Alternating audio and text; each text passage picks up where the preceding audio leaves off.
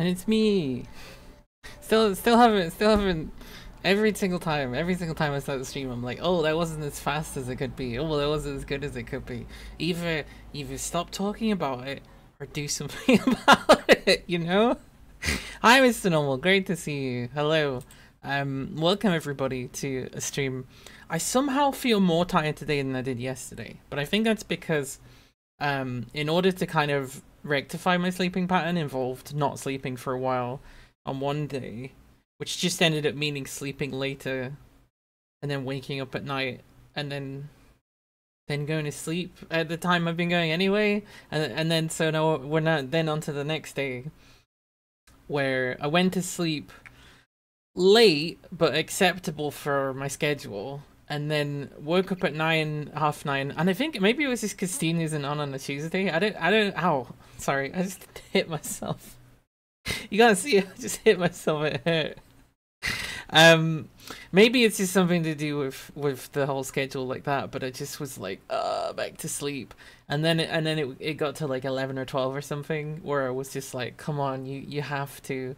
And I was like, I sometimes when I'm really tired I feel kind of cold, and I think that's a genuine thing, right? Your body feels cold, so you go and wrap up, and then the warmth is the thing that makes you go to sleep. It's like a weird body thing that your body does. So yeah, hi everybody! Imagine if I did sound like that. I mean, maybe I will sound like that one day. Hi everybody, welcome to my stream! It's a little bit too falsetto for my liking, unfortunately. I need to find some way. There's a performer called, I think it's Left at London. She's trans, and the way that she's integrated the sort of deeper part sounds, the deeper resonance of her voice into a consistent voice is like really impressive to me, and I would love to be able to do something like that. The thing I read about, like, sorry, there's a bit of lipstick there. The thing I read about voice training and practicing by yourself is that you got to make it not such a big deal. Sorry, there's like a big like chunk, like a big chunk of lipstick. Hey, there we go. It's just all rolled up into a ball in the corner of my mouth. It was just constantly frustrating me. You're supposed to just practice sounds, I think, like just like that, I guess. I don't know. Sometimes I try and talk with a bit more of a breathy sound. So like, try to. Oh, I can't even do it. I always do it laying down is the thing, so I don't know how to do it. So if I like lay down a little bit and I go like, "Hi, how you doing?" Yes, that's how. So that's the kind of voice I've been practicing to do. But like, I only pull that out if I'm in like a taxi or something, and they're like, "Oh, you go down this way," and I'm like, "Yes, thank you." It's like just because I don't want to get clocked, I guess. Although I feel like sometimes I'm very clockable, and sometimes I'm surprisingly not, and I never know the difference really. You can really get into your head trying to think about what looks trans and what doesn't, because when you really actually get down to it, there's nothing. There's no consistency. Everybody looks different. There really is no there really is no consensus at all on anything. And it's got to the point almost where, almost like as an experiment, I just tried thinking in the reverse way of looking at people famous people that I assumed were cis, and just being like, what if they were trans? And just thinking about that. And realizing that, like, oh no, there really is nothing. There's no, you know, there's like culturally identifiable things. There's like shortcuts and stuff, but like you really can look like anything. You really can. I think it's almost just like the confidence of it, I suppose. Like just being confident about it. I don't know. My hair looks nice. Not so much on this side. Hang on, if I do a bit of a, is that better? That's pretty good. That's pretty good, all in all. My hair's like, I almost wonder if it should get cut at this length.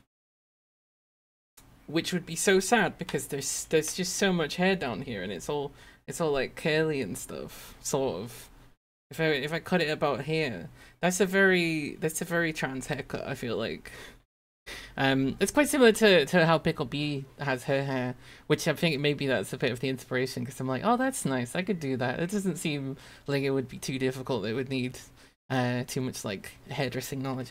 Sorry, I'm really uncomfortable because I like hit myself in the leg, and it still kind of hurts. Oh, right. Yeah, I was thinking we'd play some Fallout 4 today. I am kind of tired, so I don't know how well it's gonna go. So I, you know, I was very close to cancelling the stream just because of being tired, but then I was like, yeah, but you'll miss it. I'll miss not streaming more. Then it will suck to do it tired. I'll probably like wake up. Hi, Deej Bruce. Is that a? Oh, that's a hyper moat. I was for a second. I was like, oh, I know that artist, and I'm like, no, I don't. Although maybe I do, not personally, but like aware of them. I did have, so there was a little bit of a late start actually. I've been having some issues sometimes when I turn on my computer and I tell it to like open OBS. It's that it won't work, or like it'll open it and then it'll close it. So I was just sat for like 10, 20, not 20 minutes. Might have been 20 minutes actually, just trying to solve that problem, and I just kept restarting the computer until it worked. Speaking of computers, hi computers, good to see you. Yeah, and then of course also Fallout is getting harder and harder to run through Vortex. I don't know if it's a thing of Vortex because they did just make an update. Oops. I don't know if it's like I need to reduce the number of mods or something, which I'm not gonna do. To be fair, I did remove some of the mods. I removed some of the Go ones that weren't working. Oh, never mind. Here we go. I can hear the fabled sound. The fabled sound of Fallout, not Fable. But you can really say the Fallout sound of Fallout. Hey, you know what's really interesting? I actually only have OBS open right now. But I can still see everything. Can I control it from this screen? Holy shit, I can! Oh my god, what if I just played it through OBS? Do you think that would be a good idea? I don't think that would be a good idea. I wouldn't be able to see anything. There we go. I need the full screen. We can just... So, good news on the... if you're interested, good news on me having one monitor is... I found a cable that didn't cost £30 that supposedly is a connection. Apparently you can't connect VGA to DisplayPort, which is what I tried to do, even though someone sold me a cable that does that. But there is this kind of thing on eBay where you can buy any cable to anything. Whether it works or not is not guaranteed. Oh, sorry for the yawning. Good gracious. That's the sign of my brain waking up. I would love a good cola, you know. I think it's the weekend. I think so somehow the weekend like took it out of me. I had it and then the weekend took it away from me. Did a whole stream playing the game looking at VOBS, it seemed fine. That's cool. Also, hi, Big Wooden Bridge. I could do it. I just love to see as big a screen as possible with as much like detail as I can get. Now the game is playing a combat tune, which makes me think I'm going to log in and we're going to be under attack. I think I did log out. Oh no, it's all the super mutants, isn't it? Or is it? Did I run away from those? We'll find out. You remember you're looking for TVs and clothes, they tried to sell you a gold-plated HDMI cable that was £8. I'm like, what? So there is a thing, right? Gold-plated HDMI is better, but like, when are you ever going to need to use that? You would be talking about the most complex, like, oh my god. Yeah, never go, PC's Curry World, whatever the fuck they're called these days. They've always been big scammers. I tried to return something and they said they wouldn't accept it because the box had been opened. That's illegal. They're supposed to accept that. But I didn't know any better, so I just left. They're fucking greasy scammers, and it seems like even the people that work there, in my experience, are just as bad. And I don't know if it's like they have this whole thing of like, you need to make profit or we're getting you out of here, and then, oh god, yep, it's the super mutants. You know, like they only promote the most sort of oppressive salespeople. Go away, mutant hound, please. Oh, there's too many mutant hounds. So we're into it immediately here today. Oh, you're still alive. There we go. They're all turning into caps, which is nice, I suppose. Because then I have to scrounge around on the floor for like 6 caps. Who can see me that's shooting me? Okay, I think we're relatively safe here now. Let's do a little VATS. Vampiric blood bug. Why don't we shoot you and see if we can get you to come and fight the super mutants? That would be nice, wouldn't it? Can we tag you? Oh god! Where did you come from? I swear this game teleports sometimes. Right in the head. Right in the head. Right in the head. Oh, they probably did come from this direction, to be fair. Right. Well, good start. Good start. Probably £150 in today's money. Yeah, no, probably. Does it add extra sparkles to the screen if it's gold plated? In theory, it does. It doesn't really mean anything. Because you would also have to presumably have both the thing sending the signal to be like use extra stuff and the thing receiving the signal to be like use extra stuff. I wouldn't be surprised if it actually doesn't make any difference at all. Again, given that HDMI is a fairly standard thing, right? It's sort of based off the USB, which was the FCC said to basically every company, hey, you need to stop making everybody use really complicated cables. You need to get together and design something that everyone's going to use. I don't think they even designed it. I think maybe the FCC designed it or commissioned it, or I'm not really sure. I don't know why. For some reason, I was under the impression it was like a nice thing that a bunch of companies did. I need to get out of here. I didn't realize it was a regulatory board that forced them to do it, which just goes to show if there's ever anything nice that happens in capitalism, it's because the regulatory system has forced them to do it. We're very much in an era, since about the 80s onwards, we're very much in an era of no regulation, which is nonsense, but then it's also like the end goal of capitalism, or one of the end goals, right, is to not be controlled by anything except for itself. At least with like feudal lords and stuff. At least they have like, you know, they want to build a family or whatever. Right. Let's try and get my bearings. Right, where are we? What are we doing? Why are we here? There's Big John Salvage. Big John Salvage. Which I thought would be an easy magazine get, but it's apparently a big super mutant zone with a lot of super mutants.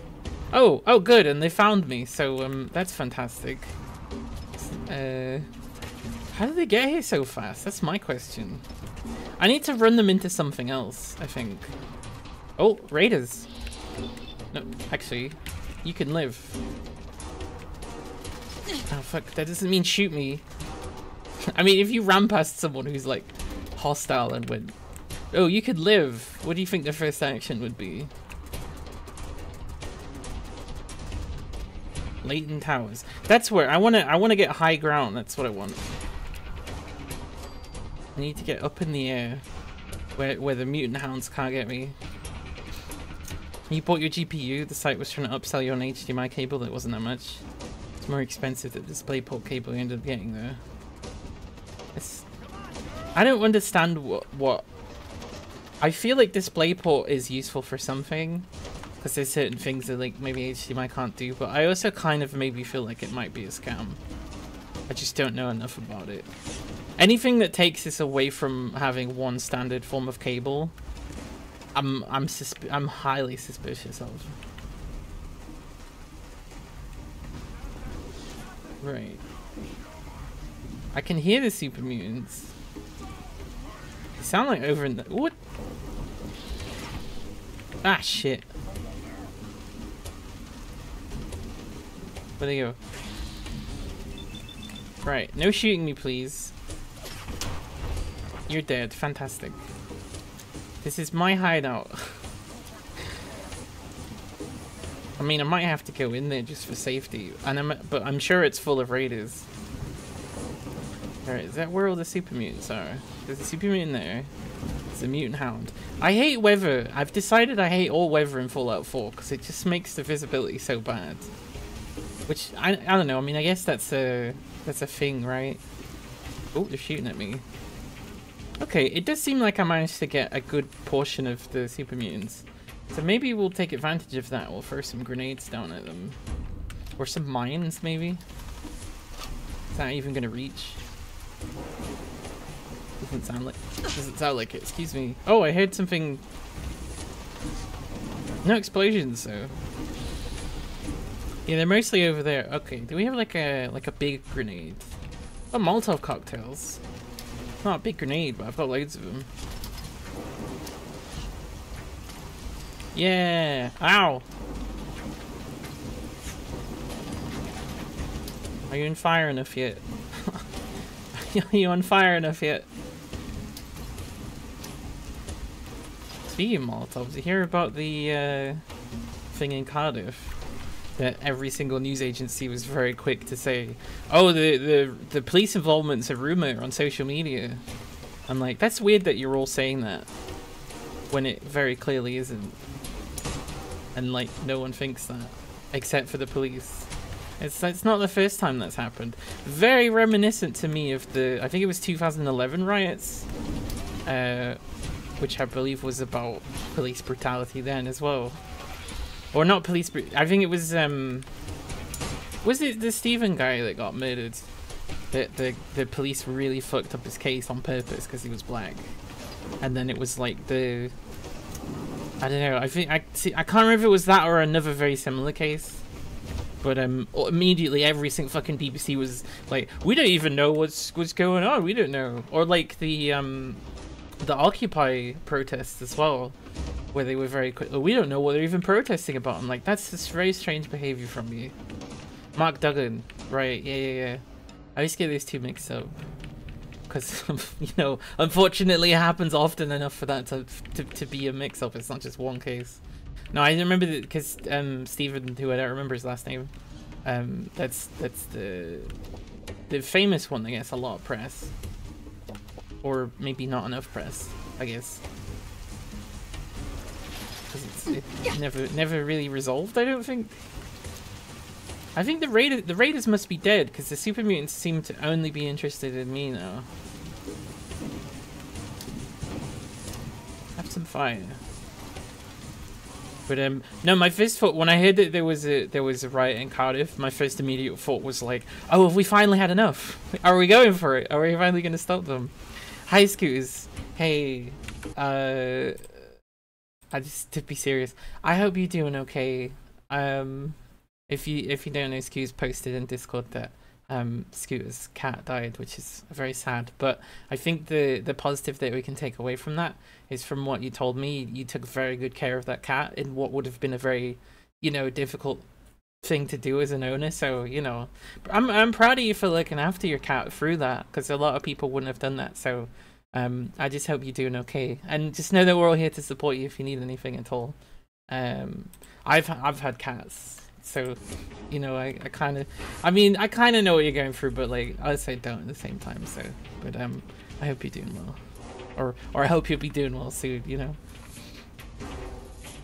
Right, back to game. Lawrence Copper's got down. Oh, okay, good. That seems kind of rare, doesn't it? Ooh, we're just fighting super mutants here.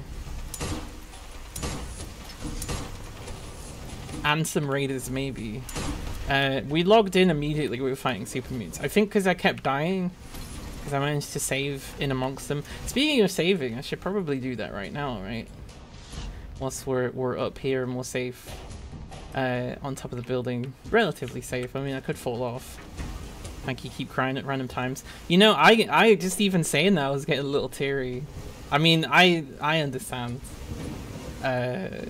Not to sort of keep it morbid, I guess, or whatever, but like midway through the pandemic, my cat of like 18 years or something, I don't know how long we had that cat, it was a long time, sort of very suddenly died. And I just overwhelmingly, I had the feeling like it was my fault, but it wasn't. It's just, you know, cats get old and stuff like that. But yeah, no, it's tricky. It's difficult. Fortunately, my parents did eventually get a new cat that was very nice, but I didn't live there for very long. But fortunately, my next door neighbor has a cat that's very friendly, so it's nice to. It will literally stand outside my door and meow until I show up and try and stroke it, which I think is very cute. I love cats. I'm a huge cat fan.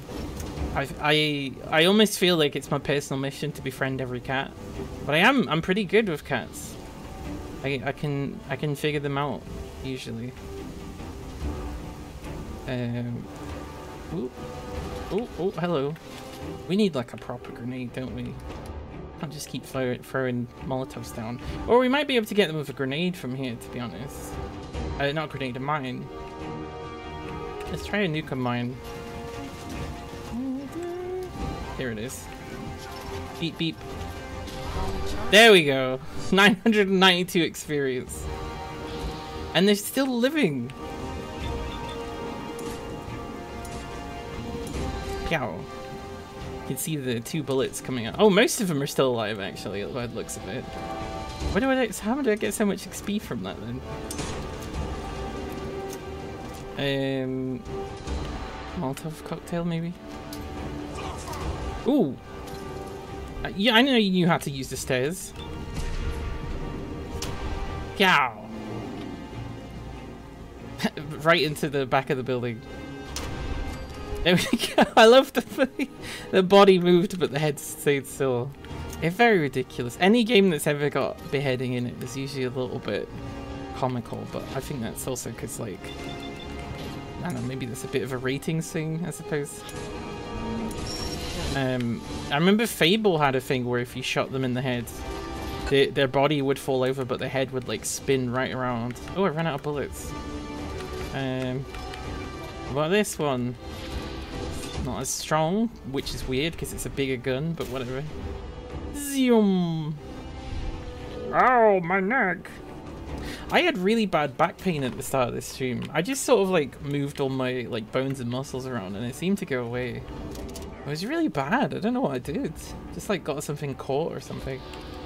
I have a very comfy bed, which is a problem. I consistently have this issue. You would think with someone with a sleep problem that I would like get good beds, but then I guess good beds cost money. Yeah, it's just some bullshit that the like landlord put together. It's like a couple of boxes that I don't really think is intended for a fully grown adult to sleep on, but whatever. And yeah, no, it's just started to dip at the middle, which so I end up at like really weird angles. I usually lay on my side as well, so. And it's like ferals are hunting, but I didn't hear the sounds. The scary sound that I always hear. We're barely doing any damage with this gun. Would this be better? No, hang on. This would be better. Because it's gonna hit them on the ground anyway. Yeah, that's more like it. Ow. Oh, they're all grouping up now. Fantastic. Oh, don't fall, don't fall! At least I got some bullets in as I was falling, I guess. Good job, me. Yee. Yeah, sorry, I was looking at the I've got my stream open as well on my phone, just for like monitoring it and stuff. Because I still don't have a second monitor. But I figured it would be a good idea. But it's a few seconds behind. Oh, I just refreshed it, I fixed it.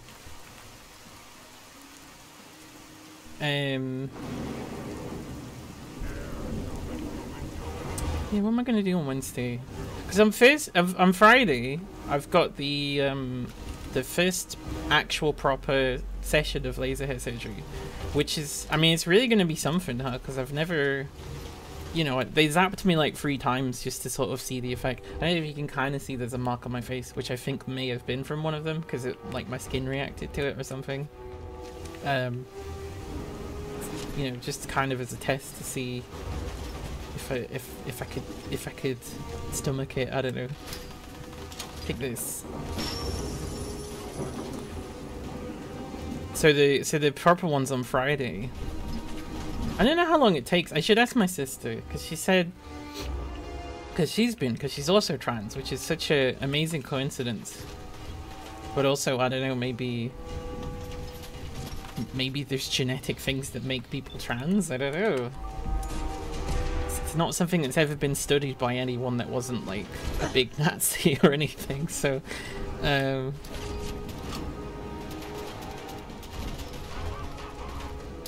on, keep dropping things on them.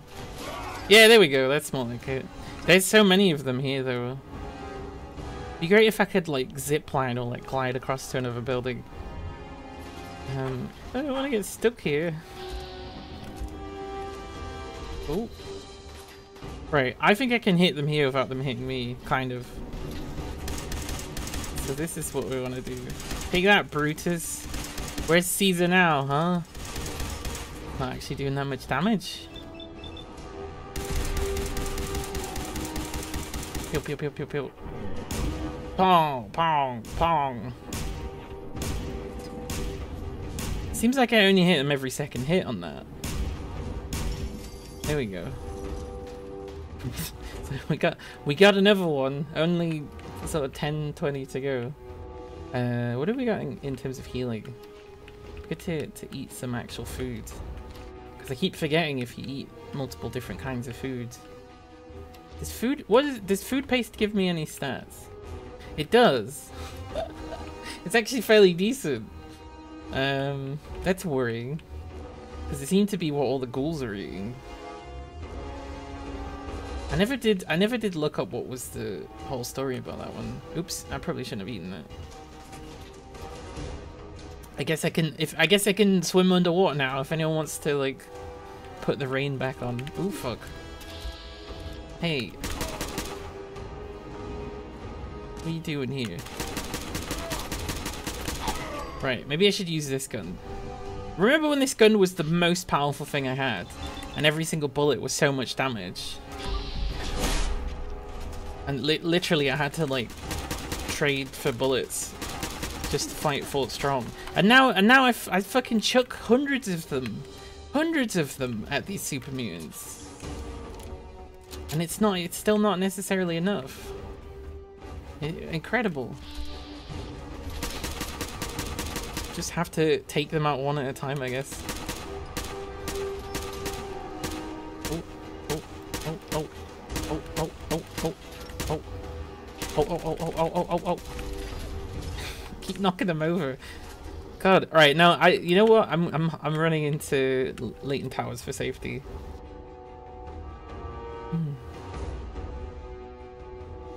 A little cloudy today. I think the weather does change my mood.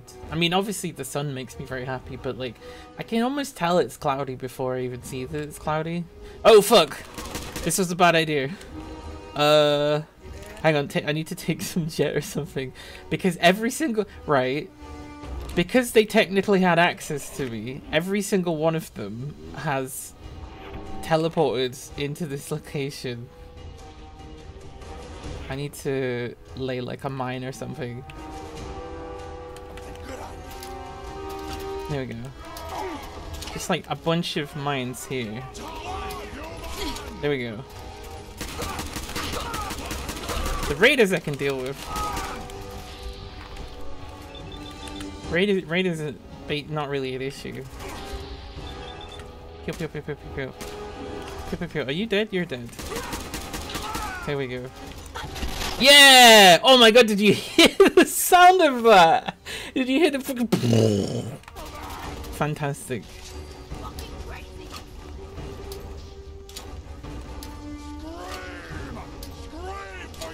There we go.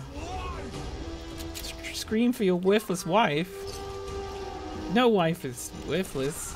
Oh my god, there it was again. I have a feeling like that's only killing them one at a time though. Oh no, to be fair. Oh, that scared me.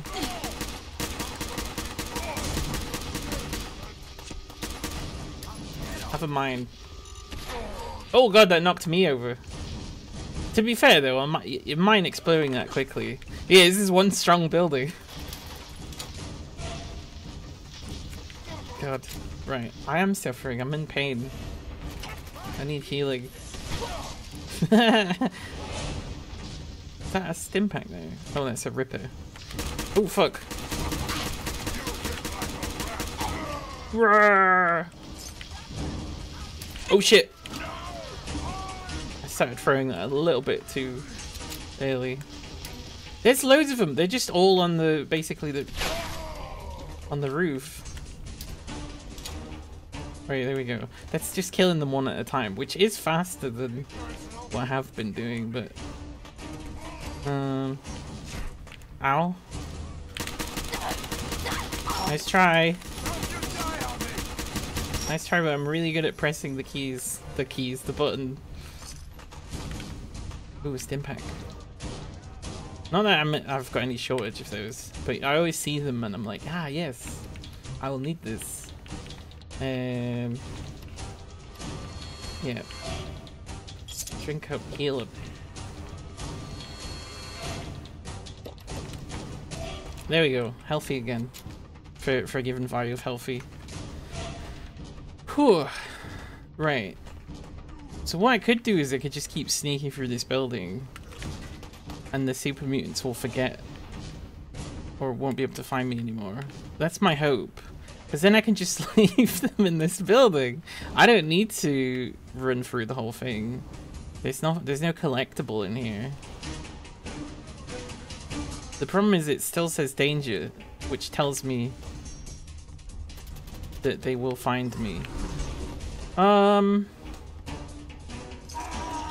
It does sound like the ghouls have gotten in here, which I didn't know they could do that.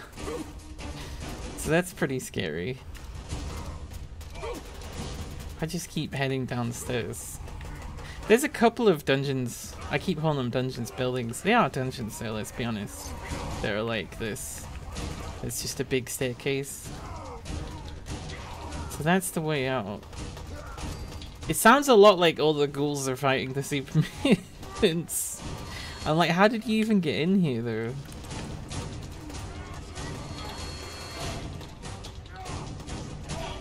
Where does this go, I wonder? Probably just goes back up to the top again. We're pretty close to Trinity Tower, which explains maybe the number of super mutants in the area. Because Trinity Tower is like their... you know, it's like their big minaret or whatever. Come to pray! Super mutant praying! Oh, hello. Sorry, I had to kill you because I think you're the reason that it says I'm still in danger. There we go. There's minarets in Sheffield, but I don't think they're allowed to do the call to prayer, which I'm kind of disappointed about because, you know, the bells in the cathedral get to ring all the time. And that's okay, but like a call to prayer is not in like a Muslim majority area where they literally built this really beautiful mosque. I think in Birmingham they're allowed to. I think that's what I heard. That might be a rumor. I would like to hear that. I would like to see that. Anything that's what I'm not used to. Any learn thing. Like, I'm really interested to learn from. I say from other religions. I'm not religious, but I do recognize, like, culturally, I was raised in, you know, one majority of religion. So learning from any of that kind of stuff is always very fascinating to me. I feel like I heard a mutant hound. they're all going for each other.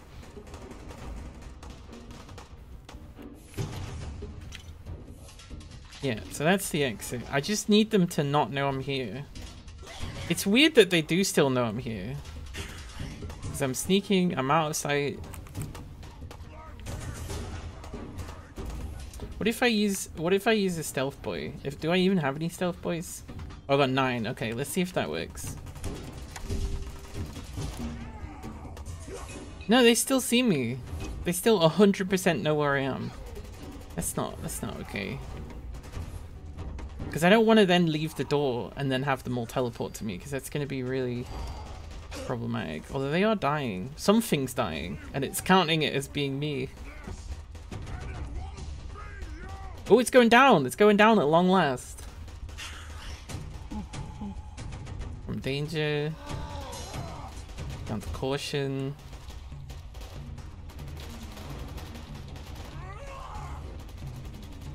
Come on, let's get it down to safe or whatever it is. And then we'll leave. And then all the super mutants will just live in this tower. There we go. Knowing my luck, there'll be hundreds of ghouls outside. Like literally just right outside. Like, hello, we're here to eat you.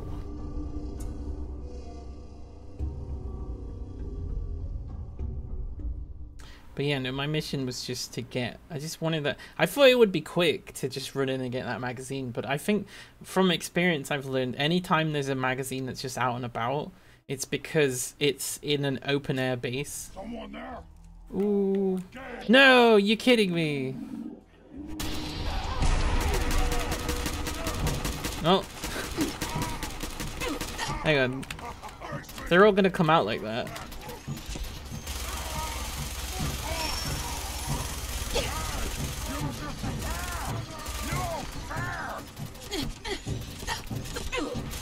There we go. For some reason I couldn't get that to start moving for a second there, which is troubling. Ah, not the hounds. I've had enough of dogs killing me in games. Someone is... Oh, it's you. Right. That's all of the important ones. There is something or someone nearby. Oh! It was Cerberus. Even though they all seem to be called Cerberus. Right. Okay, and then we head directly south. Oh, fuck off. Another Cerberus. Explosive lever action. Oh, that's decent. That's interesting. I might have to take a closer look at that gun later to see if it's like a viable... Ooh. If it's a viable weapon. Ooh! Just a little panicked. Honk, honk. No, we can do better than that.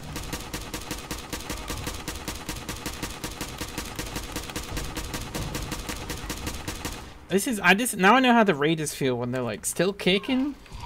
Jesus. Right, let's get out of here.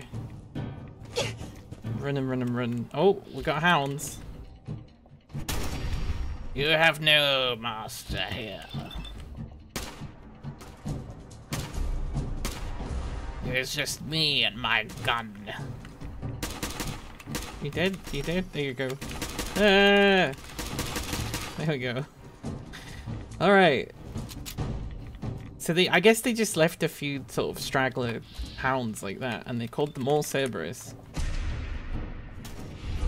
Oh, see, I can see through the body there. Fallout 4. Good thing this game has no bugs.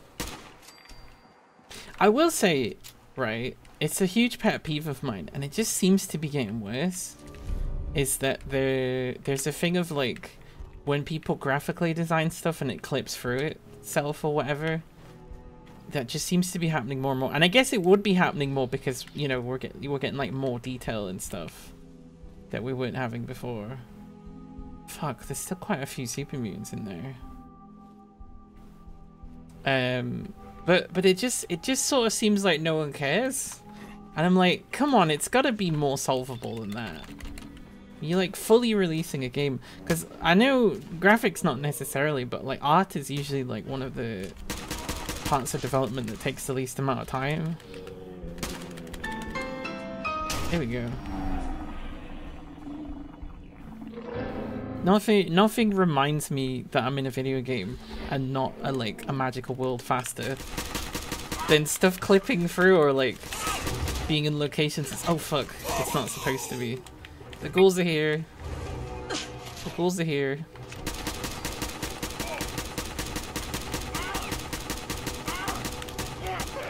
Right, you're dead. Dog's dead. The other dog's dead. Oh, third dog.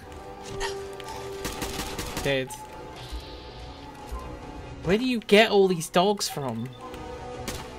Like this, I can hear dogs in real life shouting outside as well. I've dropped a lot of super mutants. I'm amazed that there's still so many still here. Yeah, okay. Or they're just excited. I think. Although one time...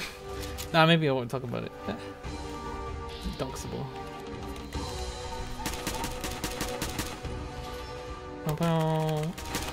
Come on. There we go. You know, I was at one point I was like, oh, it's getting too easy, you know, like I'm one-shotting everything. I kind of miss those days. Chucking hundreds of these expensive bullets into one super mutant. Oh, I leveled up.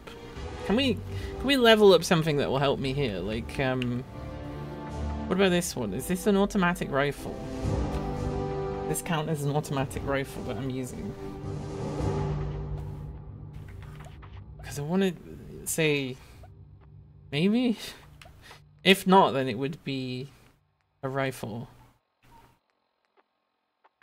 I'm gonna put it into this one and hope that it is. Can I tell if the damage went up? 169? I don't remember what it had before. I guess we'll find out here when we shoot them. Wow. Keep shooting. Oh, fell over. Some of them aren't even shooting at me. They're just shooting at where they think I'm going to be in a bit, which is annoying because then I get there and I get shot. Which is, I mean, that's how cover fire is supposed to work, right? You always hear them say that in films, like cover fire. I need cover. I'm covering you. It wasn't until, and I can't remember what game it was I played, where cover fire actually made sense. I can't remember, it was like a multiplayer game or something, but I had to for whatever reason do cover fire as a player, and I was like, oh, okay, I get it. It's to say that they can't go certain places. Oh, the ghouls are here. Invisible ghouls. Please stop. Please stop ferally pursuing me. Fuck, I'm gonna have to get a chainsaw out. Right. Fuck off, everybody. Ah, my health. Oh my god. I need jet. I need to get out of here. Ultra jet? I'm saving ultra jet for a special occasion. I think it's just long jet though. Yeah, it took 15 seconds. No! What?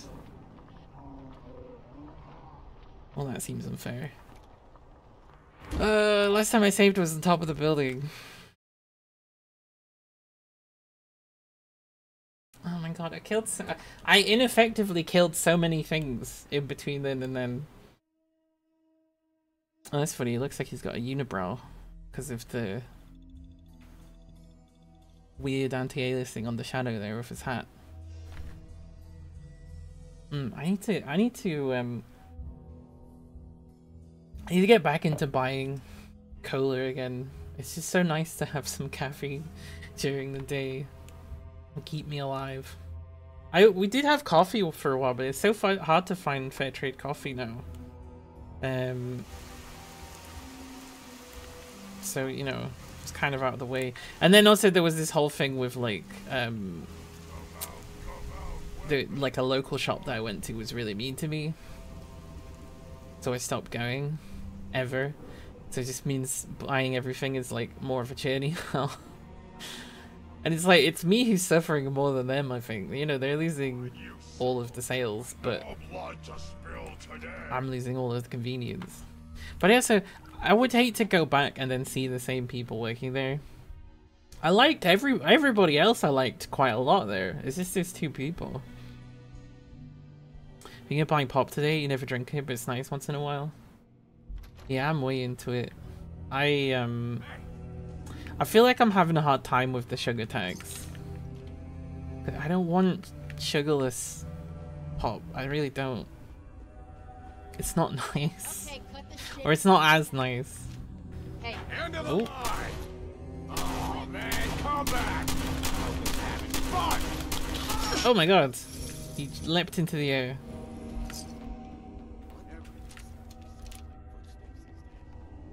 At first, it took a while. It wasn't like every place at once. Oh fuck! It wasn't like every place at once got rid of sugar. Because I remember it seemed like Iron Brew was just fine for a bit, but now everything is like. Oh, they all sell multiple versions, including the sugar-free ones.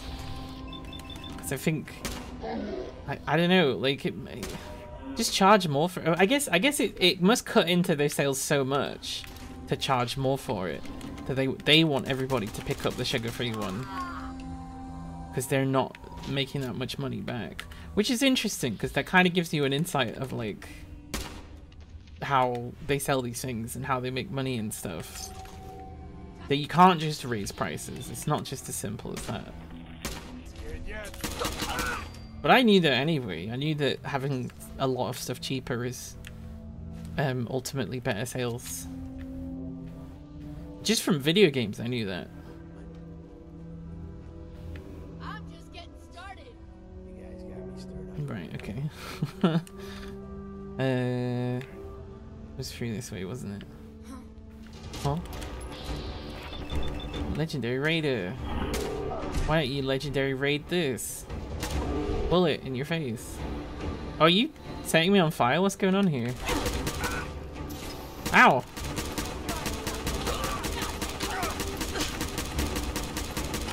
Are you dead yet? Are you dead yet? Are you dead yet? Are you dead yet? Are you dead yet?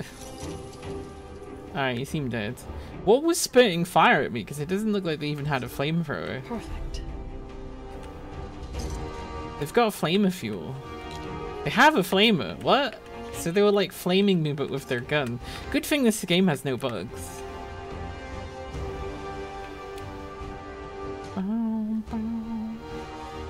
Yeah, there's also a thing of like, I don't know if it's just because I've done it enough that my brain just associates these things, but sometimes like if I eat something, if I have a nice meal, if I order like a pizza or something, I just have a need to drink cola with it, and it makes me feel like a fancy girl. Oh, money, I don't have any money. So there's this thing, I don't know if people know, if people have seen in Discord. There's, I got invited to something that's happening where I live, Sheffield, to like a Twitch meetup. And at the moment, there's a lot of people that I don't know, but there's a few people that I know. So it seems like Gamerfiend's going to it, and it seems like MK Minimum's going to it. I think there's another streamer that I kind of know was going to it as well. And they said you can just invite anybody. So I put it in my Discord as well, as a link to like the Discord that they've made for it. I'm excited to hang out with people and stuff because I think it will be really good. But the thing is, there isn't really anything to do in Sheffield. I mean, there is kind of like, I'm sure at some point they'll be like, can you show us something? And depending on where it is, I assume in the city center or something, I'll be like, oh, you know, we can go look at this free museum or whatever. But like, the expectation of it being good, maybe not so much. But I think another thing that I'm kind of worried about is like other meetups that I've seen people do. You know, they've gone out to like museums and stuff. It's like, I don't have the money for that. What am I gonna do? I don't know. I imagine what it will probably be is some sort of informal drinks or something somewhere. And then I think some people get like hotels, which again, I'm like, we're streamers, how can you afford that? Because they can't stay at my house. And I wouldn't want them to anyway, because it's not particularly fancy. There's no spare room. There's like sofas, but the sofas seem a bit off. I wouldn't want people to sleep on them. You put a reply to get together, nice to meet you. Hope you get my Zack cider. Yeah, it'd be nice to see anyone really. It's in like August.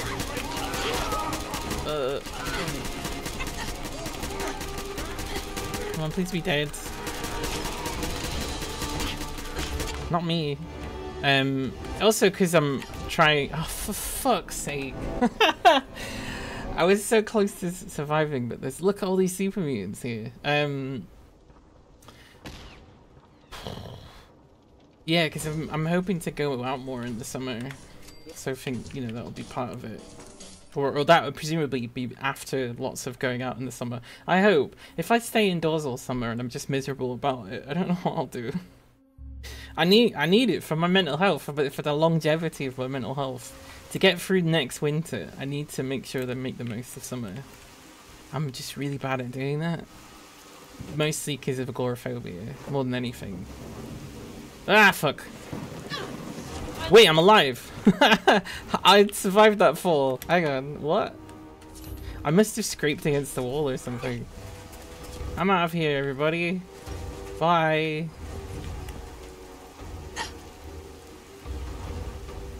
Trinity Tower. Oh, that's right. I killed all the super mutants at the base of the tower because when I was last running through here. Trying to get to Good Neighbor, I think, is what I was doing.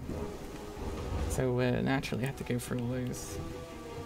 Yeah, pulp and pizza is great. I always get into this thing where like I'll drink cola or caffeine. Most pop has caffeine in it these days, and I don't think it's a necessity. I think maybe they need to wind that down a little bit, because people that can't have caffeine are having a real bad time. But no, I'll get to a point where I'll be getting too anxious, so I'll have to cut it out for a while. Ooh. I mean, I don't know. There's almost like a sort of caffeine addiction, I guess. It's just caffeine addiction's not particularly. It's not so hard of an addiction. But you do feel it where you're like, oh, I need this. But I think it's just tiredness for me, to be honest. Like, I feel like I need it now, but like, when was the last time I had something with caffeine in it? Well, actually, now that I think about it, probably a couple of days ago, so not that long ago. Right, so we did manage to move a bunch of the super mutants. The last time we went back there, it was a calamity, so we need to figure out a bit of a better place to go. Get it with coffee. I think it's got a lot more to do with the hot drink aspect and the strong smell. I love coffee. I love bad coffee even. Oh. I don't know. I guess it must be something about like it being like a carbonated drink or something. Just like hits me the right way. Why are these all dead? Who has killed all? Oh, the raiders have killed them. Ooh, nuka grenade. Yes, please. Raid. There's a raider there. There's a feral shambler there, and there was something in the road. Uh-oh.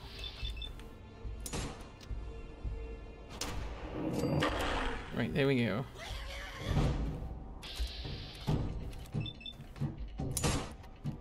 Get out of here. It's not moving very fast, that one. But yeah, no, the smell of coffee is pretty good. It is nice. It is especially nice, I think, when you wake up in the morning and your coffee's like just right. That's really good. And then you know, it's, yeah, I think you're right. Like the sort of the hot water, the hotness of it, really sort of like revitalizes you. But I always find I tend not to do that so much, because what I find is then if I can't get coffee in the morning, it will just it'll be a disaster. You know, it'll be so bad. So it's like it's an occasional thing. More often than not, for me, it'll be in a situation where, you know, like I'm trying desperately hard to stay awake. It's you know, it's good for like 6 hours or something. Sometimes caffeine's made me sleepy though, and I've heard that that's like that's like a pretty clear like ADHD thing, but it doesn't happen all the time. It's inconsistent. I'm like, is it possible to have inconsistent ADHD? Is that a thing? Is there something that ADHD does that's similar to that? Does it mean low endorphins? Is it something that behaves very similarly? Because there's this whole thing of like PTSD seems very similar to so many symptoms of so many indicators of autism and ADHD, and I definitely am traumatized. That's a big part of my life. So I don't know. Trying to wake up. Could be related to the rate you're digesting in it too, if you've eaten or not. Yeah, maybe. You had Pepsi last night, so you could stay up. So on edge. Yeah, that's also. Sometimes you'll take. Oh fuck. Sometimes you'll take stuff and you'll think like, oh, this'll be great. This'll get me going, and then you actually get into the situation, and you just end up miserable. You just end up miserable. Why can't I move? There we go.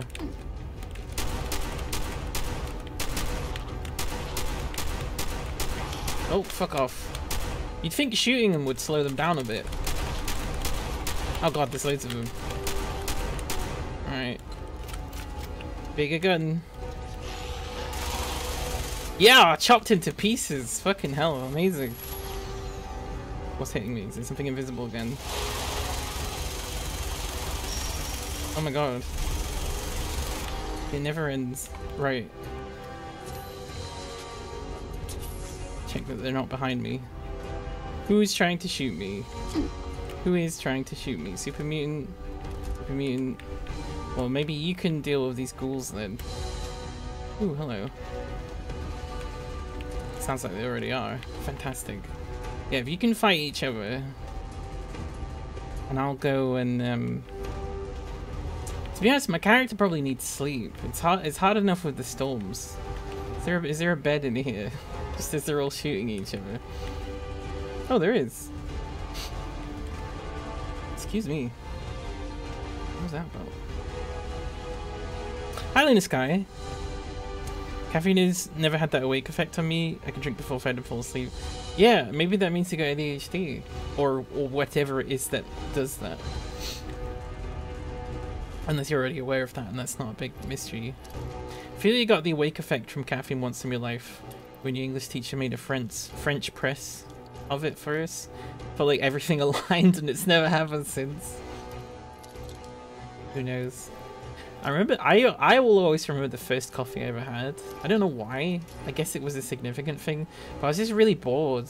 I was waiting for my dad to be done talking to this other guy at like a scout group thing that was at. Don't send your kids to scouts. It's nationalism club. And oh god, there's so many things as a child, and I feel like it wasn't just my childhood. I feel like kind of strongly it was a bit of a like a 90s 2000 kind of attitude, and also maybe like a British attitude of just like, yeah, I know it sucks, but just stick with it kind of attitude to so many things. Like, no, if something sucks and you hate it, you shouldn't have to do it. Unless it's like, you know, like really important, like life-saving or something like that. If it's just because some fucking adult wants you to do something. I say adult like I'm not an adult, but no, I was just really bored, so I went into the kitchen section, which normally you're not allowed to do, but I think it was one of the senior, maybe this is Cubs or something, so I was trusted a little bit more, and also they just didn't care. I just sat and started making myself coffees. Which I'd never done before. I'd made coffees for my mom, because just as like a nice thing, or like cups of tea from my dad or something. So I knew how to make it. I just had never tasted it. And yeah, I don't remember anything about the taste, about it being very significant. But I remember being like, because of all of the caffeine. I do remember that.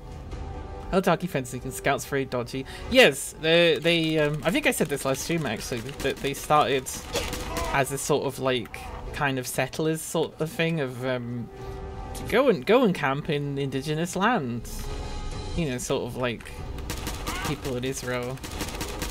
And then Baden Powell just got worse and worse as time went on. To the point where even the big nationalists were embarrassed about him.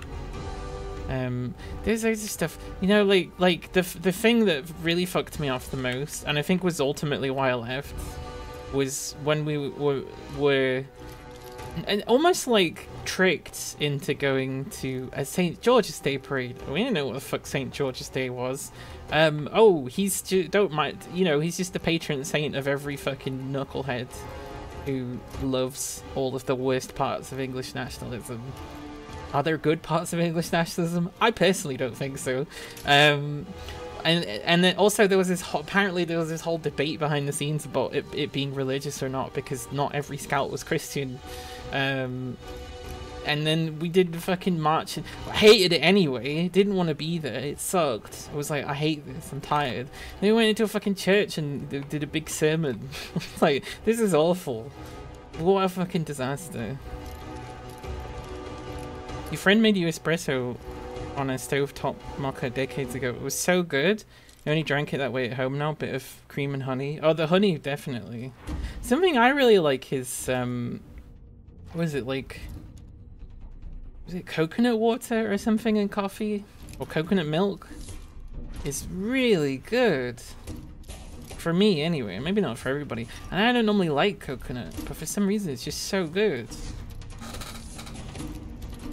When I was vegan, so we would have 6 different types of not milk.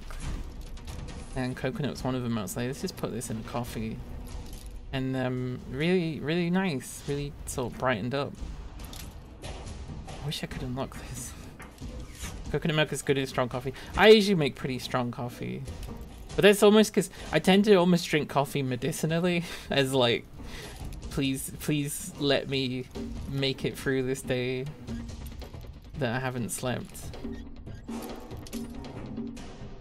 I would do anything for like a cold cola right now. Or cola or Pepsi, I don't mind. I mean, Pepsi's pretty good. It's just, for some reason, it's just been harder to get hold of Pepsi. Like they're losing their cola wars. Tried a bit of oat milk. Oat milks are pretty good. Because you can kind of taste the natural sugars in oat milk that you can't really in almond milk. They tend to put sugar into almond milk to make it digestible, basically. Whereas oat milk just kind of has its own. But I don't think there's as much sugar overall. Plus, oat milk is, out of all of the various milks, is the one that's like uses the least amount of water. Obviously, cows need X amount of water because not only do they drink it, but they also eat water-intensive crops, I think. Vaguely. I don't know. I don't entirely know if I know what I'm talking about. Oops. You're still here. I'm so tired of these super mutants.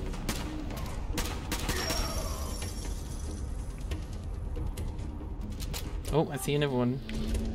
And I hear another one. It sounds like they're coming from over here, this way? Maybe? Fuck. Okay, you want it big? Here you go. No! What was that? Oh fuck, I gotta reload. Alright, die please. Die. Die. Die. Any more? There's you over there.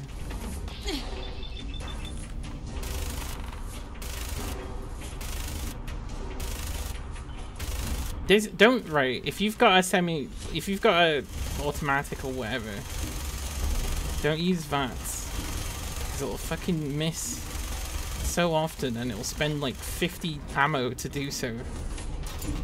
That's Rosie's Fallout 4 advice.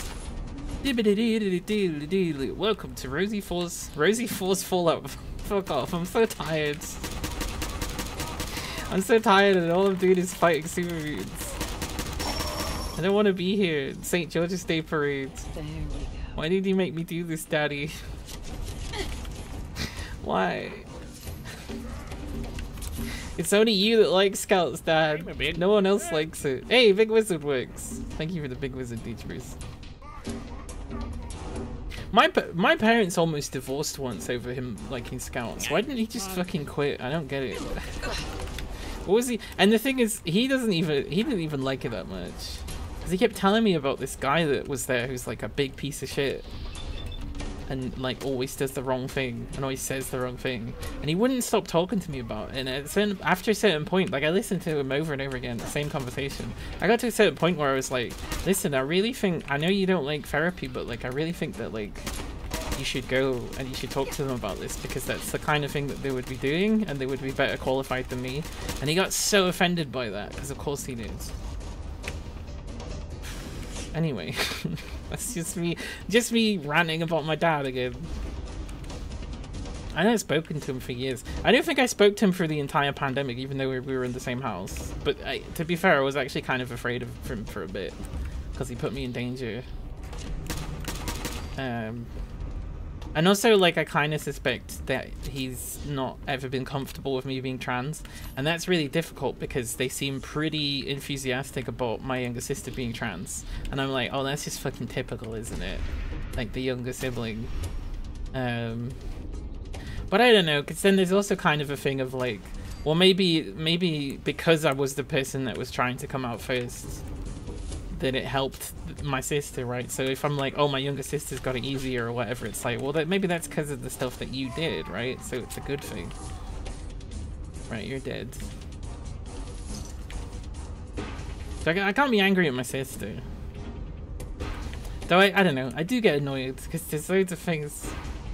Both of my siblings have more money than me in fairly I mean, one in a fairly significant way and the other one like not so much, but still more money, and neither of them will give me any of that money. And I'm like, but we're all the same, we all came from the same parents, we all lived in the same household. You'd think we would want to support each other the same way. If I had more money than them, of course I would be giving it to them. But I don't know. Weird dysfunctional family. And then what was weird is for years and years our family was made to seem like the functional one, and all the other families and, you know, like our cousins and stuff were like, oh, I wish we were more like you. And we were functional for some stuff, I guess, but especially as the children have become adults, it's got worse at parenting. We're never fantastic. When your children get 18, that doesn't mean you stop being a parent. That doesn't mean, all right, now my child has to do everything themselves. I know you're still supposed to support them.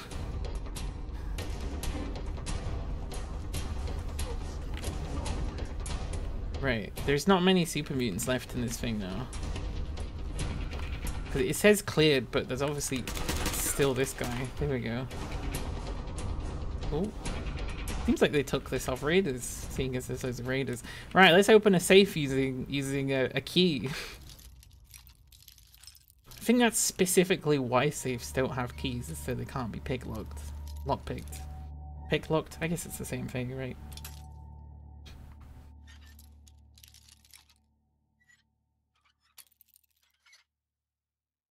Yeah, that's my parenting advice. If you're a dad, get therapy. If you're a mom, probably also get therapy as well, actually.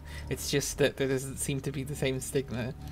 And then the other thing is, remember that your kids are for life, not just for 18 years or 16 years as was maybe the way.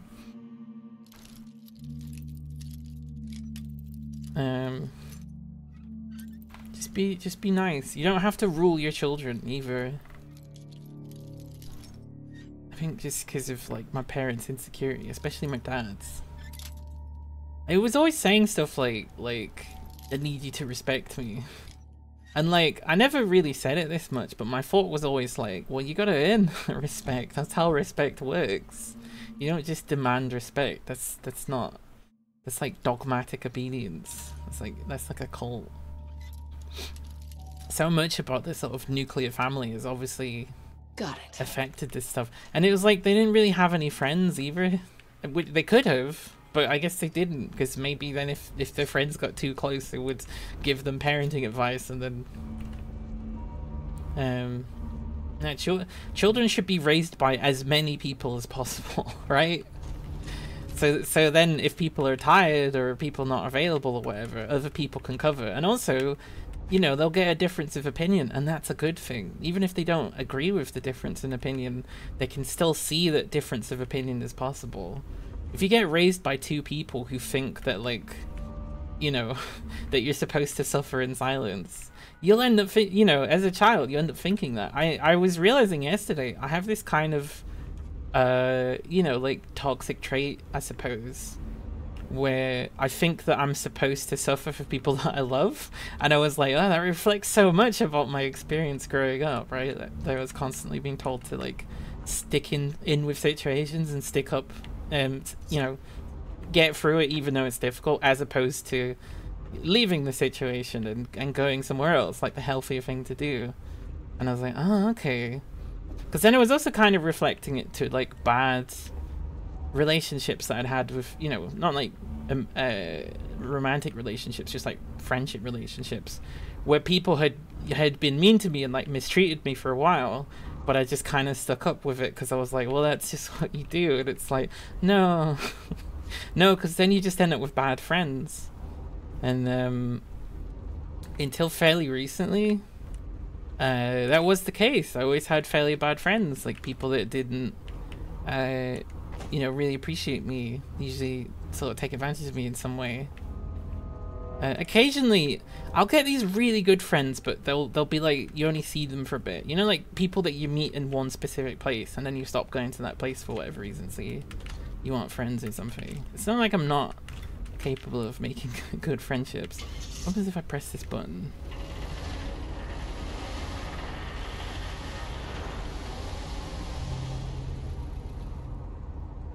What did that do? It must have been something. Is the magazine near here? Doesn't look like it. So what did that do? Did it uncover this radar? Did it move? Oh, is that just another way in? It's like a shortcut. I'm not really sure about that. Yeah, no. One of the biggest changes in my life for stuff like that was post my long-term but very bad relationship. I started understanding more of like, oh yeah, you know, relationships with people can be abusive or toxic. At least they can be in conflict and stuff, and that's not good. You know, so there started being a thing of like, I guess, learning, and I think I learned this from Tumblr, and I think a lot of people online learned this, but like this was the only thing they learned, was that it's okay to establish boundaries with people, and if they don't respect them, then it's okay to, you know, stop talking to them.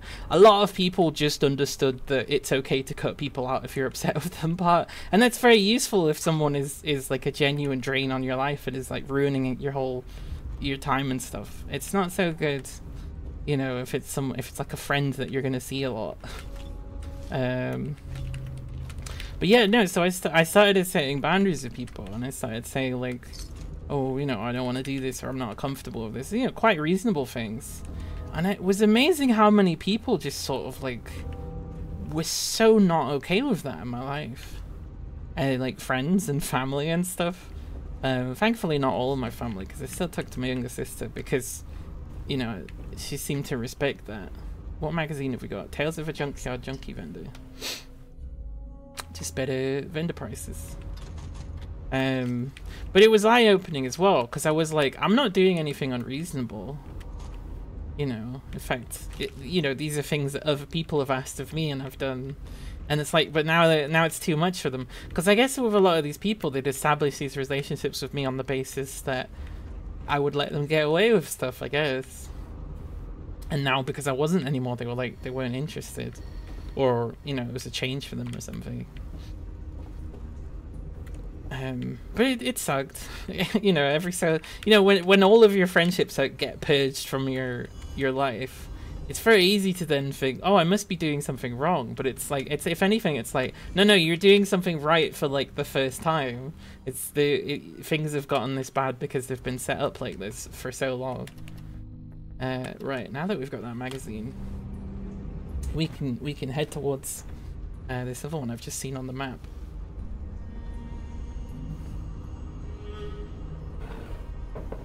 Yeah, if you can't establish a healthy boundary with someone. There was also something that kind of helped me realize there was in a cult as well. I wasn't in a cult at the time, it had been a while, but I was like Oh yeah, I wasn't allowed to establish boundaries of that. I wasn't allowed to make my own decisions and stuff like that. And you know, that was basically what got me thrown out of it as well, was because I did start doing that. I did start asserting, you know, they were like, oh, you gotta play this game, and I was like, I don't know that I want to play it, because everyone keeps telling me to play it, and that makes me not want to do it. And then another things was like, oh, I want to do this thing in a game, and they're like, oh no, you can't. We're not doing it like that. What do you mean we're not doing it like that?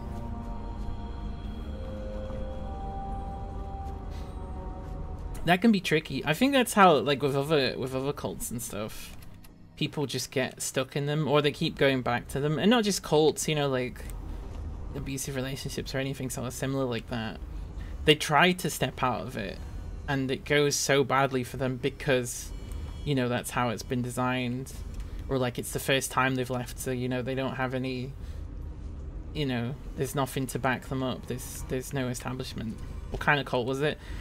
Basically there was one guy online who just determined everything that everybody did, and everybody had to spend time with him on his projects, and he was very, very coercive in that he would often come up with these amazing plans that would seem like, oh, this is amazing and it's all going to make us rich and famous and stuff, and then he would just one day decide that he wasn't doing that anymore,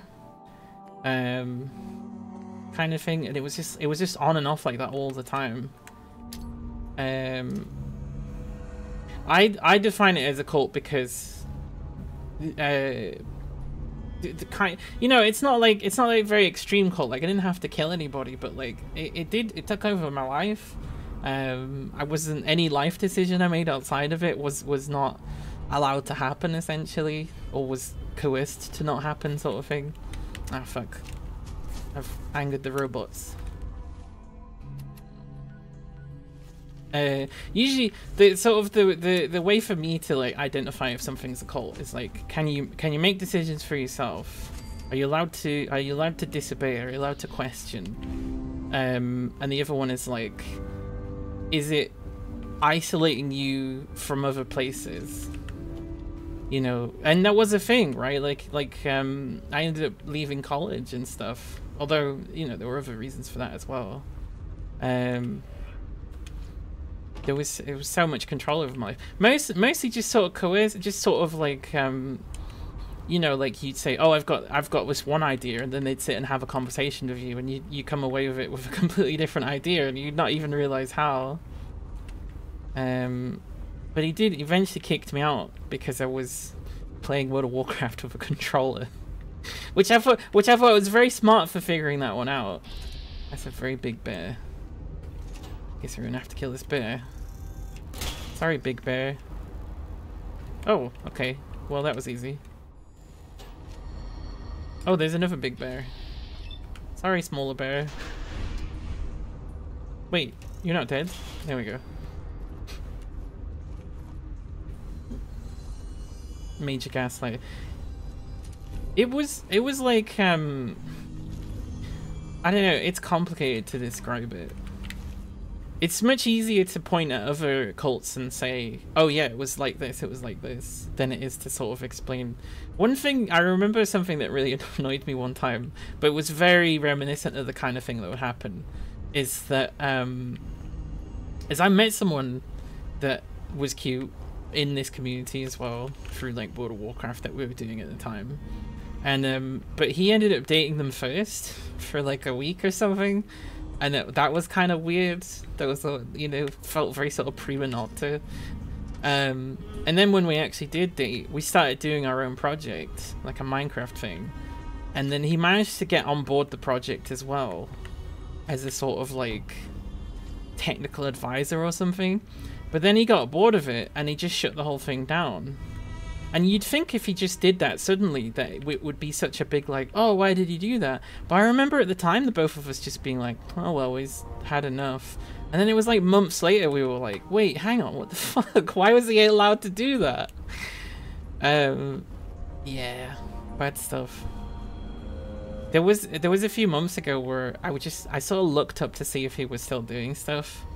and it was funny because he was posting on Twitter like, I believe in Johnny Depp, and I was like, of course you do, you piece of shit.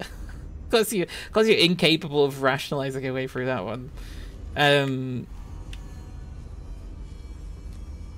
Yeah, there was also this thing of like not just him but like his friends as well. I felt like I was constantly having to defend any political view I had whatsoever that was different to, I guess, you know, what a libertarian in Tennessee, or maybe I shouldn't give, I mean, it's a big state.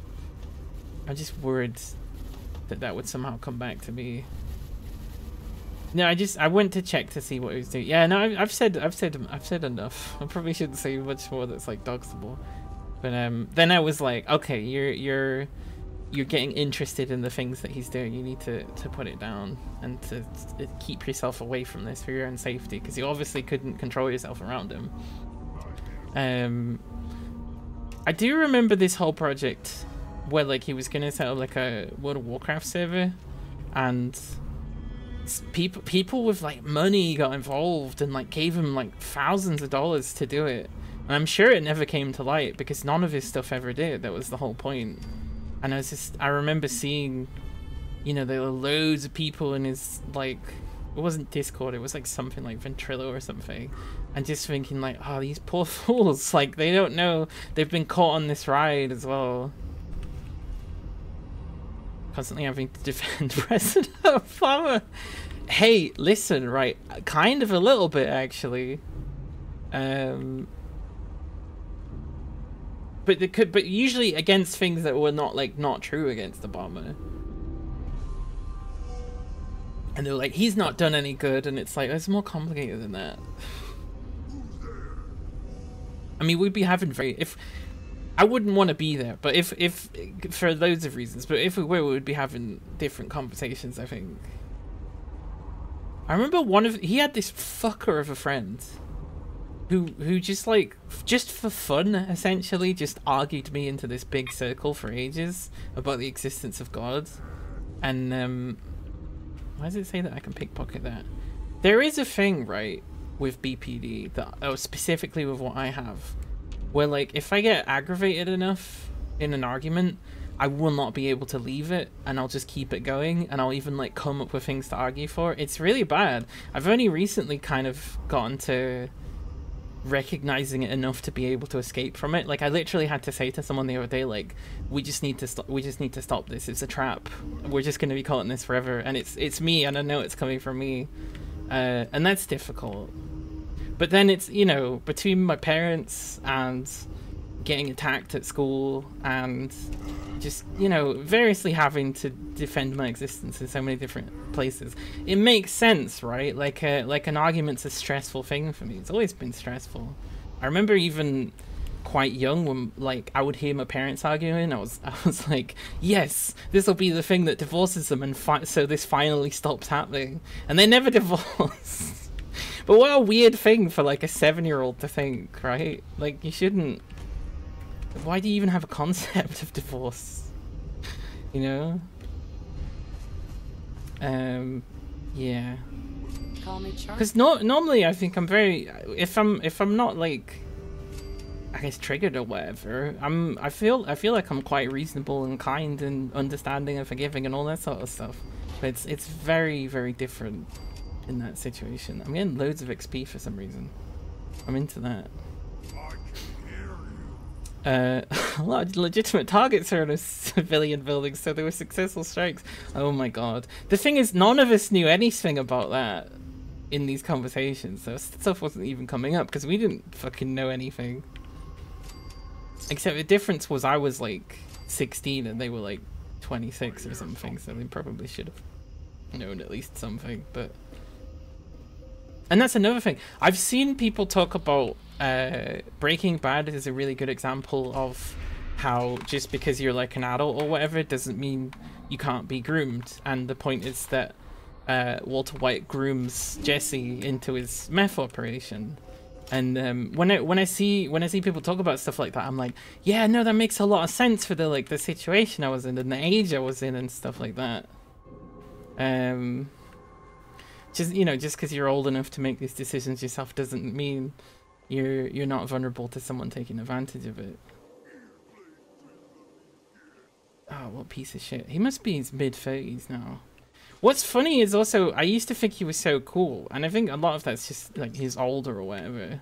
I used to think everything he did was cool. He had me in such this lock where I was like, oh, he's so amazing. I want to do these things. And it's funny, when I looked at his stuff recently, I was like, he's just the same. He's just the same pathetic person that he's always been. And he hasn't grown or anything. He's not changed as a person. He's not gotten better. And it was just really funny to see comparatively just like how pathetic he looked compared to how like I used to think about him. And he's just a sad little person. He's really sad because his like mom died or something, so he decided he was never gonna be miserable ever again by getting everybody to do his bidding, I think. Way. Right, I need to get up onto these buildings. No, you didn't. Ow. Can't find me if you don't have a head. Walter White is the bad guy in Breaking Bad? Yeah, sorry, it's a spoiler. Actually, no, what's funny is another thing I forgot about is that he got me into Breaking Bad because he was like, oh, this show's so cool. And I think maybe he was one of these people that's like, wait, Walter White's the bad guy? But he's the main character. It's the same sort of thing of like, I remember me and my sister or my mum or someone else were talking about what gaslighting was. Or we were talking about something about gaslighting and my dad was like, what's gaslighting? Like, of course he doesn't fucking know what the description of gaslighting is. He does it all the time. Yeah. Yeah, me leaving my... So like... God, I'm trying to think the order of things fucking up in my life. So I got into college, but I was so sick from trauma that I just, you know, I was barely making it. I managed to do a year of it. I got into the second course, I wasn't doing well. That's when I'm in the cult with this guy. Left this cult, was still dating someone that I met in the cult, but I guess we'd both escaped. Then we broke up because it was long distance, that wasn't that great. Then I tried to go back into theatre. I met someone and then had quite a long relationship with them. And then that broke up. And I'd moved out my parents in this relationship, but like the place we moved into was not good, and I think it definitely contributed to making things bad. So I went back and I just sort of was like, for ages. And then I started trying to pursue being trans more, which made my dad weird. And then the pandemic happened. And then I guess I kind of used the pandemic as almost like a justification to leave. I think the government giving everybody money was definitely a thing, because every time they give me benefits, they just take them off me for whatever reason, arbitrary reason they could think of. Whereas this was like sustained money, so I was able to get out. And then streaming's been good for me, but then there's been loads of traumatic things that have happened in it as well. But I think those are over now. I can't really see those having a hold over me again. Yeah, and then we're here, I guess. But so that's over the course of like 10 years. My plan was always to go college, university, drama school, and then see what acting jobs I can get. But even to get to drama school, you gotta be at least a little bit middle class. And I'm always questioning if I'm middle class or working class. And I think the answer is obviously the fucking line between the two of them. Because otherwise, why would I be asking that either way? Please open this. But yeah, no, I ended up dropping out of college. Couldn't get into university, even though there was supposed to be this thing that was like, you know, if you're disabled or whatever, will help you get in. But what actually happened was I ended up doing more work, and then they were just like, "Oh no, this isn't for you. We're not going to accept you." Even though in this phone call I can say yes, and then you could be in the course, and you've been approved for funding and every single thing, and you've done it all yourself, and you didn't need to. I'm just going to say no, and then you can't be in the course. Absolutely furious. Everybody that goes to university is like, ah, no, you shouldn't do it. It's a waste of time and money, and it's bad, and it's just all about profit now. And I'm like, yeah, but you see, the society we live in still absolutely furiously depends on you having a university degree in order to get almost any job, even shit jobs. So, like, it's very easy to say that it's a waste, but it's not about that. It's about, I need the fucking token to be allowed to do things, otherwise I'll just get judged as a lower class citizen, and you know? So it's like, yeah, no, I know it's terrible, but that's kind of the thing, right? Because we have to do it. But, I don't know. I think I'm still going to try at some point to go to university. It's just going to have to be, you know, in the future, I guess. It's so hard for me to get to things. Like, I have so many access issues. Like, and again, agoraphobia is like a huge thing. So it's like, how am I gonna go to, you know, like, university 4 times a week or something? How am I gonna do that? I don't know. We'll just have to figure that out eventually, I guess. So it doesn't seem like there's a way up into the, unless there's a way into the car park. Make me the fake certification for your other mate. Oh, that'd be useful. The problem with doing that with, like, theater and stuff is that they'll actually know the people at a theater and be like, oh, who did you learn from? Who did you learn with? It's like, and if, yeah, I don't know. It's like a whole thing, but I don't know. Maybe there's some way I could figure that out. I never even get... I must be so bad at writing applications as well, because I almost... Even things that have guaranteed interviews, I never get called to them. But that's not really how theatre stuff works. That's how, like, Tesco works or whatever. Oh, there's a head.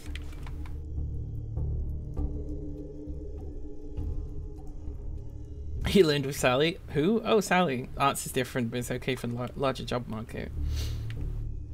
I wouldn't mind having a shit job. I just would do it shitly. But that's the thing, you're not allowed to do that. They fire you if you do that. Question mark. Is this whole thing a maze?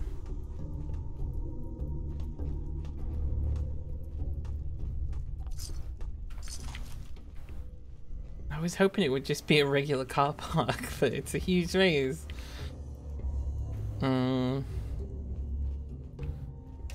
Oh, hello.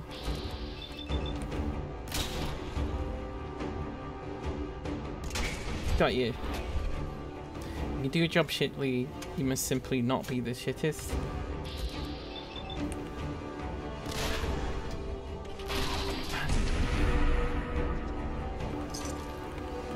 There's so many, like, you know, fuck this world, fuck this society, fuck this capitalist society. There's no, like, we don't have to, most of the jobs don't even need to fucking exist. Okay, that was easy. Seemed like maybe that was supposed to be some kind of puzzle. But it just pressed the buttons and they all opened up.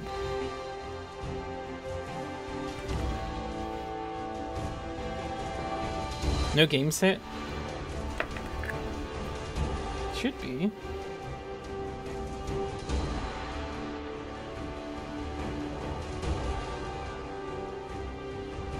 I mean, it says I have, but I don't. The thing is, it's like in OBS for whatever reason, it just wasn't connecting, and I've been having issues with OBS today.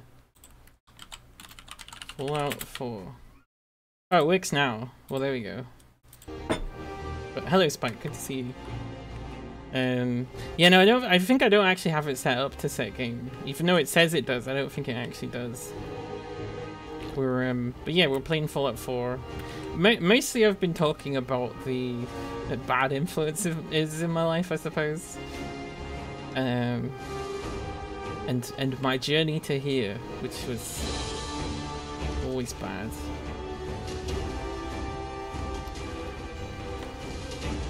very easy, I think, to sort of just assume it's yourself. When everything goes wrong in your life all the time and everybody is always pushing you out, it's very easy to go, oh, it must just be me. I just must be an evil dick and deserve it. But then when I think about like the stuff I do for people and like the things that people say about me, it's like, no, I must be a kind person. If anything, I think I'm a little bit obsessive about being kind because of things like being so awful. This is the car park that's out of the Saw film.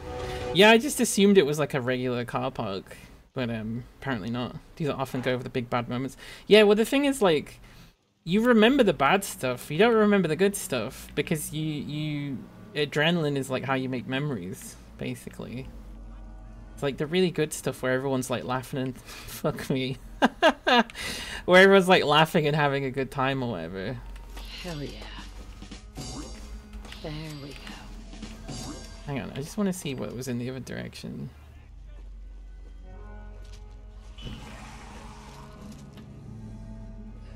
Oh! Yes. Well, that was interesting room. Little Christmas tree for whatever reason, with a head on it, of course. It's adrenaline. Do you think repeatedly going skydiving will get rid of traumatic memories? Well, here's the thing, right? There's a type of a treatment, sort of fairly recent and radical treatment, called exposure therapy. Although I say it like all of you have probably heard of the term before. Damn it, even if like semi-ironically. Why are these ones not? There we go. So yeah, maybe. I don't think that memories replace other memories though. But if you have something, there's a little bit of like in psychosexuality as well, where like people will develop kinks related to traumatic experiences because they can then control those experiences and sort of get over them, I guess, or whatever. Which that's quite interesting to me anyway. Just it's hard to find people to talk to about it because obviously everything has to be 13 plus all the time for our fascist capitalist society. But it's really interesting stuff to me. I find it fascinating because it comes into stuff like synesthesia as well, which is also very interesting. Did you hear about the poor fellow who overdosed on adrenaline and couldn't swear afterwards? What? Couldn't sweat afterwards? No, that sounds bad. I thought this was a setup like, did you hear the one about the, you know... This missile launcher definitely should have fired at me. Where's the little bit that you can get without picking up the missile launcher? I don't see it. Whatever. There we go. Fix it, it's fine. No, I've not heard about that. When I think about not sweating, I think about how pigs can't sweat, which is why they like mud so much. And also, I mean, like dogs can't sweat as well, or dogs can kind of sweat, but like not as well. So that's why they do the thing. Maybe it's not this one that lets you do that. He said he overdosed in adrenaline in the Falklands. What, from being at war? Prince Andrew claimed not to be able to sweat as part of his alibi during his infamous interview with Emily Matalus. I not heard about that. I don't really follow things that Prince Andrew said. To be honest, I didn't even know Prince Andrew existed until I heard he was a pedophile. Because they're all just the same. They're all just the same people to me. Wait, so Prince Andrew said he overdosed on adrenaline in the Falklands, so he couldn't sweat. Boy, I don't... Shut up.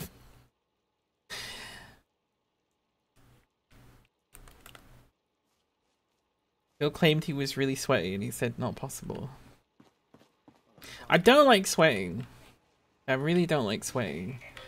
And I do know, I think that if you got a lot of testosterone, then that does cause that.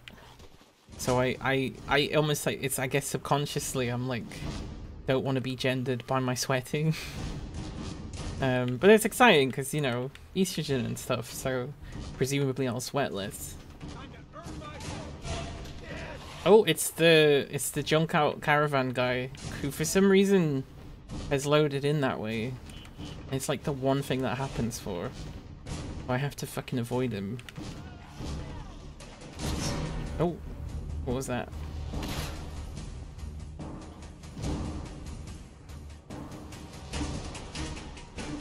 Doesn't seem like there should be a ladder here. I just wanted to go upstairs. Oh, we've already been this way. But have we been this way? No, because there's glowing fungus that we haven't picked. Alright. You know, I've never seen this before in Fallout. It's quite a lot of stuff. Although it seems like they got lazy at this level. They're just like, whatever. Maybe there's meant to be like loads of raiders here or something. Oh! There's a bunch of ghouls. Sweating is the least of Andrew's flaws, I feel, yeah. The guy's a pedophile royal. Yeah, and he sweats too much. That's kind of like what it's like on Tumblr whenever they talk about someone that's fucked up. And here's the thing, it sucks that people behave that way, but also I kind of fucking get it, because like when I was telling people that Funk the Void was a fascist and was actively praising people who were calling for the genocide of people like me, that wasn't convincing enough for them, so I had to be like, oh, and he's also in this thing that like intimidates people and you know, like, oh, like just come up with anything to make it clear to you, like it's not just accidental things that this guy keeps doing this, that he's been, oh, you know, he's apologized since he made merch for the Proud Boys, so it's all okay now. It's like, no, this is consistent behavior from someone who's very clearly a fascist in your community. But oh no, I don't know, some fucking Dead by Daylight player said that they didn't like your dog or something and that was too much, so you had to fucking split your whole community over it. But you can't push this very obvious fascist. I don't know why I didn't get angrier about this. I should have got way angrier. I should have got way angrier about this. Like, fuck everybody. Especially fuck Limmy. Especially fuck Limmy. Who I was like, oh, by the way, Limmy, I've just been informed that your best fucking friend is a fascist. And I really think he shouldn't be on the Rust server because I'm getting loads of stuff about it. And I already feel fucking dreadful to find out that there's a Nazi among us. And he's like, oh, well, he's my friend. And I'm like, what do I fucking say to this fucking former TV personality? Do I go, well, don't be friends with him, he's a fascist? I just go, well, he used to be my friend too, and that's the last I heard of that. And then when I start talking to people about it again, because I see that they've got his fucking emotes, because they're obviously paying money towards this guy, who is, again, a fascist and is actively praising people who are calling for my death. And I go, oh, I don't know if you know this guy's a fascist. The next thing I find, I'm banned from Limmy's community. Why am I not way angrier about this? This is not okay. Why did I take the fucking brunt for this? And everybody moved on like it was fine. I just realized how angry I am about this. Anyway. Yeah, fuck that old violent Scottish man who fucking every single stream establishes how much better he is than everybody else that watches his stream about how cool and imaginative he is and his capacity for imaginative violence. I'm like, you know, if your friend's a fascist, you think that's okay, maybe we should start judging all this other stuff you do and like look into that as well. There we go. Because sorry I got way too angry with that. I just fucking furious about it, actually. Because I didn't do anything. I didn't do anything wrong. I did everything right that you're supposed to do. I spoke to people privately about it. Thank you for the humongous wizard. There's nothing I can do about it. He's rich and powerful with a huge community of people who are willing to praise his every action. right? I'm so even, you know, like whatever sort of influence that I do have, even that is in some way related to his, you know, his community and stuff like that. There's people that come in here that are in other places that are related to it and stuff like that. But I genuinely thought about, like, you know, what's the next thing? Like, can I take this higher? Like, is there something I can do? Do I like talk to a media or something? Because it's like, this seems like such a big deal. But I'm like, no one would really get it. You know, like, they would just be like, why do you care? And then all of the people within the community would be like, well, she's obviously just doing it for, like, to make herself famous, which is what they said. Which is what they said when I complained about transphobia. It was just like, oh no, she's just doing it to make her channel big. It's fucking done. It's the exact opposite of that.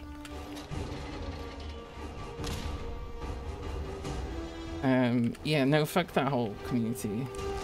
Challenge Funk to a DJ battle. Assume the ancient bylaws. I don't want to give him any attention that makes him seem like he's a capable musician. Because maybe he is, I don't know. But also, don't call him Funk, because Funk is, where's the Funk? Funk Devoid is a different person. Hot Rudder. Oh, it's like a Penelope pit stop car. Oh, I'm worried I'm gonna get in trouble for all that stuff I just ranted about. Again, I'm sure it's fine. It's been a long time since any of those people have watched my stream to find things that they can misunderstand and post on Twitter.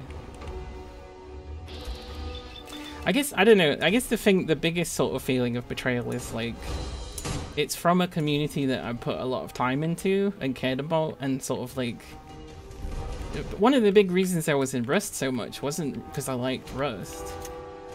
It's because it was a community thing, and it also was like helping people, and like,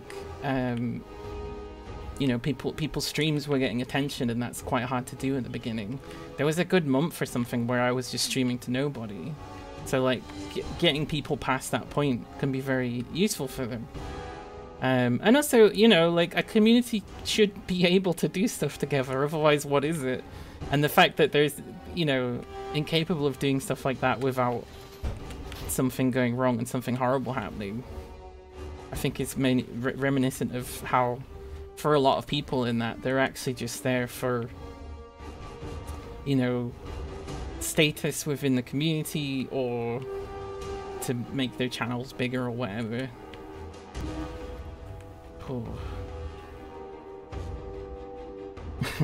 He's a fascist and his mixes of derivatives is overly bass heavy. It's weird how like two DJs are like both my rivals or whatever. Well, not even rival, because you don't rival a fascist, right? It's not like that. It's not like a funny thing. I only say nemesis about other people because I think it's a really funny way of framing what's been such a traumatic experience for me. But it's different with a fascist. It's so much more to it, so much worse. We should not be giving them the benefit of the doubt. Tumblr version of Al Capone finally going down, but for tax evasion. What? Oh, you mean because of they're a murderer, but also they didn't do their taxes, sort of. Yeah. Oop. Bonk. Bonk. But I was pleased because at first I didn't know like where to go or what to do because every single thing. At first I went to like Rust in Peace, but they eventually just sort of, you know, someone came on, started bullying me, I reported that, and then they sort of used that as a reason to get rid of me instead, because I guess it was easier. And then I was like, oh, this is kind of fucked, because this was like the last place I had. I just kind of was like a bit listless for a bit, and I ended up hanging out in basically any stream that like didn't have a problem with me or didn't like majorly feature someone who'd been awful to me. And you know, I ended up like, I've always friends with Slashy, but I feel like I became better friends with Slashy. And then there was Haribo as well. And then basically I was just doing a thing of like, if I see Slashy and Haribo in a stream, then I'll sort of know that that's like a safe place, basically. And then it kind of stretched into like what we have now, where there's a lot of people who it's interesting actually to talk to many of them because they have sort of similar experiences of realizing that the Limiverse is people stabbing people over getting fucking 20 views or whatever, you know, like it's really not a lot of these people are not the people that they show themselves to be at all. And that's to everybody's detriment, including themselves. So there is this kind of feeling of like we're outside of this, even though it's difficult because every community is sort of interconnected. You know, there's even people who come here who watch Limmy stream. I'm not gonna stop them. Obviously, I would prefer if things were different, but like I'm not, you know, I'm not that important. I try to make sure that the stream is for the benefit of other people and not just the benefit of me. Me ranting about things that no one has any control over maybe goes a little bit too much into the territory of just things for me. I think there may be a magazine in this building. That's fantastic. The only DJ this stream recognizes is Dave Guetta for his tasteful George Floyd tribute. God, that was bad, wasn't it? It's like this goes out George Floyd's family, and it's just MLK, and then just dee dee da dee da doo. Just don't watch Limmy because he reminds me too much of my dad. There was a point where like it did sort of remind me of my dad in a I don't know. I think that's why a lot of people are there. Like a father figure. But I don't know. I don't even know if it's. I don't even know if Limmy should be on Twitch, and I don't say this in a sort of like I'm furious at him for his bad decisions, which he's made many of. But again, he's human. I guess some of them he could maybe change those decisions. They don't have to be like that forever. Have I crashed? But I don't think it's good for him. I don't think it makes him happy. I don't think he enjoys it. I know he said that he never wanted to do television again and stuff like that. But I'm like, was that really worse than Twitch? Was that really worse than the things that you've gone through for Twitch? And there's no like, you know, even other streamers, I'd love to say them, but I don't know if they would want me talking about this. I just know that they exist. Fairly decently sized streamers who also seem to be quite traumatized by things that have happened. And I don't know if it's just Twitch or if it's specifically this community, but I would say it seems to be at least 50% that community. Maybe you should go back to television, or maybe you should just go away, just live off the money. Like the whole thing about, I do feel this kind of way of like, you know, like as a streamer, as someone like me, to start with nothing and sort of build my way up. You know, that's hard work. That's hard stuff to do. It's a little bit like, oh fuck, there's something kind of cheapening about when like a celebrity will come in and start streaming, because they'll immediately have a fan base. And not only will they immediately have a fan base, but they'll have a fan base of people who like won't even be good critics of their channel or of their community or anything. So you know, they don't get the same experience. They won't be as grounded in it. So there's almost part of me that's kind of like, go away. This is for the common people, you know. I think that's a ridiculous position to have. I don't know if I really believe that, but I do feel it often. It's a common feeling that I have, I would say. Ouch. So many of the minor celebrities full-time stream people boring. Yeah, because they don't. There's no way of them looking at what they're doing impartially, right? They got people like, it's actually very funny because of the roleplay server I'm on, that there's some bigger streamers, and they'll just have people following them around and being like, yeah, good joke, sir, essentially, to like roleplay all the time. And it sometimes feels a bit like that with some of these other situations as well. We're like, oh, this person's really famous, I should become a big part of their channel's community and stuff. I genuinely did come into Limmy's channel because I'd seen his stuff on TV, on Netflix, and I was like, this is like the only comic I've found on Netflix that doesn't completely suck. But I wasn't like a huge fan or anything. It's just something, I had fucking nothing to do, basically. And also another friend of mine had come onto Twitch as a way of sort of like getting money from comedy without being able to do live shows. So I was never into it for like that reason. And I would just tell jokes and stuff. I would just say stuff that I thought was funny, and people would laugh at it, and then I would add them as a friend back when that was a thing. And that's kind of what became my original following, was just like through that. Oh, there's the magazine. If I can just get in. Oh, fuck. So, I don't know. It's funny because we talk about cults and stuff. I've heard people call it a cult. I would say it's cult-like. I would say there's definitely culty behavior from certain people in it. I don't know to say universally a cult. But it's interesting to sort of think about, like, when I was saying that, you know, I started disobeying my cult leader and that's what got me kicked out of it. I almost think that there is a little bit of that with that thing as well.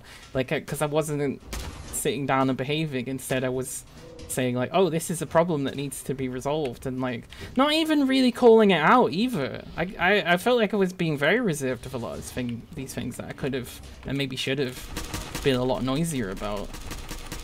But it was consistently having, like, even when I first joined it as a community, it was having a problem because community members had said, why are you only raiding the same, you know, white boys? Like, why aren't you raiding a diversity of different people? And kind of his response to that was to go, okay, and start featuring people like me, but I'm also white. It's like, well, this person's trans, see. And then there was also a thing of, I think maybe they were trying to avoid or I don't know, seek forgiveness for the fact that they had a member of the community that turned out to just suddenly be very, very, very transphobic. And I feel like maybe I got featured as a thing of like, no, see, we support trans people. But no, there were loads of people of color who were on the listing to get into Rust that never got allowed in. And you know, kind of almost kept getting like promised they would get in, and then it seemed like they were gonna get in, and they get unfollowed and followed again and followed. And that kind of sort of like discomfort with people of color within that community from Limmy has it obviously seeps down to all the other people. Because all these other people make these all-white groups, and then they'll have the fucking goal to call their stream teams diverse.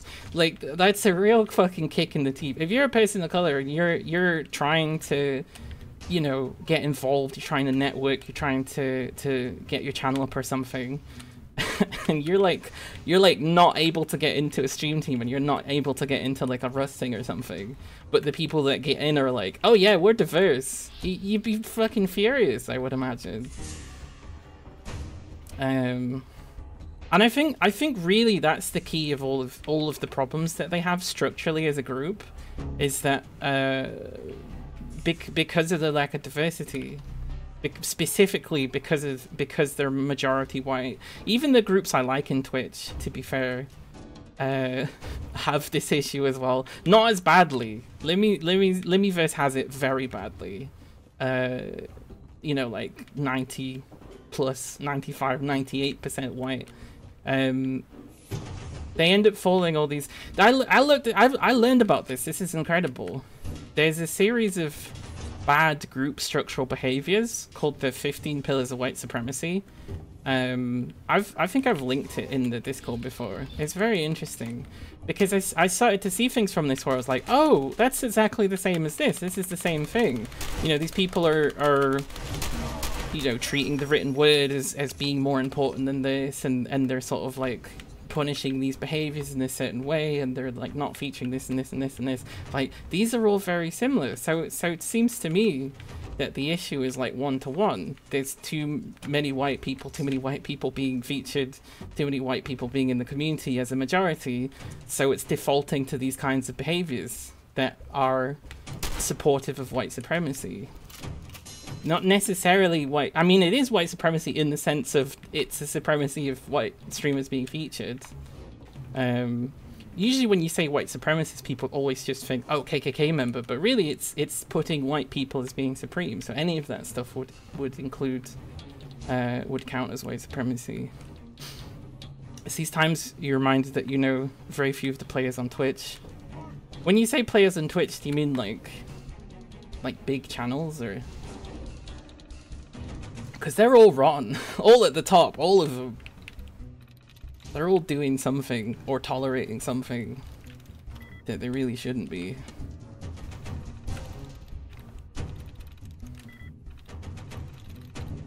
So I don't know. After all this stuff, after sort of all of the like dust is settled from things like that, and I go, well, you lost a pretty significant portion of your ability to network in this wider community. You know, you were being praised by, genuinely being praised by celebrities, more than one, and like everyone's like, yeah, this person's good. Because they're famous, because they're part of this, and you've sacrificed this because you wouldn't let things go, or not even like that, because that makes it sound like I really pushed some of this stuff. I really didn't.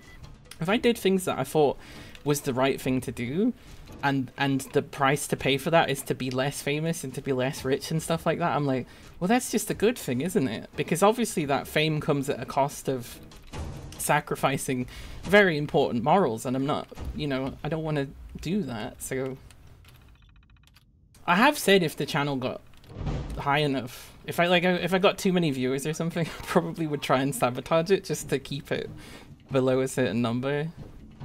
But yeah, I don't know. I mean, maybe that's it. If I get too famous or something, just need to say, just say something like racism is bad, and then you'll be back to square one. You'll be back to nobody again, apparently, because that's how it works. Then good, you know? Then good. If all of you had to, if all these people had to let those things go, so that they could get a partner on Twitch or whatever, then it's good. It's good that I don't have it, you know?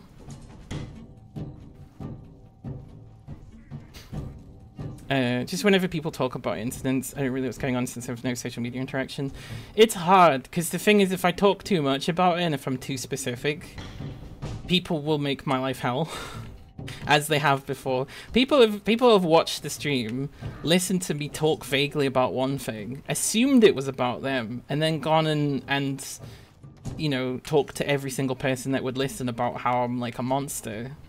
You know, so it's very scary. So I only say stuff where I'm like, I think I could deal with the fallout of this, and there's other stuff where I'm like, nah, to be honest, I probably couldn't, but it needs to be said anyway. So there is a lot of like kind of half talking about it and stuff like that. But I don't know. I mean, it's useful for knowing like people's motivations and stuff and why people fall out and things like that, but it really doesn't matter. It's not important. A lot of it is just people disagreeing with each other and then being completely unreasonable about it. Oh, look how small these rad roaches are. And they're not aggressive. Did I accidentally turn both of the rad roach things on? That's kind of cool, actually. Yeah, that's most of it. And even, you know, like, even people who've been awful to me and etc, etc, it's not even necessarily because they like Nazis or anything like that. It's more just, like, because they disagree. That's more of the reason why... Oops. But even before all that stuff, I was this feeling when I was interacting with other streamers of kind of, like I was annoying them by being there. So I think for many people it was just like, okay, I've found the justification now to find this person annoying. The reason I'm annoying is probably because I'm autistic. I think I maybe am. I certainly don't behave in a typical manner. People have often said that they can't predict what I'm gonna do, which is such a weird thing to say. Like, sorry, are we supposed to be able to predict every single person's actions in every single situation? Especially given that, you know, most people will probably feel this way, but my personal feeling is that one of my biggest drivers for why I do things is like, what's the moral thing to do? Even if it hurts me, if it's the right thing to do, if it reduces the suffering of others, you know. Anyway, I feel like I'm getting off. It's the anniversary of Himmler's death, yay! Also, Rolf Harris died as well, so I don't really care. He was already dead, really, if we're honest. I care about the Queen dying because, I mean, it leads to actual, like, There's never been more places in the Commonwealth asking to leave than there is currently. And there was already a trend of, I think it was like Barbados, and then I can't remember if it was Jamaica was up next. No, Jamaica's fully, it's confusing, because places have had independence, but then they're still in the Commonwealth, which, like, isn't really full independence. But it's just because Britain's so scary. But now they're even leaving that bit as well, which is fantastic. But that was happening before the Queen was even sick. In fact, I think it happened and then the Queen got sick and people were saying, yeah, Barbados! So, he just reminded me of the bit in Brock's dub video, some Bin Laden's dead. I don't know what that is. 2Big just died on the same day. I'm not really upset. I mean, I'm sort of angry if I think about it too much. But it's not like it was before, where it used to be like every single day I could just not stop thinking about it. I just couldn't escape from it. It was just like my constant thing I was thinking about, and I would get angry and I would get upset and I would realize I couldn't do anything, and it would just, you know, it would just be like this big loop. It was very miserable, which I'm not now. It's like I'll think about it, I'll get upset, but it's not like a consistent issue. So I don't need cheering up. I don't need anything to happen. You always really liked Rolf? Really? I find him so annoying. I was like, why is everyone into this person? Which I also feel like, and I know it's easy to say that after the fact, every celebrity around children who's like turned out to be a pedophile or whatever, I've always been like, why is everyone like this person? This person sucks. Like when I first saw who's the really prolific guy that the BBC sheltered for ages? There was like the Top of the Pops guy, whatever the fuck his name was. I remember seeing him and just being like, what the fuck's up with this guy? He looks so weird. To be fair, in his older years, he did look so weird. And so like something, Jimmy Savile. Yeah, that guy. I was there, I was like, why is anyone ever like this guy?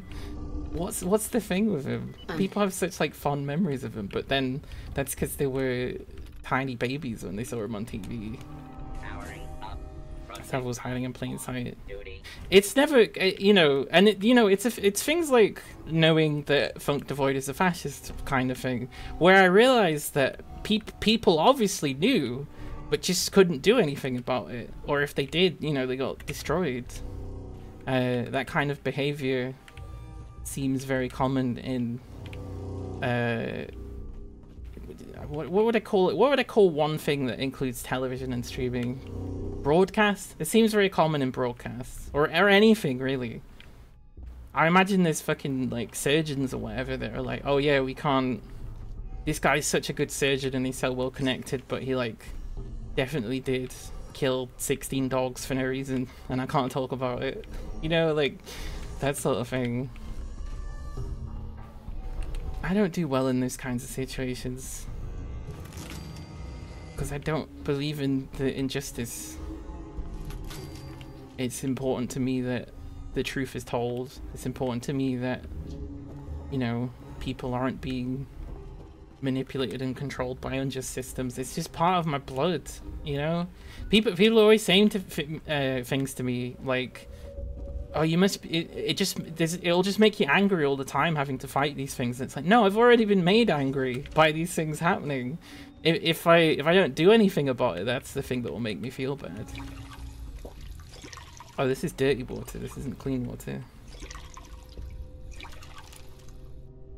Is David Jason's another one that everyone knows about? I don't know anything about that, but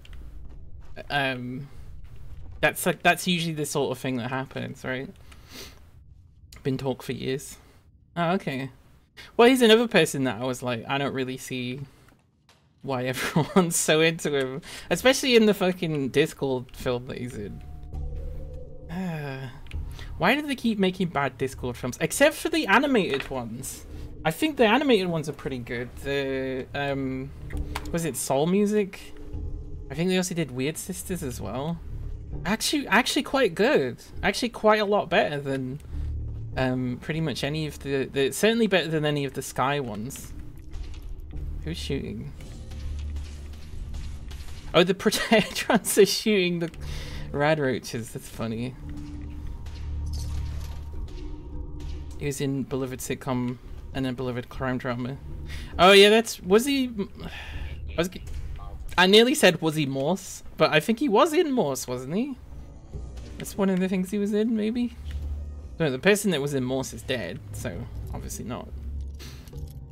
It's because they know who else is in on it. All the best mates, it's all the same scum.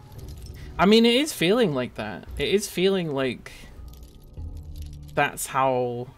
Because I believe fundamentally that power is wrong, except for some extreme circumstances. For example, you know, how do you run a kitchen without having someone in charge of it? How do you do surgery without having like a chain of command and stuff like that? Like those are very specific situations. And I don't know, even the kitchen one, I'm sure there's probably a better system. But you know, any time, you know, it doesn't matter how like nice someone is and how balanced and whatever they are. The fact that they can abuse their power without even necessarily realizing it just kind of automatically makes power bad. But I am getting more and more and more and more of the feeling that just by power existing, people either within it will fight a certain way to maintain it, or they'll fight to like to get up in it as well. Like there's certainly many streamers that I came across who, once I started to see what their actual character was, I was like, oh, you're just in this to get elevated, right? You don't even necessarily care about the content that you're putting out or like the connections that you're making. You just want to be on top. That sucks, because the thing is, I really like performance. I think it's really good. I think it can be very, you know, it can reveal things, it can teach things, it can express things. But the industry of it relies on becoming famous or whatever, you know, becoming prolific. And it's like, I don't, you know, it'd be nice to be good at something and then go to talk to people about it and stuff. But I don't want, you know, I don't want to then have to fight people who are just there to get power, who are not going to have the same rules as me, who are going to be willing to cross people in a way that I never would. And then what's the alternative? Like, you then have to stop those people, so you then also have to sort of use power, and then next thing you know, you're just in a fucking scuffle with someone. I don't want that. I really don't want that. Part of the reason I was more interested in theatre than something like television is because I felt like, you know, like, who's the most famous theatre actor that isn't on television or cinema or something? You don't know you couldn't say who that is. You could say who's the most famous actor. I'm sure someone will probably say something like Brad Pitt or something. I don't want fame. And I only really want money so I can give other people money, to be honest. Outside of, like, my own needs, like food and shelter. It sucks. It's very sad. It's like really loving something and then finding out that it's just like rotten inside. Morse was John Wilkes Booth. No, I don't think it was John Wilkes Booth. Oh, is there only Fools and Horses? That's right. That'll probably be the biggest reason. I forgot he was in that. I didn't see that much Fools and Horses, but it seemed like most of that show was just him trying to like touch this woman's chest, from what I saw. So like. Well, I wonder if this guy's weird or wrong. I don't know. Ultimately, just don't trust powerful people. That includes famous people. Don't trust them, or at least don't be surprised. I think it's probably because I don't know. You can't be friends with famous people, I guess. It's gotta be a weird experience. I wouldn't just say, oh, you can't be famous. You can't be friends with anybody famous, because then, like, what about Malala Yousaf? I'm sure she's pretty cool. I hope so, anyway. I mean, they did send her to, like, the richest of private schools, so maybe she's not like that anymore.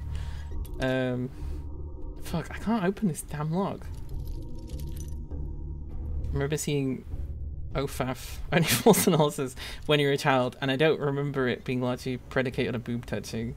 I've only seen like a couple of episodes. It was in The Darling Buds of May, which is a strange show. Very, yeah, is that like 70s, 80s? Maybe?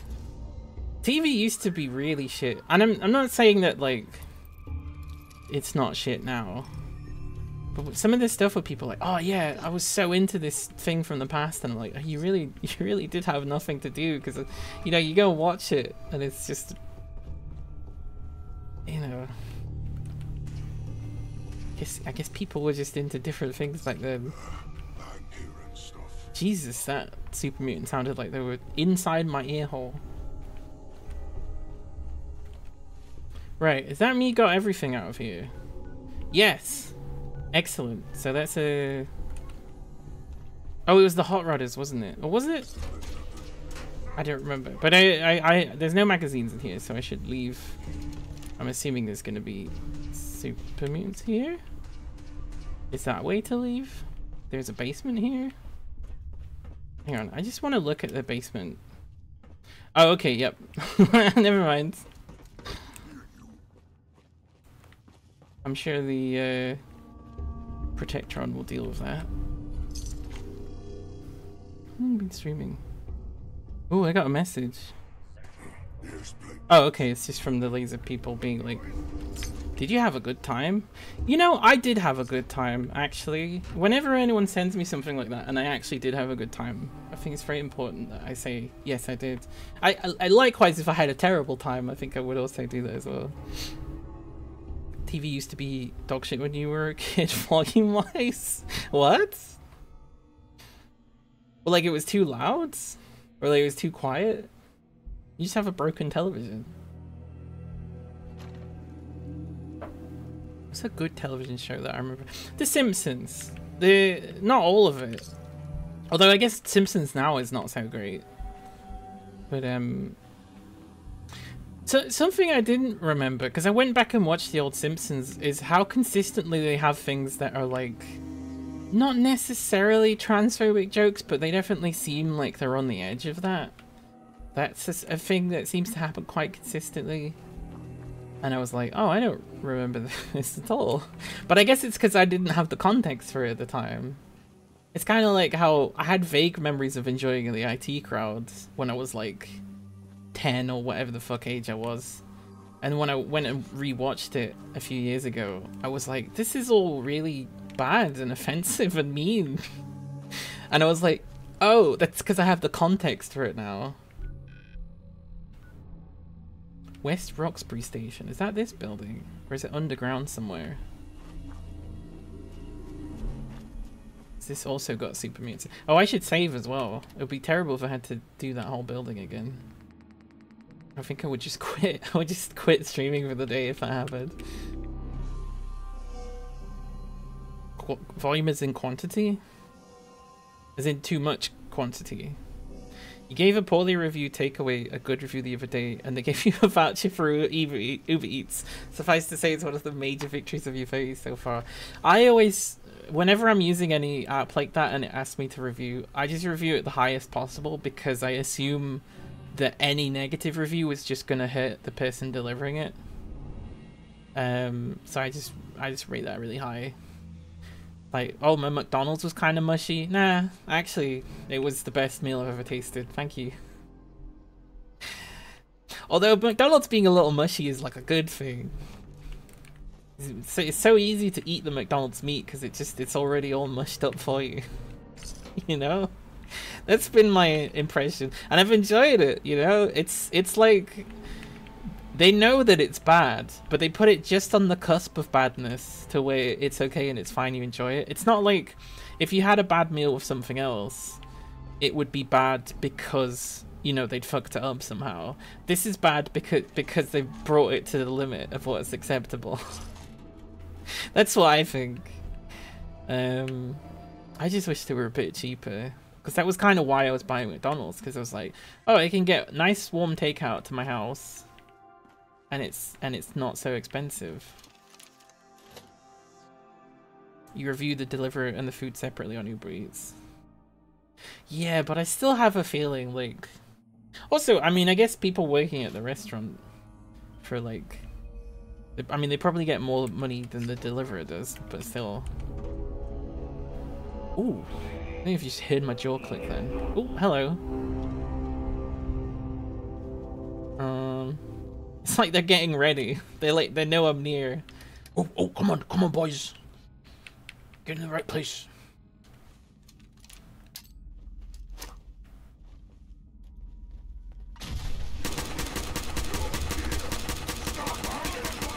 Stop hiding, they say. Does it look like I'm hiding? Oh my god. That didn't kill anything. Let me try that a second time. This one will kill me. That didn't kill anything either. These are nuka grenades. Right, a third nuka grenade. What the fuck? Right, we're just all nuka grenades. No, not me. You fucking kidding me? I think it's because the one I was throwing exploded. What way to die? Uber Eats keeps trying to act like a Thirsty X. Oh, we miss you. Oh yeah, no, they really fucking work all that stuff. Hang on one sec. I just need to get some water.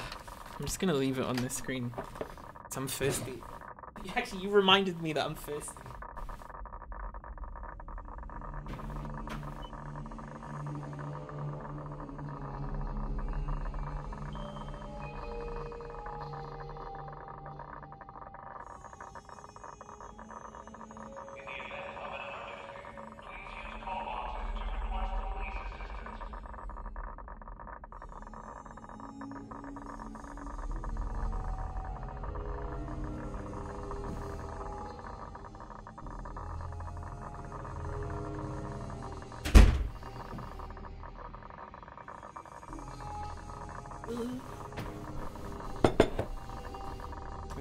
As I move through the green screen. I'm back. Yeah, I can't use Uber Eats because amazingly I'm banned from it. Like I am from everything, like PayPal. But the reason for this one was, so when Uber first showed up, illegally by the way, they were like, oh, if you register with us, you put your card on, we'll give you a free taxi drive. And I was like, all right, fantastic. I think it was even my girlfriend was like, just do this so we can get a free ride to wherever we're going. So I did that. And then I kind of forgot about it. And then one day, randomly, they took 78 quid off me. And I went, what the fuck? So I went on like their website to check it out. And it alleged that I'd taken this really... I remember they showed me a map. I can't remember how I saw this. That was like zip, zip, zip, zip, zip, zip, zip all over Beijing. And I went... And I contested and I said, I didn't do this because I've never in my life even been near Beijing. So, you know, not really any fanfare. Just return the money to me. But I found I could not use my card for it. Which is weird. Like, why am I being punished? For you obviously not having secure details for me, or whatever the fuck it was that you did. Hey Arbol! Not seen you in... I never thought I'd see you ever again. It's good to see you. You know, I have been thinking of playing Space Engineers, actually. Recently. Just because, I don't know, weirdly I kind of miss the digging, I guess. But we've mostly been playing Minecraft and stuff. Good to see you. Good to see you again. Just playing Fallout 4, which I've changed it to be extremely difficult, and I've been trying to get all the magazines. There's more enemies, they're tougher, they do more damage, I take more damage. Meow. Finally, all the pros see comments like says, I have never said that. Winnie the Pooh is not a Bantam. I don't like him. He's a meanie. He wants to be a second Mao, except in a like economic sense rather than a... Well, I don't know. He doesn't like Uggies that much, so I guess that is in a genocidal sense. Oops. Hey. Was it playing two pieces of music for a second there? The problem is because they've been made stronger is that they also heal. Although I think that's out of combat, so I'm probably okay. Okay, dead. We're getting deaths. Die! There's probably only one there. Still not dead. What's the... like, are they nuke proof? What's going on? There we go. Ridiculous.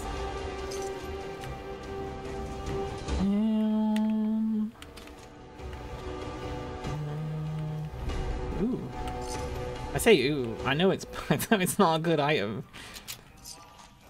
I'm so vulnerable to being I'm so vulnerable to being praised. The game's like, good job, and I go, ah, yes. Oh, fuck. Okay, well that one had no health at all. Oh.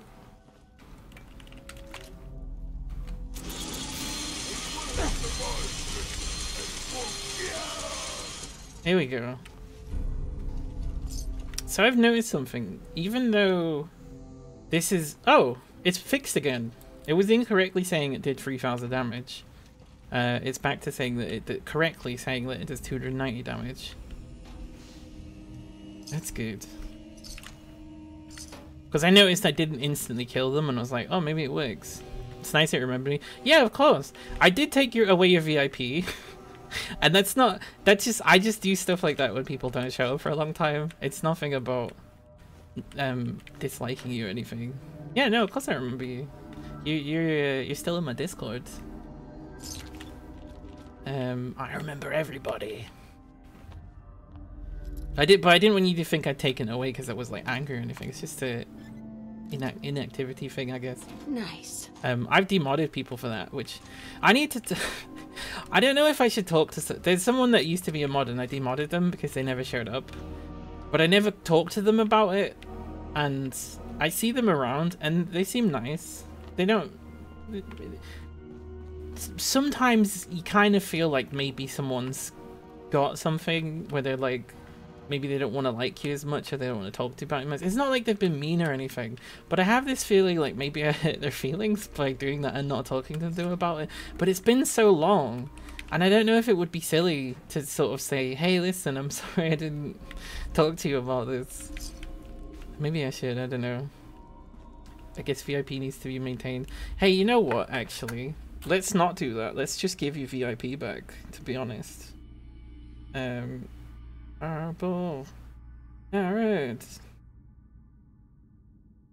There you go. There, I can give it you back. You've re-earned it by returning, I guess. I don't know. To be honest, the only justification for VIPing people is supposed to be if they do something that the stream couldn't work without. And so a lot of people who've given like technical information, such as yourself, have gotten VIPs. Slashy's earned VIP here several times over, I think. Just given all the support. But then the thing is, I sort of get into my head a little bit about it because, you know, like saying that people are better than other people can be a bit weird sometimes. And also, like, technically every single person that's ever been to the stream has contributed to the stream existing. Because I think if I did this for 20 months and there was no viewers at any point, I probably wouldn't keep doing it, you know? I think it would be either that or I would just get really, really weird with it. Because it's like, well, nobody's watching, so I could do anything. But, what's this do? Oh, it moves the trains. That's... oh, I know this dungeon. I literally saw Purple Winetails doing this the other day. Hellish Eye Hog. It was the anniversary of Thatcher's death. Rosie was very upset today. Why is everybody specifically... right, Taki was doing this. And now, yeah, no, Taki's literally like, remember she took away the VIP gave to Milton Friedman, who wrote a poem about the free market. She's like, that's not true. Shut up. Stop it. That's how you treat your streams. You stream? We should all... I'll give you a shout out then. Everybody go... have I don't know. I do tend to go to... if I see someone I know who's like a small streamer, I tend to go in and often I'm like the only person there. Because I just think it's good. It's like helps people. And I like to help people. Especially small streamers because they've not yet been poisoned by Twitch. But yeah, go follow Deej Bruce. Because... Not regularly, more on-off thing. Well, maybe it's time to be regular. No, it's fine. As much as I'm always saying things like the stream exists for like the viewers and the way that they want to enjoy that is like up to them and whatever, the stream also does kind of exist for the streamer as well. I think people put like a lot of pressure on themselves to stream in the right way or something, and I don't think it actually ultimately matters that much. I think you know, you can just sort of do whatever, and that's good, right? Even I'm trying to think what would be a stream that would actively drive people away, because the thing is, you would just end up finding a different audience, right? Like if I pivoted and just started doing like, oh okay, that thing doesn't, you know, if I pivoted and started just doing like speed runs all the time or something, you know, there'd be people who would not like that and maybe would not want to watch. Except that really, I don't know, the thing that really maintains the channel more than anything is the sort of like community that gets built up around it. So like a lot of people will come in and talk because they like to come in and talk, and it almost doesn't matter what game or activity you do at all in that case. If two space engineers might join. I won't make any hard promise, but I have been thinking a lot about playing it. So you may see it again, but just for that reason. Because, you know, as much as I complained about Space Engineers, I kind of went away and looked at a lot of other similar things, and I was like, you know, actually, even though, like, this is difficult or whatever, like, Space Engineers still does have, you know, this and this and this on, say, other similar games. Ping me if you... Absolutely! You'll know if I play Space Engineers, that's for sure. Someone said Maggie was in the muck and Rosie acted out of sadness and anger. What do you mean in the muck? Oh, playing Dead by Daylight. Although I think when people say the muck, that's a Limmy thing, right? Because he says muck to mean heroin, and Dead by Daylight being addictive, therefore Dead by Daylight is the muck. Isn't that how that worked? Maybe he didn't invent it. He claimed to invent it. I swear I remember him saying that at some point. The tree of streaming is watered by the blood of lesser streamers. Muck is in mud, not let me connected.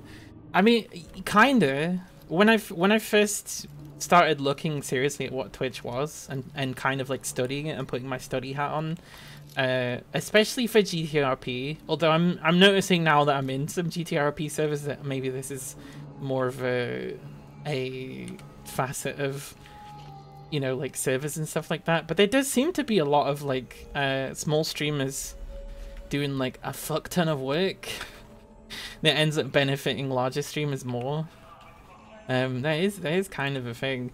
And like I think about how many streamers have, you know, tried to do it and then sort of bounced off it, but have still contributed or been connected to some other stream channel or something, and like maybe subs money has gone into their hands and stuff. And also like there's a big like honeymoon period of streaming as well where you think it's fucking magic, and it is. There's a lot that's quite magic about it. You know, like Mr. Normal stream, for example. You should go see Mr. Normal stream. It's great. It's very different to what I'm doing. That's the Feral's thing, don't worry about that. Right, I need to get this without breaking this bobby pin. It's really, I think it's really magic that there's like such a diversity of things that can exist like that. And not just all be, and you know, if you're a Dead by Daylight streamer, like all the power to the world in you. You got a huge community of streamers that you can interact with. You got a game that you enjoy playing every single day. But when oh fuck, I failed. But when I see someone who's a streamer who just does Dead by Daylight, and it's like in a raid or something, half of the time I won't follow because I'm just like, I'm not so interested in Dead by Daylight. Oh, this was what I was actually looking for. So there we go. It's a lock picking one as well. The fucking irony of that's fantastic. I try hard to be into Dead by Daylight. I like it. When my friends play it, or I play with my friends, Oh fuck, there's loads of ghouls in here. You know, that's fun and good and whatever, but I don't think I could just watch Dead by Daylight streamers all the time and that be the only thing I do on Twitch. I think I would not enjoy Twitch. It's hard to say because I know how much people love it, and I don't want to say like, oh, it's your game's bad or anything, because I think that's really unfair. There's games I love that will be, you know, like management sims or something that will be incredibly boring to people that aren't into that, you know. Fuck the stream grind. Folks need to realize 80% luck and who you know, 20% talent is a success. I think yeah, it's discoverability is such a huge thing. Twitch makes discoverability as bad as they possibly can, so that they can control the process more, I think. I actually think the biggest thing is just persistence, really. Because eventually people will form habits of watching your stream and they'll enjoy it, or they'll find ways of making it enjoyable, right? You know? Like Taki does this thing where he says lies every single time in my stream to pester me and annoy me. That's not content I created, but because Taki's in the habit of coming around and doing that, that's, you know, that's like part of the stream now, I guess.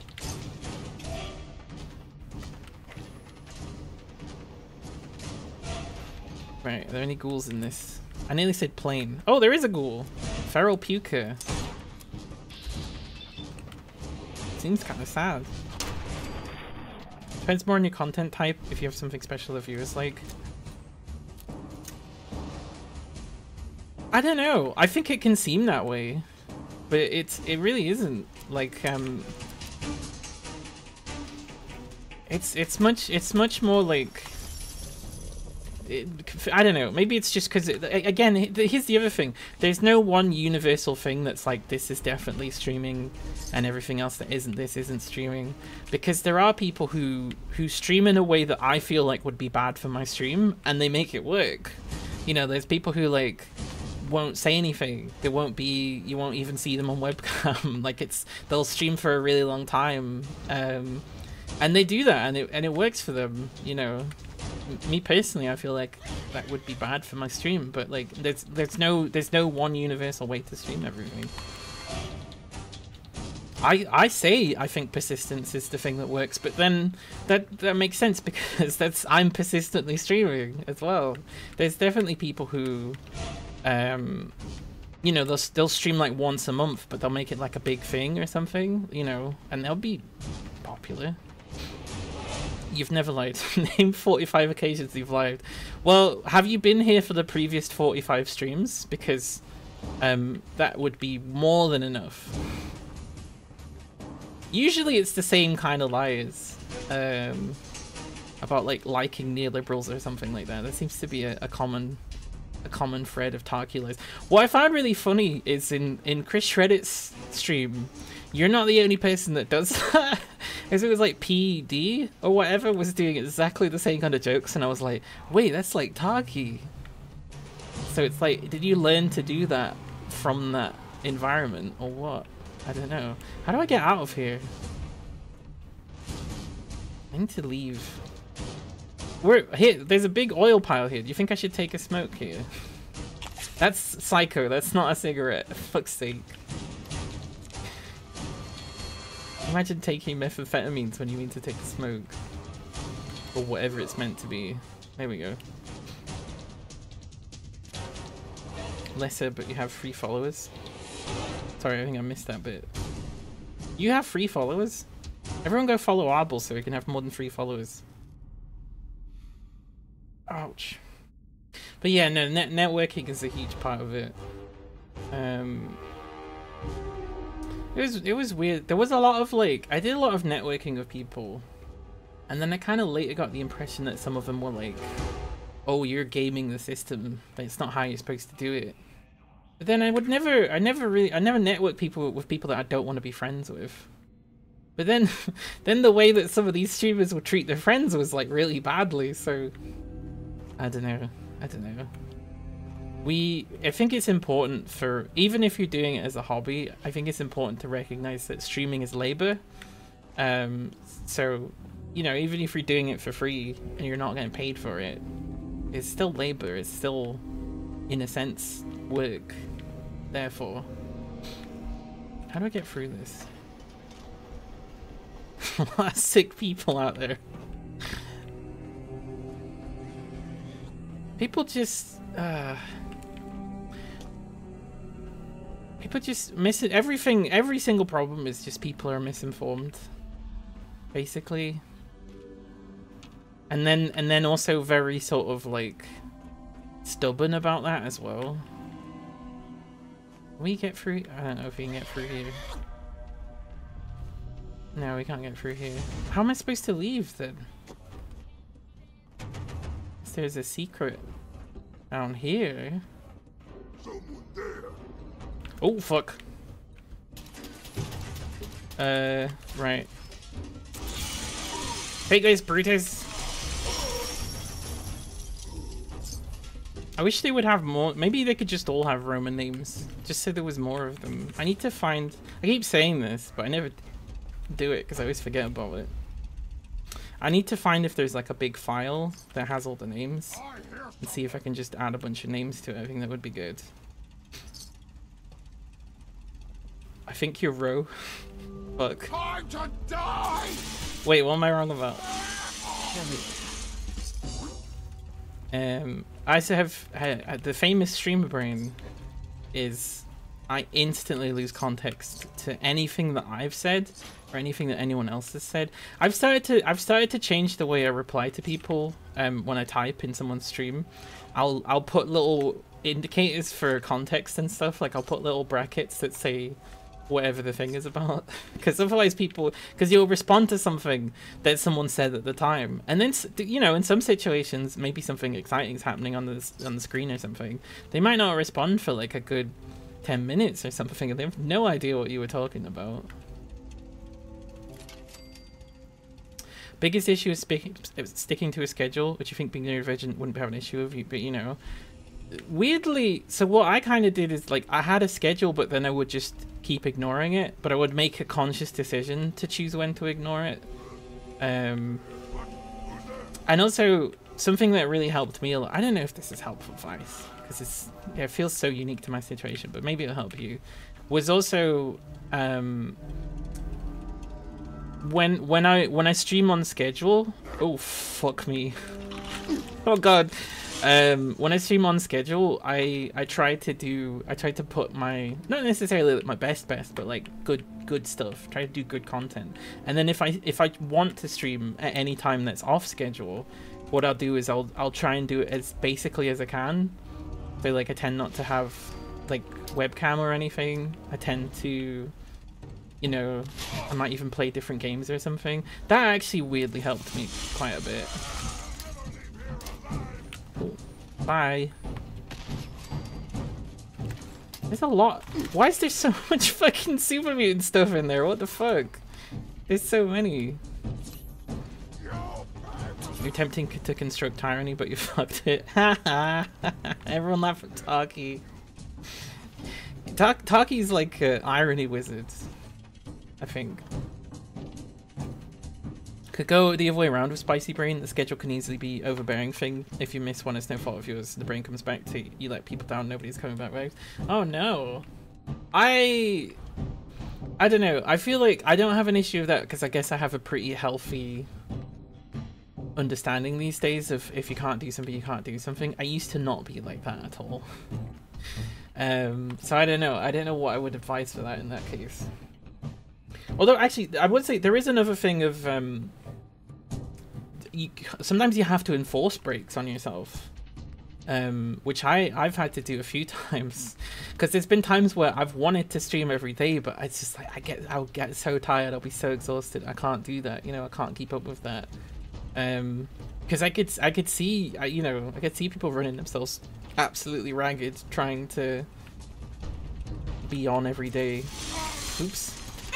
And some people do go on every day and that works for them, I guess. So, but yeah, no, breaks are way more important. In fact, actually, when I started streaming, I would always get set up. I would set everything up, set camera lights, everything, makeup, be ready to go, and then it was like, oh, I can't do it, so I wouldn't do that, and I just kept doing that over and over again until I could do it.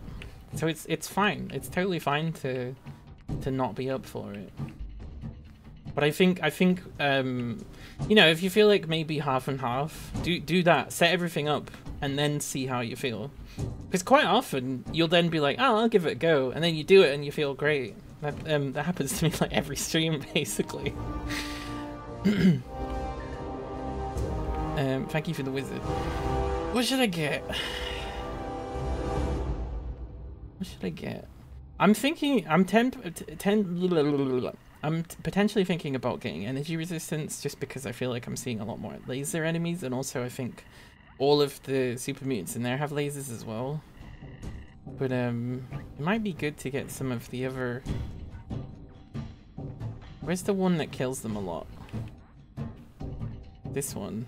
Oh, we maxed that one out.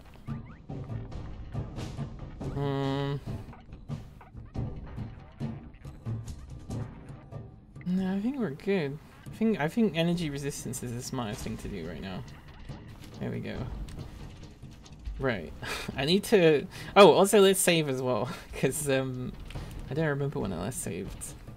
We need to fight. For some reason, I can't find any other way to escape, so we gotta fight through these super mutants to be able to get out of here.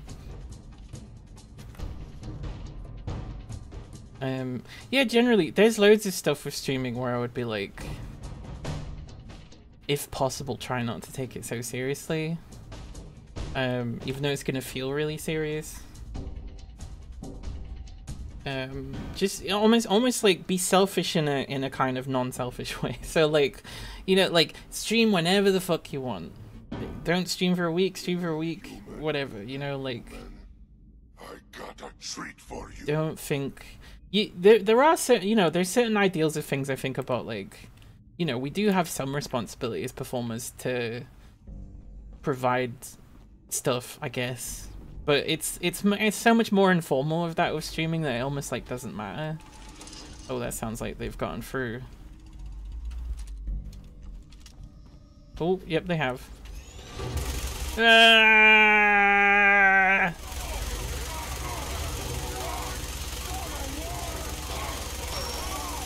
Yes!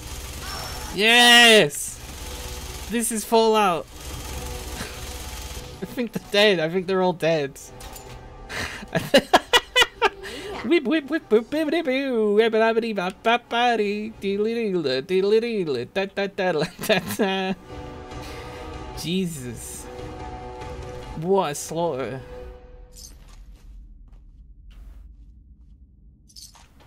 And then the inevitable anticlimactic looting of all the corpses.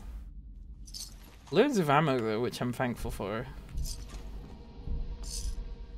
Yes, give me your caps. Oh, here we go. Find it really hard to talk to the screen in a reasonable way. I mean, for me personally, the way I did was just constantly. And eventually you kind of learn to keep talking. But it does have to be quite a stream of consciousness. Because eventually what will happen is people watching will hear something that you say and will be prompted to want to sort of get involved and like respond to it. So you're always talking as if you're talking to someone, even if there's nobody there. Because that's just what I did. But that's one method. That's like the chatter way of streaming. I mean, I want to keep saying that, like, as much as like that's what I would advise for the way that I stream, it's like there's other ways too. I can't scrap any of this stuff because it's all legendary stuff. It's a lot to deal with when you have fatigue. Yep. And just general health issues where you're like, I just don't have the energy to talk. It's not that I physically cannot hit the go live, it's more like, do I have the mental, physical energy for this day? Yeah, no, I 100% or maybe 50% know what you're talking about with that, because I've got chronic fatigue. It's very hard. I've had to sort of discover what my limits were, because it used to be I could I could only really like stream for an hour, and then I later found that I could do about 3 hours, and now I keep running into 4 hours without even thinking about it. But usually I aim for about 3 hours. I think I've got about an hour in me of just nonsense, of just talking to nobody. But usually I don't have to employ all of that. Also, like, don't be entirely afraid to talk about things you've talked about before, because people won't remember most of them as well. There's some things I was very self-conscious about. Oh, I've talked about this before, I can't talk about it again. Where like nobody really cared about it. So long as I guess it's like a new subject within the stream. But then I don't know. I mean, there's no hard fast rules. The best thing you can do is be easy on yourself. Now, I could say, let's say, you know, you're like, talking energy is like a really difficult thing for you to do. Now, there's a couple of options, right? Obviously, you can have a shorter stream, but there's maybe stuff you can look into where, like, the thing that you're streaming, the experience that you're presenting is not necessarily quite talking heavy. So, like, for example, if you're playing a game with a lot of dialogue, that can be good, because then they can sort of do the talking. The thing is, though, you will find that you get no chat interaction from that, because people will be listening, you know, people will still be watching, but you know, you're just seeing a game at that point. That's, I don't know, that's I'm just spitballing. But you know, anyone has streaming questions at any point, I'm happy to answer them, especially if you're thinking of streaming, because I think it's good to support new streamers and stuff, and also they need help, because it's it can be nerve-wracking. It can be the best thing ever. I don't think there's never really been a time where I've been live on stream and I've been like, this is awful. Immediately after streaming I'll feel bad, but that's always just a sort of post-streaming blues thing that lasts about an hour or something, where I'm just like, did I do a good job? Although sometimes I'll come away from a particularly good stream and I'll be like, oh, that was so good. But mostly just, you know, you get kind of tired. All right, one other location that's nearby, and it seems it's indoors, sort of behind this building, maybe.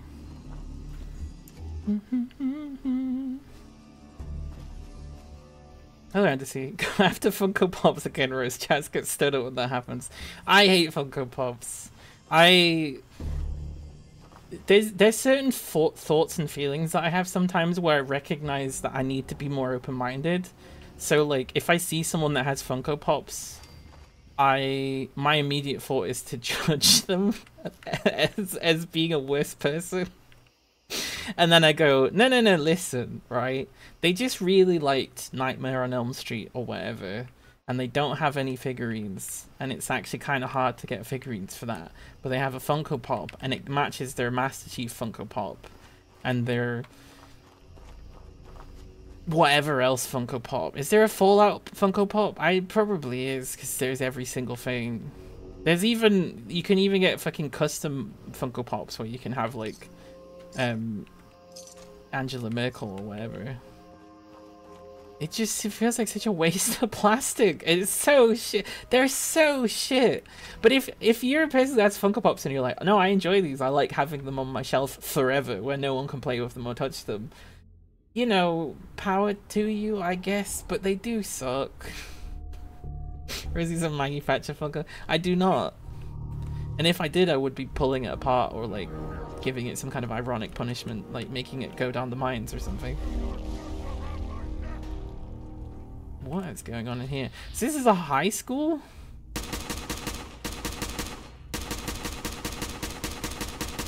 Oh god, I didn't even see that. They came up right in front. I'm trying to kill this guy. I guess all the buildings look like this, huh? But this makes me think of a hospital, just again because they all look like that. What's up with you? Oh, I'm already using that gun. Guess we'll use that gun some more.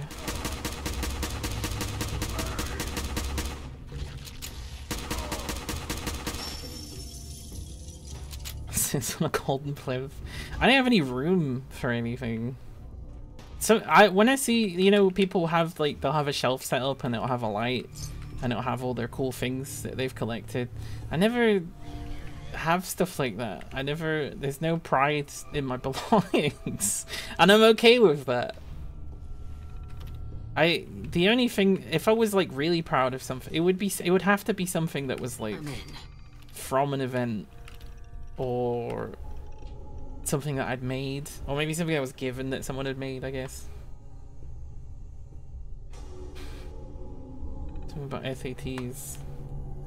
Good work. Express concern of the equipment upgrades that you promised and you didn't do it.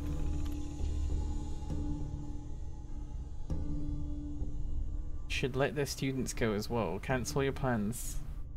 Excuse your class, leave in a quiet, orderly manner. I'll be very busy in my office adjusting my hairpiece. So, oh, okay, someone's hacked into this. Hello, guess without saying, I'm very disappointed. I find it hard to believe that almost all of you did not realize the memo was a forgery. That's funny.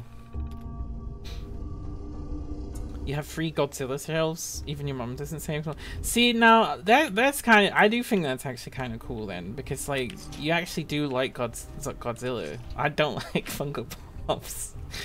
What would I want to have that would be like that if I was to collect something like that? Then I'm trying to think. To be honest, these little robot figurines that I keep getting in Fallout, I'm actually kind of into those. Is it in this picture or would it be in Misk? Where is it? It's one of these. Oh, there it is. Oh, I've got 2 of them. Like, that's, I don't know. Bunch of Fallout robots. A whole shelf though, I don't know. I can't really think of some, and I don't know if it's just like I hold myself back, like I'm afraid to be into anything enough. But there's not really anything, oh god, that I'm like a massive super fan of. Lord of the Rings maybe. Actually, hang on, I've got loads of Lord of the Rings Warhammer, so I'm a big liar. Although most of it's not painted, because the paint's dried out.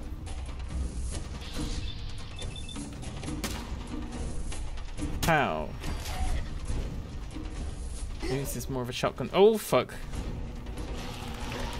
No, no thanks. No thank you. No, really no thank you. Oh, I'm gonna die here. I realize now that I'm gonna die here. Wait, are you still alive? Heal yourself. A slowly rotating, illuminated Pikachu. I mean, I'm interested in that orb that MK Minimum's got. I don't know if you've seen this fucking orb that he's got. It's fantastic. It's better than his whole stream. Maybe if I had like an orb, or maybe like abstract things that weren't necessarily attached to like.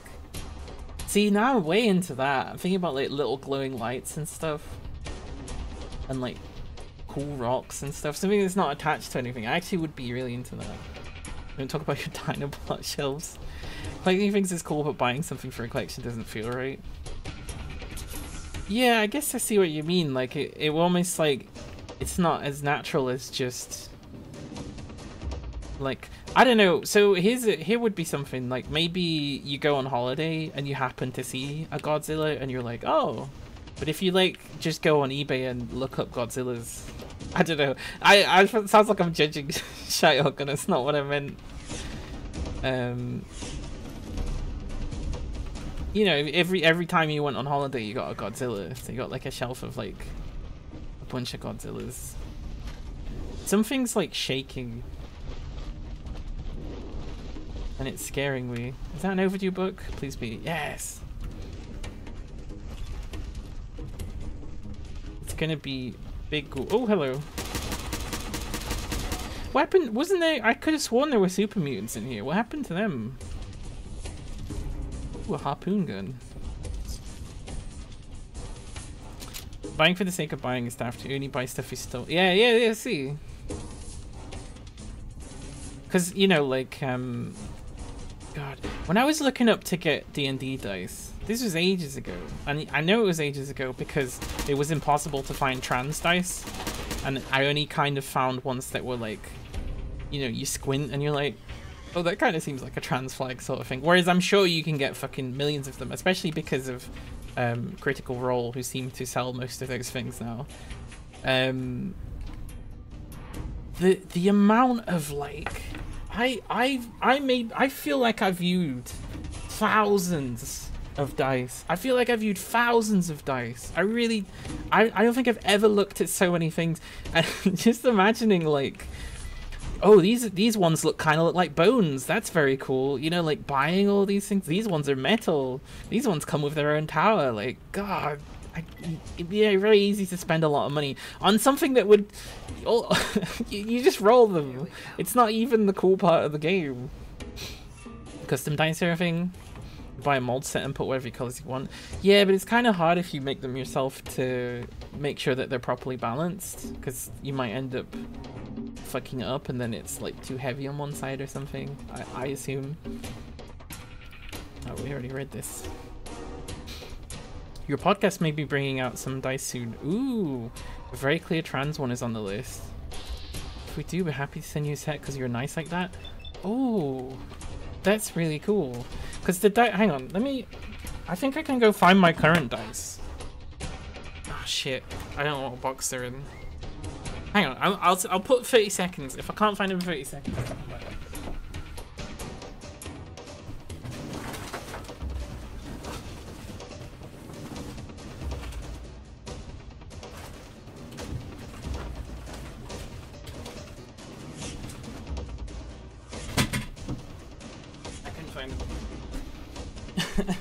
I think I know what box they're in, but there's just so much stuff in it, and I would have to pull it all out and put it around.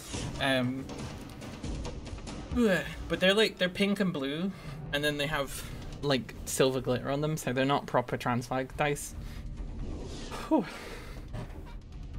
Balance is not a big problem, only some small bubbles if you don't have a vacuum cleaner. Okay. Maybe, wait, maybe do it the other way around and put little lead weights in it. You get 20s almost all the time. Although any good DM is gonna try to make you do rolls that are require you to get a low roll instead. Whew. Ooh, fuck. Invisible ghouls. See, the ghouls in Power Armor scare me more because of the idea that you'd think you were safe and you still got ghoulified. Oh, so many weapons and pieces of armor.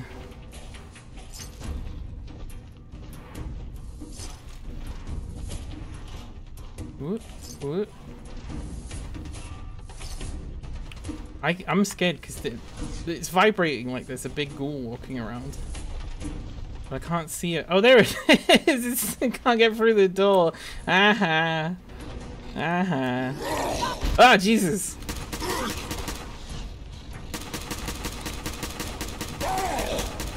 Someone's too big for the door. You don't know how to duck. Oh, God! Right, there we go. Oh, there's definitely more of them here.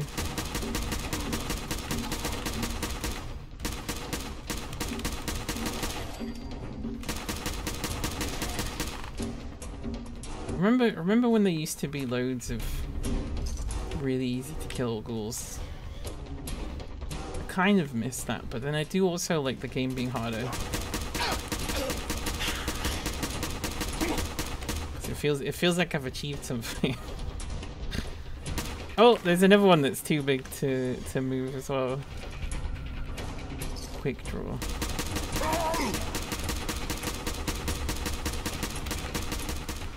Oh, I can knock it over. Oh. Right, there we go. Dead at long last. Thank you for the wizard. Did that show up? Because I don't think I heard that one.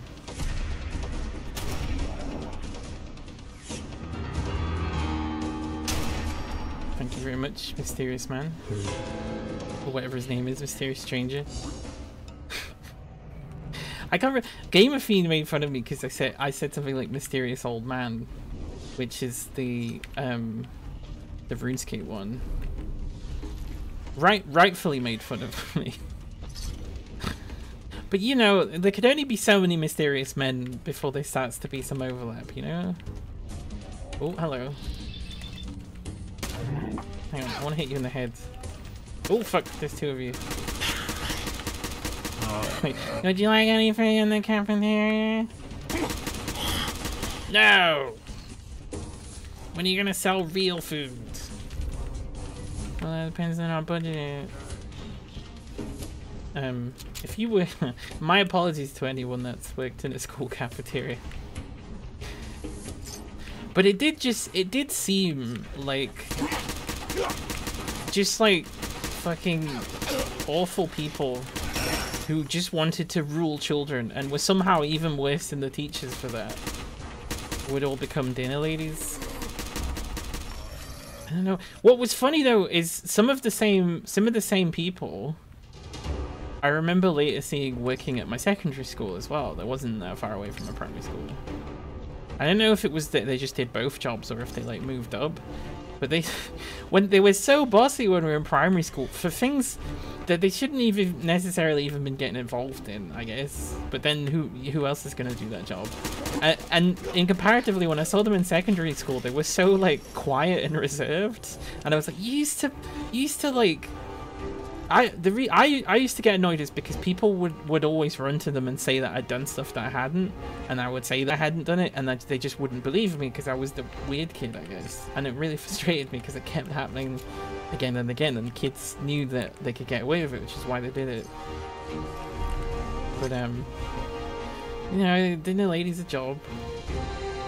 It doesn't automatically make you a fascist.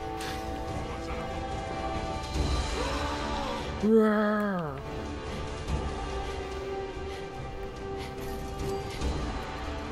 Something's around here. Something's shaking the ground.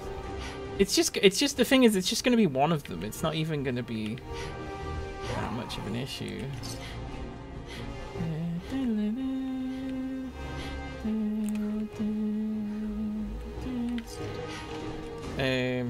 Right, I'm carrying too many things. But I don't want to. I don't want to drop any of these weapons, and I'm gonna take them home and never use them. Is the thing. Maybe there's something that we can drop. No, not really. I guess we just like definitely need to drink some water. And then because I'm getting more tired. I think that's probably a big part of it as well. And you know, I've got hundreds and hundreds and hundreds of various items. It was a piece of chalk in it. Is that an overdue book? Yes! Oh, I'm still over the carry weight. I'm quite a lot over the carry weight. What's heavy junk that we've got? Deathclaw hands? Gas canister? Not even got that much oil in it, so it's not that good. We'll drop a hot plate. Heat lantern. Drop the bear hide. There we go. What a classroom this is. Had to go submit your final uni assignment for the summer. Fantastic. I hope that goes really well for you. That's great stuff. I've never done it. The closest I've ever done to a uni assignment was, I did like a BTEC, and they were just kind of like, listen, whatever way that you can get this information to us, like you could film yourself talking about it if you had to. Oh, hello. And I was really annoyed that dance was part of the curriculum for acting, and I hated dance so much because I was so self-conscious. So I just wrote about how much, like, how betrayed we all felt that we had to do dance. I mean, I did write other stuff as well, but that's always one I remember. And I feel really bad about it now, because, like, imagine if you were the dance teacher and you just got that. But she, I don't know, she didn't seem particularly impressed to see any of us anyway.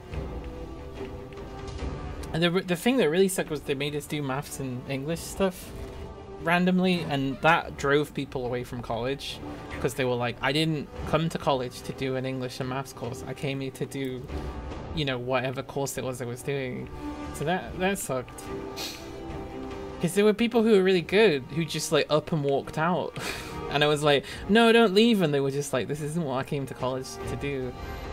And plus, you know, I've got like other opportunities in my life right now, so I hope they're doing well.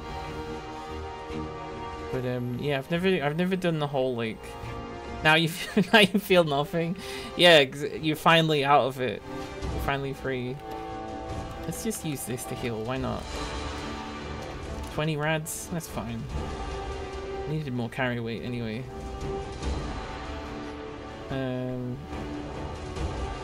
It's playing the like fancy fighting music, but like I'm just walking about. I'm not even doing anything. Dun, dun, dun, dun, dun, dun, dun. Take the whiskey. Where's the whiskey? Drink the whiskey. There we go. Am I under the carry weight now? Seems like I am. No, stop picking stuff up. Stop doing it.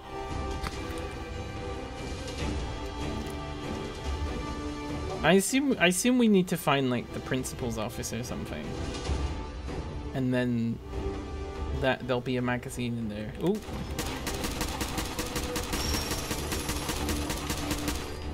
I don't know if these Feral Pursuers need to be legendary every time.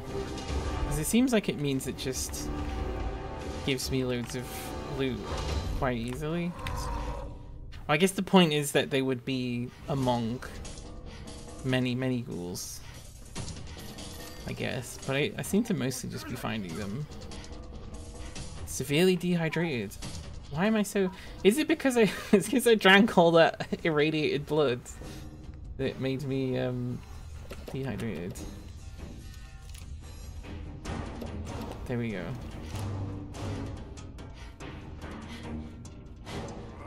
I don't know if I'm supposed to go that way. This seems more like master log. There'll be a key somewhere. Or maybe I'm just very good at lockpicking. I often feel, after quite a few things where like I do something really big, I'll often feel very like nothing. And I don't know if it's... I think that's got more to do with just... I'm so used to things going badly for me. Damn it! That was my only bobby pin. There's almost a thing of like, well, don't get your hopes up. You know, which is bad. I shouldn't live like that. I need to grow and learn to love and all that stuff. But genuinely, there's been quite a few things where I'm like, this is a big achievement. Like when I got my GPU, it was very exciting, but I did kind of have to sort of like pull myself up into that excitement and like actually like let myself feel it and stuff, because generally I was almost just like relieved, I guess, or I was expecting it to not work. I'm so glad it just... I plugged it in and it just worked. And even then I didn't really feel it. I was like, is this real? Is this really happening? Is there any way I could increase my... No. We'll just leave that point for now. What stats? Do we have... Are we still buffed out? We're still buffed out. What's reducing my strength? I bet it's tiredness, isn't it? Yeah. Is there a bed in this school? Probably not. Cooking oil. Ram. Yeah, I made a fund, like a Ko-fi fund to get a GPU, and through the stream I raised about £300, and then I put about £300 into it, I guess, over time, and I paid for it. And then after that, we raised money for me to get laser hair removal on my face, which is part of my transition, which costs about £600. It's probably going to cost a bit more than that, but that took 6 days. It took 6 days to raise all that. That was much quicker. I get my first proper session, first of 8 sessions, although they did say I probably need 12 sessions, but it was also cheaper than I thought it would be, so we'll have to figure that one out. But yeah, I got the first session on Friday, which is great, and that's big through streaming. And you know, to be honest, streaming pays for my HRT anyway, basically ish. So transitioning by streaming. Right, I have no idea where this thing is. It says it's in that direction. Is it up there? Because that looks like that would be... Just because when they always put the overseer's offices like that, so that makes me think that the principal's office would be like that, I guess. But yeah, I got a 3070 RTX NVIDIA, I think. I don't know. It's a 3070. The other stuff isn't as important, right? It means I can play basically anything. The thing is, I think I quickly realized is that a GPU by itself is not necessarily going to do all of the things that I wanted to do. So at some point I will need to get a CPU as well. But I didn't want to necessarily... The graphics card was like urgent because the computer was... there was less and less games that I could play. Hey, there we go. That's the principal's key. It makes sense it would be in Rusty's stuff, I guess. There were less and less games I was able to play, and the stream was like crashing a bunch and stuff. When you get new products like that, trying the new features that were impossible before can be fun. It was nice. Like, one big thing was just that GTA didn't really work for me, so it was nice to... Oh, is that not on the door? It was nice to switch all the settings of that to max and open it and just have it work and that just be normal. It was kind of nice. But a lot of the things I wanted to do with like complex... Oh, fuck. Things on like OBS and stuff, it turns out that like... Oh no, you need a CPU as well. My main thing was like getting the stream to actually work more than anything. Oh fuck, stop coming. Ah, I'm getting hit, I'm gonna die if I'm not careful.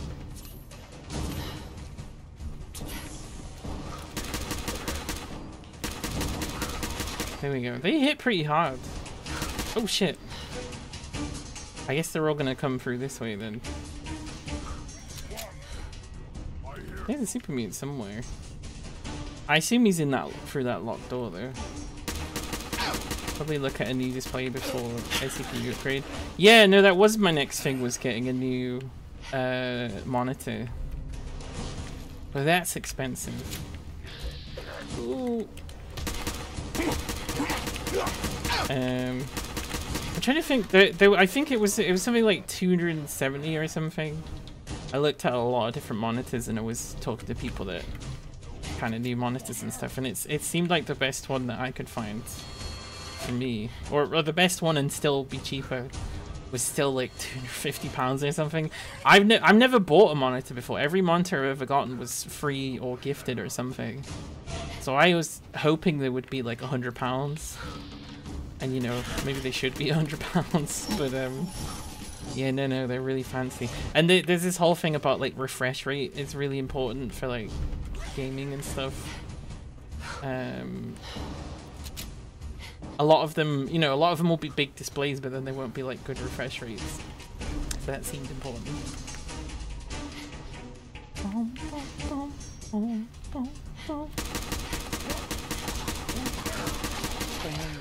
Got you. getting so many legendary stuff.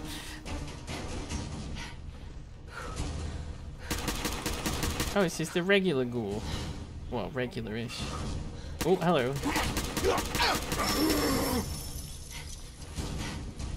Normally they make the sound like they've still got the radio on. Which they didn't do that time, which is weird. Right, so there's down there, which I assume is where... Oh, fuck. Where are you? Just like firing anywhere I can in the hopes it'll hit something. There we go. Yeah, I think most of them are coming from downstairs. Oh, this is a dead end anyway. Getting more stuff, and I'm like a fool. I'm picking it all up. Do you have 60 Hz right now? Do you think this monitor was designed for television? I think it's 60 Hz. I think you're right. I think I remember seeing that written down somewhere. And you want them to be like 75 or something. I'm not 100% sure. I'll need to revisit it because I don't even. It's no good like not knowing what you need and what's good. Oh yeah, missile launcher. That'll be a great thing to pick up, and it'll definitely be light. Ooh. Ooh. Stream can't really go above that, so anymore only be visible to you. Okay, well I don't really, you know, it looks nice enough to me as it is. What I would really love to do is to be able to stream at high resolution, because I think it goes up to 960 or something like that with me. It'd be nice to do like 1080p. Much higher. No one else is really gonna have a monitor that goes that much higher, to be honest, especially if they're watching on their phone. Or is it 1060? I forget. But yeah, it would be nice to be able to stream in that level, because there's so much detail that gets like I check the VOD sometimes and there's actually quite a lot of stuff missing. It's blurry that necessarily wouldn't need to be. And a lot of that comes down to encoding, which will be better now. We did some tests. We did find you know, even Vampire Survivors does eventually get to a point where the encoding goes weird. But to be honest, I expected that from Vampire Survivors. It's just if I'm playing something like, if for whatever reason I'm ever playing Rust again, which is not super likely. No one's really. There was a Rust server that I would have been interested in going on, but I wasn't allowed to go there. And then there's another Rust server that my friend runs, but like, there's not like a lot of people on it. And I know playing on it would make there be more people on it, but also just like I don't want to play Rust by myself in any capacity. That would be the least enjoyable for me. Because my favorite thing just always ended up being not even necessarily interacting with people, though that definitely is, but like knowing that there's other people around potentially to run into was really fun. But yeah, no, some of these games have like loads of foliage, and you turn the camera around and the stream just looks so blurry, and it feels so bad. I know it's kind of unavoidable and I shouldn't like necessarily judge myself for it, but it is something I would like to be better for the stream. Hey fellas. Good morning, you beautiful being. Well, probably not morning for you. No, it's like 20 to 8 in the evening. But good morning for you. How's the games? Hope you're well. Yeah, I'm pretty good. I'm quite tired because I've been moving my sleeping pattern, or trying to anyway. I just could not stop sleeping today.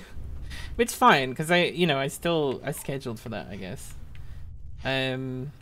Yeah, I'm playing Fallout 4. It's deliberately very hard, and I'm trying to figure out where the principal's office is in this building, because he's undoubtedly got the magazine I need. Oh, my legs just broke because I was over encumbered. That's fun.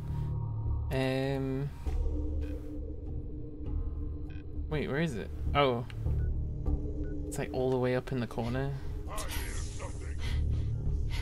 You'd think you just move towards the enemies and then you find it, but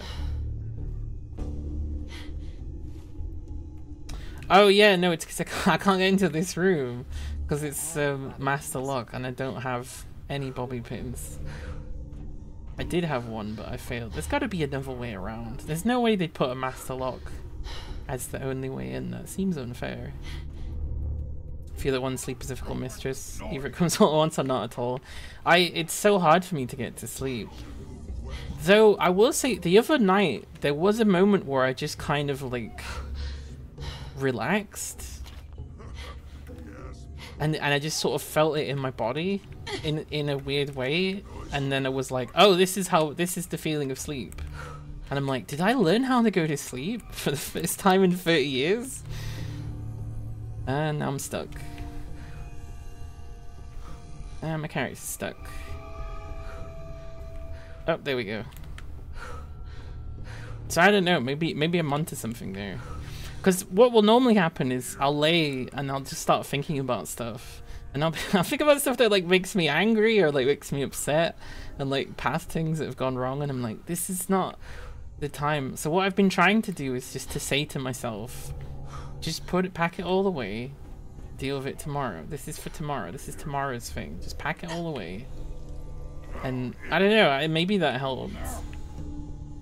How do I get up there?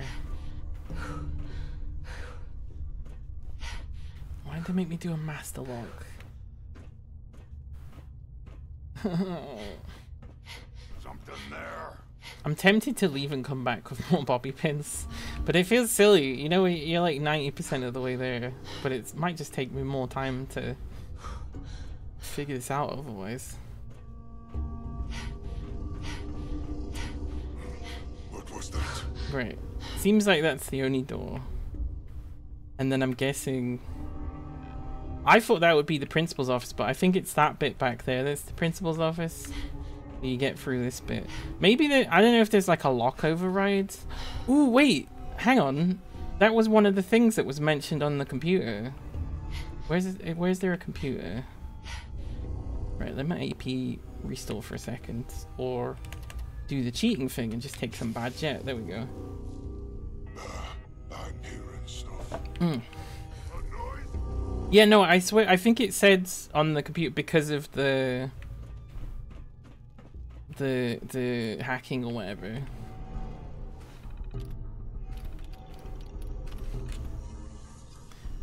Take a moment to change your password on your terminals. Told the default one has made the rounds amongst the students. In addition, locks are being added to most stores to increase safety measures.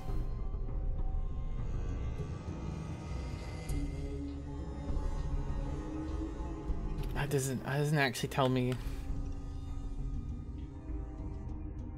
Damn it. Damn it. It just tells me that there's a difficult lock. That isn't actually... I mean, I guess we can pick this stuff up now that I dropped earlier. Because I was like, well, you know, want to be under the carrier weight. It's like, we're way past that now. What are we on? Yeah, we're like 300 carrier weight past what it needs to be. No, we need to leave and come back, I think is what I need to do. Where is this? Shaw High School. Yep, there we go. Yeah, let's get Vertibird out of here. Let's go deposit all our stuff. Am I going the right way? I don't think I'm going the right way. And then we'll come back with some like bobby pins or something. Was it this way? Hi Fuzzy Nut, good to see you. How's the gaming? Pretty good. I think I got something like 3 magazines or something. So I seem to be averaging about a magazine an hour if I don't get embroiled in some massive war or something. I'm just leaving this dungeon to come back because the carry weight's too much and I don't have any bobby pins.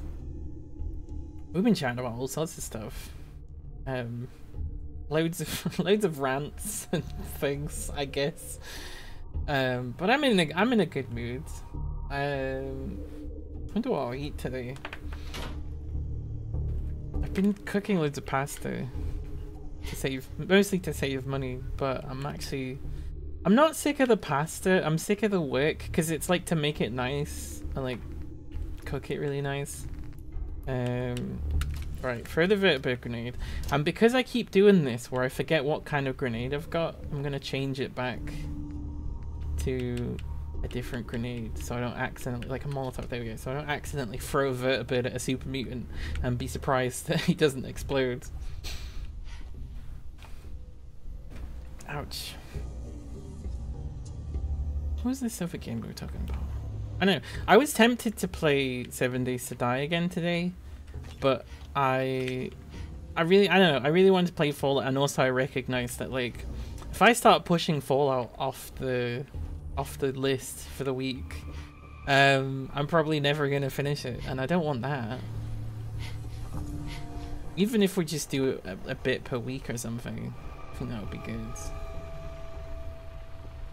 We could play it tomorrow, I suppose. Well, not tomorrow, because tomorrow's Wednesday. I don't stream on Wednesdays. Or at least I try not to. No! There's loads of robots. Oh, they're gunners. Oh, that's fine then. Right, let me get on this. Ow, ow. No, it looks like it's all Mr. Gutsies. Right, let's fucking get out of here, jeez. Off home. Glad to have you aboard, man. Bye. Weapons hot and ready to bring. I'm getting shot quite a bit. If you could maybe move a bit faster. Hey, man. Bye, robots. Ow. Oh, I'm really getting hurt. If we could move just maybe a little bit faster. I don't think I've seen this place before. I wonder what's up with that. Oh, maybe I have been there before. Never mind.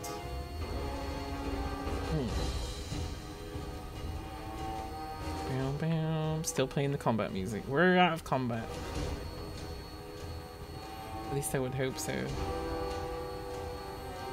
We go off back to Red Rocket Base. I'm still not comfortable enough to move all the stuff into Sanctuary because I don't trust it, I guess. What the fuck was that? Did you just get hit by a rock or something? Ow! So, something that shoots, I think.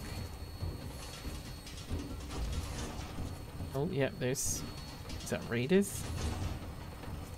A ghoul, maybe?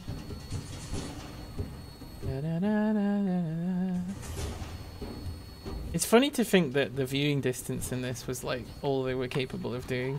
Like, games in the last 5 years or something have really jumped up in graphical fidelity, like quite a bit. So, like, surprisingly. And it's such to the point where I look at other games and I truly feel like that's the previous generation. And you know, it's cool because it's like, it's nice to see to really see that sort of fidelity and stuff, and like especially with like hair on characters and like small details and stuff. But I kind of wonder how like indie stuff's gonna keep up with that, I guess. Not that indie games need to look like that, but you know, like if I play something like 7 Days to Die or something, the way that the character looks on that, you know, if someone were to make something like that today, I guess I don't have to, because if what is it like? I'm trying to remember the name of the game now. It's like one of those farm simulators, ranch simulator. Like the characters look. To be fair, that game's kind of known for being a bit wacky and unusual. Boom. Some more games have aged really well through, like Half-Life 2. Really? Yeah, I suppose. I mean, I guess they tend not to. I don't know. I need to think about that. I need to play it again to see. But when I think about like how the Combine look and stuff like that, they seem, you know, they look fine. They don't really look like super dated. It's whenever you get like mouths and stuff in games, that's like a huge thing. Like obviously the old mouths are just like, but like now they're, you know, they do all sorts of stuff. Although usually that's through motion capture, which is sort of cheating, but I guess. Half-Life faces, yeah. Well, because they made basically all the faces, or at least all of the generic NPCs, are people that work at Valve. So they're, you know, very much based on real faces. So I suppose they're always, any face they use is going to be based on a real face, right? Stand by for landing. Interesting that this is the landing point. I wonder if I can take advantage of that somehow. Oh, are we being attacked?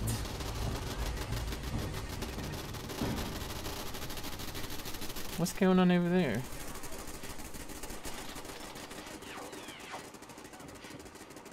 They're shooting at... Oh, it's raiders. They're just getting knocked down so much by all of the bullets. Yeah, some of my NPCs have vanished, right? So if I do this, where's McCready? McCready lives here, I'm pretty sure, unless I sent him to Sanctuary and I just forgot about it. But yeah, home sweet home. Get some of this junk stored away. Right, let's have a look at the weapons we got. No. Oh, it's broken again. It's saying they do 3,000 damage. That's bad. Final shot in the magazine deals twice the normal damage. What weird. That, I mean, that would be very good for something like a mini nuke launcher, right? Because it's always going to be the last one of the magazine. But I don't think you necessarily would get that on that. You can play it 4 times resolution, looks good. Well, they do keep updating it, I've noticed. This has happened with a few games now. It sometimes surprises me because I'll try and put the graphic settings up and then find that I can't do it because it's set to fucking 7208 whatever graphics cards that exist up in the market where I can never reach. Here's pipe wrench. Incendiary assault, nah. Kneecapping missile launcher, nah. Lucky minigun, critical shots, nah, we're not gonna be using criticals with that. Fight movement aiming, nah. There was one in here I remember that I was kind of interested in. And it's not Nocturnal Pool Cue. Half-Life 2 as a game doesn't hold too well, but it's very memorable. What in your opinion doesn't hold up so well? I would be very, very interested to hear. I like it as a game. I enjoyed it. I completed it. I don't know necessarily. I mean, I would play it twice. I have played it twice. I don't know. I've played it 3 times. Because there are sections that just seem to like drag a little bit. But then it's like, I don't know. It's worth it because then when you get to the next section or when you get to the end or whatever, it's like, whoa, this is so cool. Ouch. My shoulders really hurt. Yeah, no, I imagine they would make it look very good in VR. Because that's their whole thing with like Half-Life Alyx and stuff. The gunplay, the long story segments, the unfinished aspects. What stuff's unfinished in it? I feel like I've not played it enough to recognize. Like I've played Skyrim enough to see what's unfinished in it, for example, but did I not pick that thing up? I'm sure I did. Right, if we see anything that's like Raider armor, combat, leather, combat, metal, leather. Oh, this one's Raider ghoul resistance, left arm. What do we currently have as left arm? Reduces damage while blocking or sprinting by 15%. That one's pretty useful. Oh, these are all ghoul synth. Right arm. Before Half-Life 2 came out, everything about its dev got leaked. So there's a ton that hints that it could have been a whole lot more. Oh no! Why didn't they add it in? I mean, I guess sometimes you just have to cut down stuff, right? That's interesting.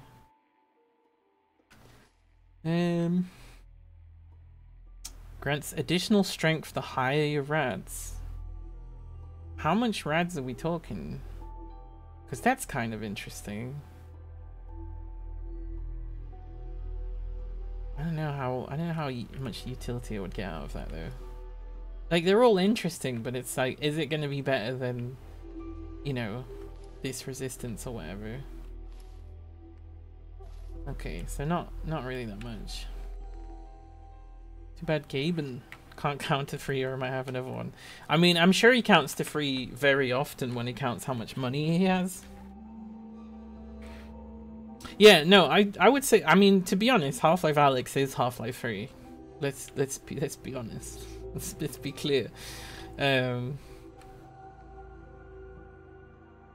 know it's not technically for whatever reason you might want to give, but also like it is really.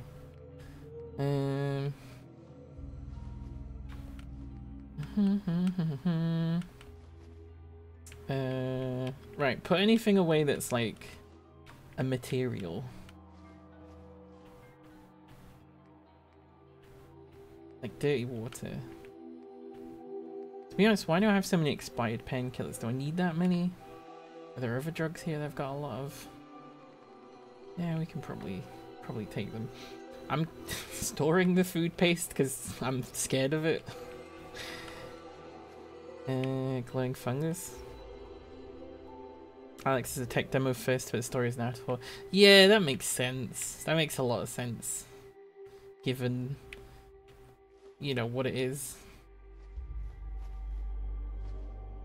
Everybody that's like devs that have a lot of money and stuff really want everybody to get into deving VR stuff, but like the main issue is just that people don't have the space, and then it's not so much of an issue now, but the other issue is like people don't have the money. So you know, it's kind of exclusive. But then I think about like how much money you would spend on the console. I guess the thing is like, will you spend the money on the console and also a VR set? That's all Half-Life titles. I mean, that's true. Like Half-Life 2 was about showcasing their physics engine, and Half-Life 1 was about showing what you could do with a first-person shooter, I think is what they tried to say. It's all a cool tech demo. Don't need that many. I don't even use mentats, like ever. No, I want to have 3, not store 3. There we go. Store the eggs because I keep eating them, and they're not supposed. You're not supposed to eat them. You're supposed to cook them into things. Pack of cigarettes. I should probably open that. Store it. I don't know. Preserved cigarette pack. I don't use Psycho that much. I don't use Radix that much. Kind of use Radaway. Although for some reason I did that the wrong way around. There we go. Put the rad meat away. Put the rotten tato away. Put some of the shine away because it's useful, but it's kind of heavy. To be honest, put some of the stealth boys away. Yeah, put the meat away. Alright, cool. Now maybe we can put some of our new magazines away that we've got. Best VR experience that you had as modded KSP. Oh, that's interesting. I wouldn't have thought of that. I guess like you can be inside the spaceship and stuff. You can be the Kerbal. You know, I always forget. I so often judge a game based on what you can just do, like with the vanilla game. I never think to look for mods. I really should do that more often. Because I'm playing Fallout like heavily modded, right? Okay, that's all of our new. So we got 4 new ones. And we're about to get a 5th one, and then of course we've got all these. Eventually, I guess I should sort them into like actually being the right sections, but I can't. I don't need to do that right now.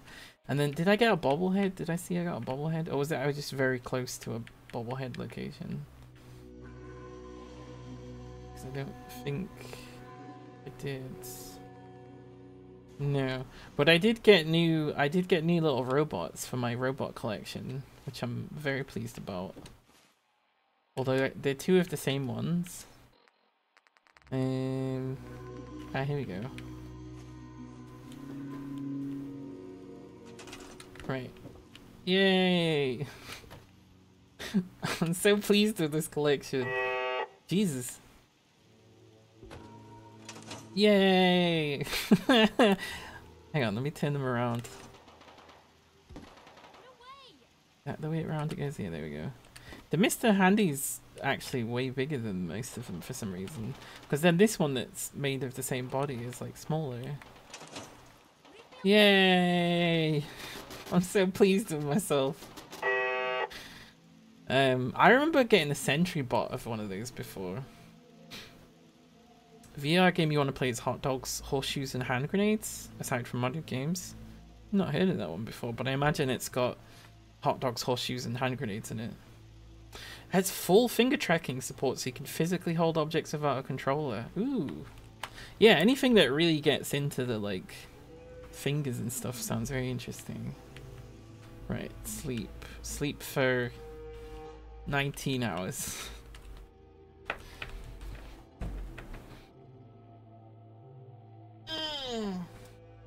Sorry, I keep stretching because I'm having so many issues with my shoulders at the moment. I don't know why I'm apologizing. I think it's just if I make a noise it's like whatever, I feel the need to apologize for it. But then I make those noises often unprompted anyway. Drink the water. Drink it.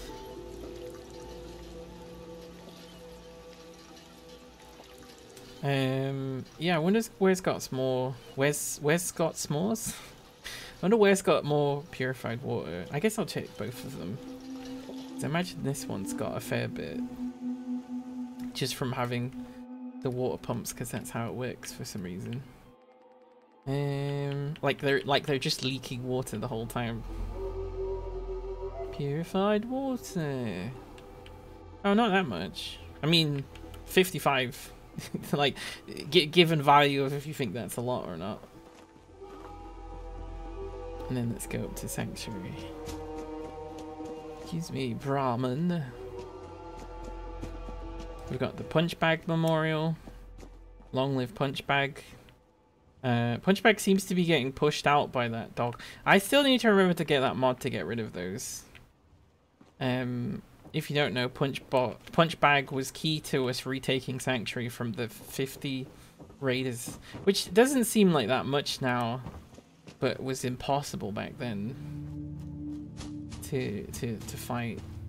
Although really he was supposed to, what I sent him to do was to go get purified water, or to connect the two workshop things together in the hopes that what would happen is we would have stuff that we could then sell.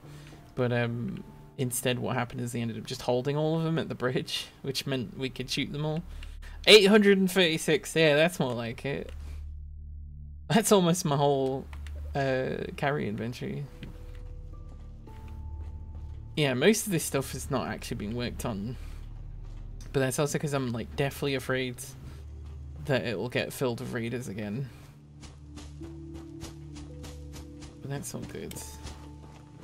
Apparently the castle's been trying to get you on the radio. Oh. Some kind of situation over there. Better go see what's going on. Oh good, is that the quest? Yeah, that's the quest where we get the big artillery. I've been wanting to get that for ages.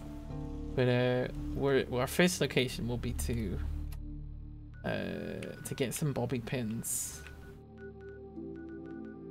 Yeah, I guess it makes sense to go to Diamond City or something. No, hang on, do we have a trader in here? We have Carla in here. Ooh, what was that? So it's just something ascending into heaven there for a second. Not sure what that was or what that meant. Or maybe we got some bobby pins in this thing. Where would it be? It would be in like MISC. Although it doesn't have a MISC section, so I guess we don't have any. Do you see the Skyrim mod that adds full AI voice dialogue for NPCs? I had not seen that one specifically, but I have seen a huge flood of things like that. Like there was one where someone added so you could play as a super mutant in Fallout 4, so it added loads of you know, like 80% decent AI voice acting. the thing is, I don't know. It seems interesting, and there's part of me that's like, well, I guess they wouldn't have been able to get it to sound like that otherwise. But then there's also part of me that's like, well, I really wanted to be a voice actor for like a mod or something. So it's kind of sad that that's been taken away. And also just because of like, just how much AI stuff is dependent on the underpaid labor of these huge industries of places which are just people checking and stuff. I don't know if that's true for hey, these are falling down. I don't know if that's true specifically for like voice AI stuff, but I'm very much in the like this stuff is bad category, which feels, you know, it does feel sad because the thing is like, well, it's new technology and like you can do stuff with it and maybe you can do some cool stuff with it, but I don't know, it just mostly makes me sad at the moment. Oh fuck, it's loads of raiders. They're all here for the AI. They said, hey, we heard someone was talking about AI. They did use the original voice recordings to train the AI for each character. Yeah. It feels, as someone, as an actor, it feels very, because all of the things I really like doing, all of my skills are like digital art and acting and like voice acting, and then seeing all of those things get potentially replaced is, or not even replaced because they're not better than them, but the people paying for them don't care about that, or not even paying for them, I suppose. It's really harrowing. I don't like it. Because it's just, we're just gonna make ourselves miserable because we're gonna have bad voice acting and bad drawing and stuff, but it's gonna be everywhere. And then anyone that actually does it as a job is gonna be out of business. It's already so hard to get employed as an actor, as a performer, in any way. That's why I'm doing Twitch for less than £2 an hour, because it's the best paying thing that I've had.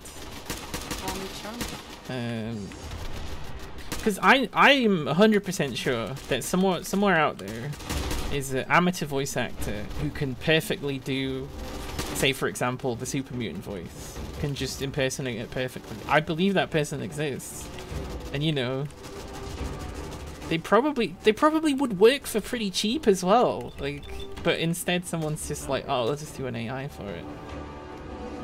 Anyone that thinks the AI can eventually simulate human passions, yeah, it's not going to be able to do that, especially because the way that it works is it doesn't understand what it's saying. It just knows what is the trend for when certain like words or pieces of information are put down. It's trying to do what is the most likely solution of that. But that's not the driving force behind it. It's not, we want to have like passion, well written things. The driving force behind it is we don't want to pay for these things overwhelmingly. Hence the writers' strike in America is that's one of the big things that they're talking about, is because they're just like, well, why are we even having human writers? Why don't we just do AI writers to write these things? Give them 10 years. I think we've already given them 10 years too many. I mean, it was interesting. One of the big AI people was like, "Oh, I love AI, but we really should be regulating this." I thought that was interesting. I'm sure it's actually for selfish reasons that he's saying that, or something. But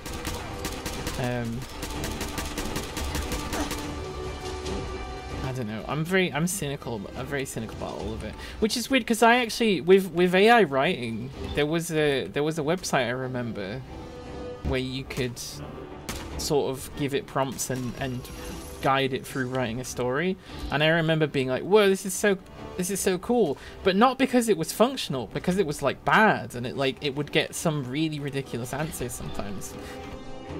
But that was years ago. Things feel very different now. Damn it.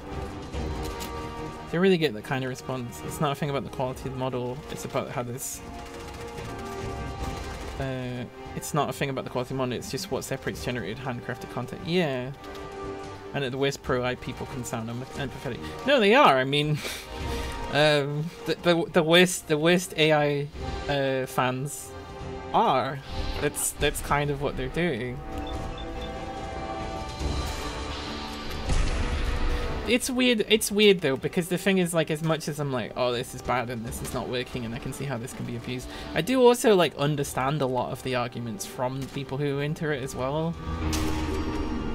I do get where they're coming for some of this stuff, especially because of the thing of like, well, it's a new technology, but then new technology is not necessarily automatically good. There was this interesting thing I was saying about how capitalism drives this sort of impression of innovation, but we don't have enough time as a society to actually properly wrestle with that new technology before it becomes obsolete. You know, like we never really got a full run out of, like, you know, like cartridge stuff. It was there and then it was replaced very, very quickly. And now people are going back to things like CDs and vinyls and stuff because, you know, because it doesn't necessarily, we didn't necessarily handle it properly. Being in the coding industry, I can see them getting to an indistinguishable level in a few years. I actually think what will happen is that we as the general public will start to notice more and more what the mistakes are, and they'll have to keep revising it and revising it. But ultimately, it's kind of like what Fuzzinut says, that like, you know, they're not creating something out of passion. They're not even creating something original. And I know every artistic work is derivative of everything else anyway, but because it doesn't understand the context of what it's doing, it's just doing what is the most likely thing. Oh my god, they broke all of my water. This fucking raiders. I can already see how some of these models learn how to lie. Sort of. But then, I mean, you could do that with a lot. You can lie. It's very easy to lie. That doesn't necessarily mean that it's like good or functional. Like I could use Photoshop to make a very realistic picture, and someone could believe it's true. That's something that already happens. Ooh. Seems like they're all trying to run away now. No running! Geneva Convention be damned! No running! Oh, we won anyway. That was the last one. Topic I've been thinking on recently, due to the actions of John Carnick, the coding wizard that helped bring Doom to the world. There does seem to be a trend of tech guys who seem pretty detached from human empathy. Not trying to jump to any conclusions since I need to do some research, but it sounds believable enough.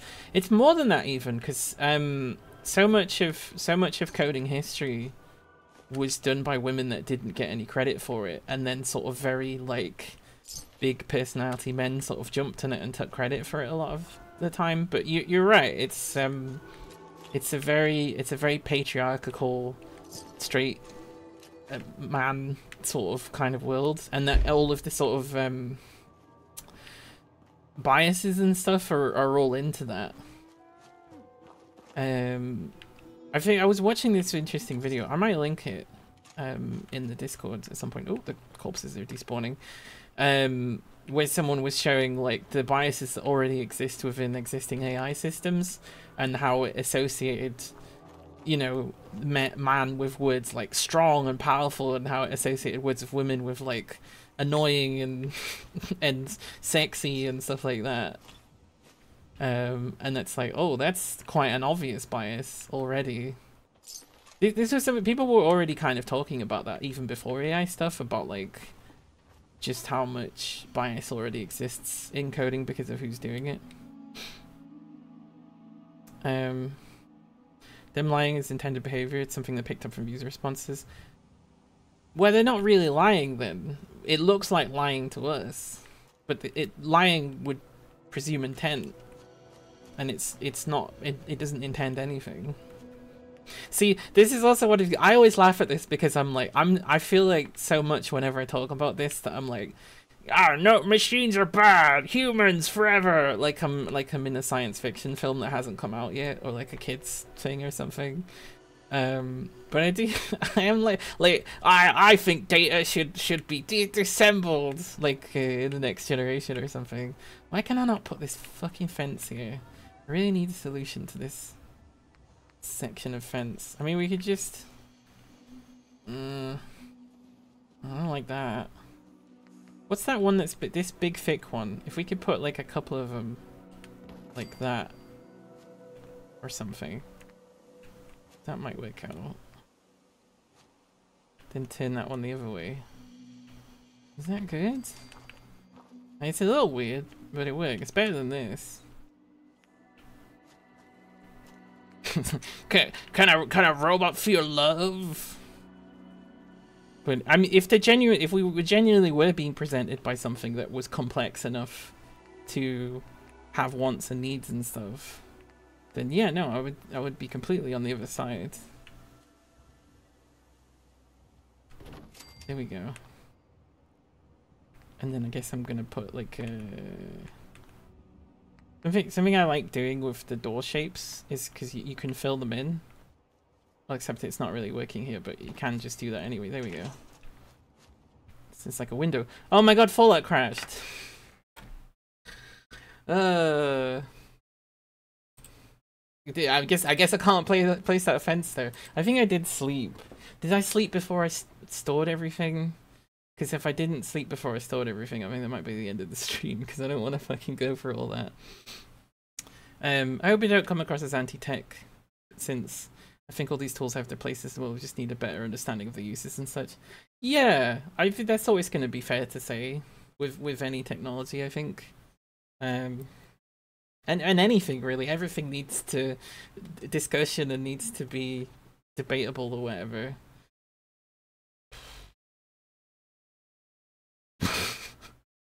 I'm desperately hoping that I saved after I moved all that stuff around, because I did so much boring stuff. Come on, get in the game.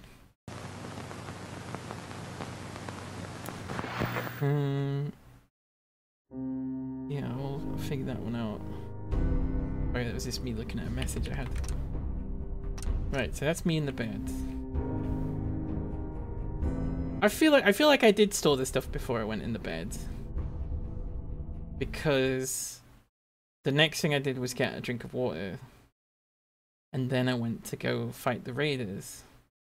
I feel like that's how I remember. I'm really hoping so, because otherwise we'll see. I mean, we're going for 4 hours, which I usually tends to be. I always aim for 3 hours and end up enjoying myself, unless I get really tired. Well, I'm actually kind of waking up, which is like, no, I need to be down again. It's gonna be dark before we know it. The sun is setting. There was a glitch I had the other day when I was testing to see, because Fallout wasn't working at the same time as the stream the other day, and I had to fix it off stream. I had a bug where with the zooming in like this, I could just keep zooming and zooming and zooming and zooming and zooming until it like went past the camera. I kind of wish I had that back, because I think it was really funny.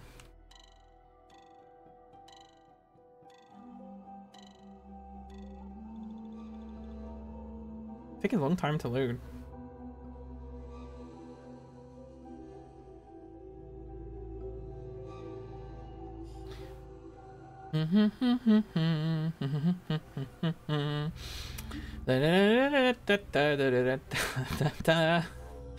Come on and let me play the game so I can find out if I want to keep playing the game today. Let me in, please. When's the Papa Louie game stream? What's Papa Louie? I feel like this is a joke. I feel this feels like a very you joke, because I don't understand it. Right, let's look at my inventory and see if it's full of weapons. Oh, thank fucking Christ in the Redeemer. It's not, it's fine, it's good. I'm sorry that I swear, I don't know, if you're religious and you don't like how often they say things like that, I do apologize. I'm not religious in the slightest. But I also don't believe in, I'm not an anti-theist, which is, I think is what a lot of people on Reddit are. Because I came to this whole thing and I was like, it seems like anybody that's trying to like actively take religion away from people, and I don't mean just in the sort of like saying that it's wrong or something, they seem to be like fairly fucked up people. So I'm like, okay, you know. Also, not every religion is the same. Like, we're used to thinking that religions are really like dogmatic and stuff because of you know, living amongst European Christianity. Whereas like, I don't know, say something like Judaism tends to be much more about like actually debating stuff. And I don't know, unless it's like really hardline orthodox or whatever, but again, that's, you know, it's not a reflection of all religion. Anyway, that was my that's my little religion section. This is not the way I built it last time.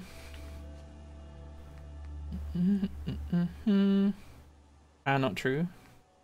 Not true about what, sorry. There we go, little door there. Little cute little door. And then, I don't remember what I filled this section in. I think it may have just been a third one of these. Like this. It looks okay. Maybe this could be a bit tighter. There we go.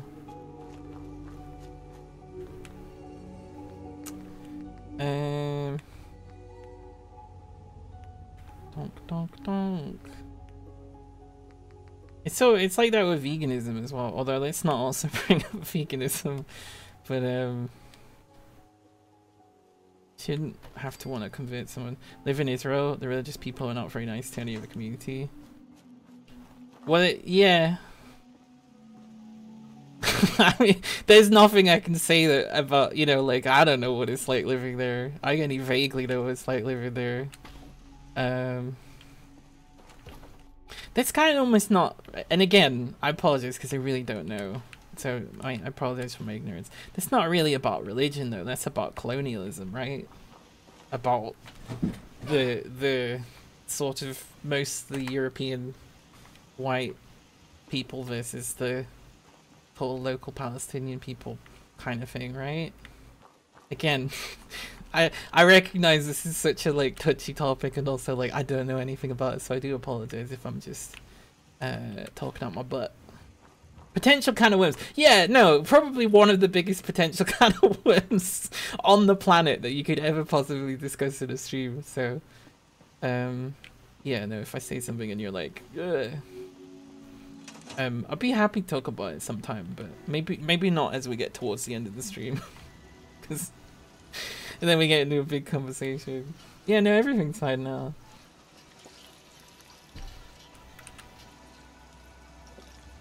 Yeah, no, I mean it's so much more complicated than I would be able to sum up in a sentence anyway. Right, okay, I think we're ready to go. Oh, that's right, I need bobby pins, don't I? Planning to leave this place soon. Yeah, no, I can imagine.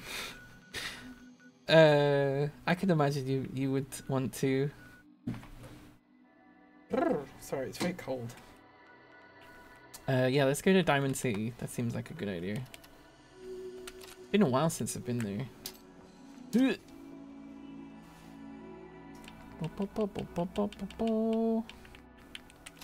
There we go. Vertibird has been sent to your location. Oh, it just got really quiet for a second. I was like, wait, is this still sound? It's just it stopped playing music. It's like the first time the game's been quiet. I just think of all of the like, you know, super mutants screaming at me and like bullets flying and stuff. Having rockets fired at you is not bad. Yeah, no, that's one of the things where I'm like, I'm never gonna be, I've never experienced that. I've never even come close to that. So anything I say is not gonna have any perspective on that. And conflict, what's the closest to conflict I've ever been? Nothing. I mean, I was in the UK when we had some riots. Like, that's it. Like, that's the closest. I've lived in peace my whole life. I don't know what that stuff's like. Although, you know, it's another one that's ultimately Britain's fault again, of course. What is it that we've got? Advanced receiver? We want to change to an automatic receiver? I mean, it's only half the damage. And the fire rate's like double. Although it doesn't seem like I can make that though. But I think that would be nice to get. Oh, actually, I probably could. How many points do I have in gun nut?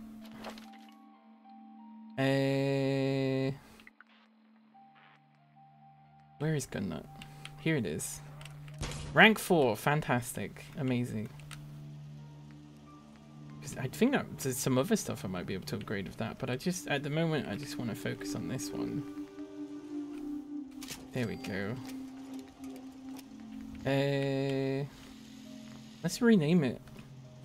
Let's rename it the gun TM. There we go.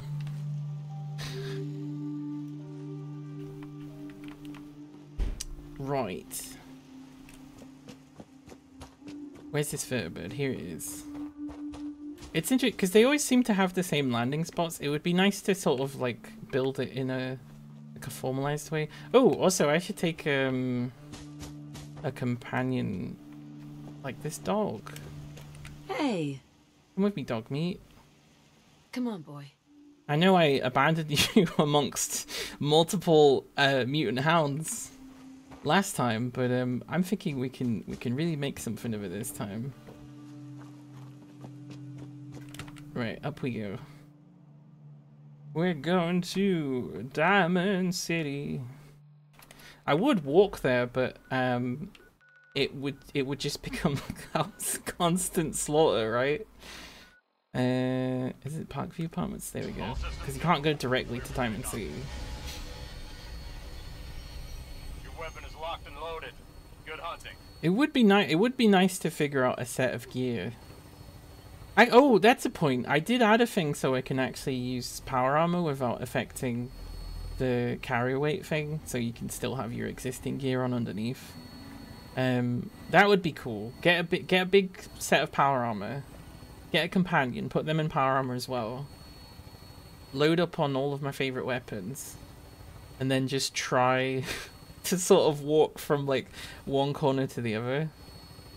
Or like from like down to like the glowing sea. That's something I thought about doing. I mean, I did kind of do a version of that before, but maybe once when like everything's leveled up. Why are the simps here? I don't understand. What do they want? What's their interest in the middle of nowhere? And there's more here as well. They're all spread out. I don't get it. But yeah, no, I suppose because the thing is, I want to do the magazines as much as I can, and I'll start to run into some that are like only within the quest line. And when those are the only ones left, you should go. It was nice to see you around, Arbol. I hope you have I hope you're having a good time. I hope you have a good time. I hope to see you again. Maybe I'll play Space Engineers. It's not like a promise, but I do want to do it, so it probably will happen at some point. Maybe Monday, maybe. But yeah, I'll see you. See you around. It was good to see you again. Yeah, so I was thinking the way I'm probably gonna do things is I'll get everything except for the questline magazines, and then that's when I'll like complete the main questline. See, by that point, converting to the Space Engineers religion, maybe slowly. I miss the digging. That's the thing. I really like digging in games. I don't know what it is. And it is a digging game. It is primarily a digging game, so we'll see. Yeah. So yeah, by the time I get into the all of the quests, the full game, the end game, I guess, everything should be so everything will be so difficult, because I guess we did Kellogg and I made him harder, and I think I also unintentionally made another boss harder as well. Think of any other bosses. Let's see if we can make them all more difficult. Where are these buildings? I don't recognize this. Was this where we were earlier? I don't think so. I think this is all new. Or either that or there's just no... There's no things to pick up on the map. Also, they make them look super... Like that thing there. They make them all look super simplistic. Oh, I can see through that one. That's weird. Because we're supposed to be so high up. What's... It's like a floating corpse. Or I'm not even sure if they were a corpse. Here we are. At Diamond City-ish. Yep, that way. What gun have we got? I haven't actually tried this out yet, so... Oh, that was the thing we shot. I'll take that. You go through this way? I think so. Oh! Okay, so that's what the gun's like then. Pretty fast. Obviously, it's like half the damage, but... Right, open this, please.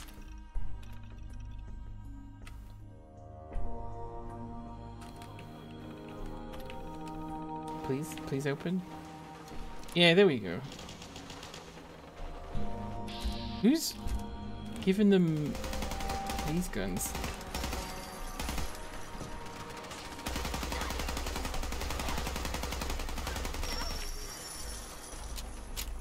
Oh god, is it good? Oh, Diamond City Security. Well, that's okay.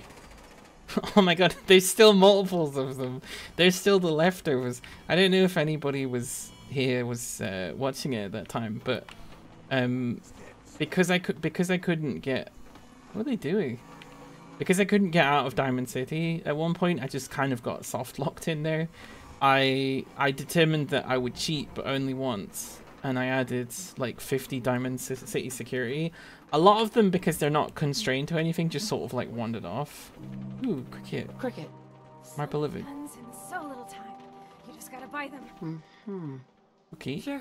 Guns, guns, and more guns. Just for you. Please, yes, please. Oh, actually. Oh, you don't have any. What ammo have you got? Ammo's its own section, isn't it? My brain is slowing down. Nukes? Any nukes? Missiles? No nukes. Nah. Okay. I never really ran out of bobby pins before. The Bethesda behavior of spawned NPCs wandering off and integrating themselves into the world. It's actually really neat, even though it's not intended behavior. Yeah, I think there is something about game design where you can just sort of like let them do stuff or like have certain behaviors and not like hard behaviors, but more like reactive behaviors. I think you can make really good games, and I think it's a big reason why things like Skyrim were so popular, is because not even the serious stuff, like stuff could go wrong and there could be a bug, or you could get an interaction that, whilst isn't necessarily a bug, is like a very unexpected behavior. I think that stuff's really good. I would like to see more games like that. Probably nothing. Some guy came into town. Hello everybody. I'm here to buy some bobby pins, please. Myrna, You again. All right. I can see bobby pins right next to you. I've got a few minutes to... If you don't have any bobby pins, I'll be furious. Or I'll just steal those ones. 6 bobby pins, okay. And then I'm going to hold these ones for a second. Don't worry, I'm just holding them. Got him. There was only 3. I mean, pretty much everyone's got bobby pins, right? At least I assumed so. So I feel like Arturio would. Long-range rifle lets you stay in cover and out of sight. NPCs that physically travel across the world is a really neat idea. I've only really seen mods make the most of it. There's occasional things. I'll take a look. Sure. But yeah, no, you're right. It's usually mods that use it more. I adore that stuff, you know, because it makes the world feel so real. Doesn't look like they have any. How am I gonna fucking unlock this thing with 6 bobby pins? Or 9 bobby pins, realistically. Just gonna have to do our best, I guess. People are like training, running up and down my road. It sounds like I've no either that or they're all fighting. I've no idea what's going on. Mostly because it's very unstable and could cause problems that just scripting things wouldn't. Yeah, I suppose. Yeah, no, because you do. I can't imagine a situation where you just get like 50 NPCs just kind of all locked into like one place, and you're like, "What are you doing here?" And it's like, "Oh no, we all we just got we were supposed to do this, and then we got stuck here." And... Ouch. I'm not sure how Fallout figures out how when NPCs go outside of your range. When they're going to a place, how it determines that they get to the place. Is there just like a timer? Like it's like, well, it takes this much time? Because you'll see them leave and you'll go off somewhere else and you'll come back and you'll maybe even meet them before they get there. And that feels magic to me. I know it's not, but it really does feel like it. Oh, I remember now. It takes a million years to load leaving Diamond City for some reason. Probably the mods, to be fair. Come on, I just want to do this one last thing. I want to get the magazine from the high school. Just various explosions. You should get inside the city. No, I gotta... What are you shooting at? What are you shooting at? I don't even see it. You're all shooting in this direction at nothing. It looks like. Or is it like one eyebot or something? Oh, it is raiders, okay.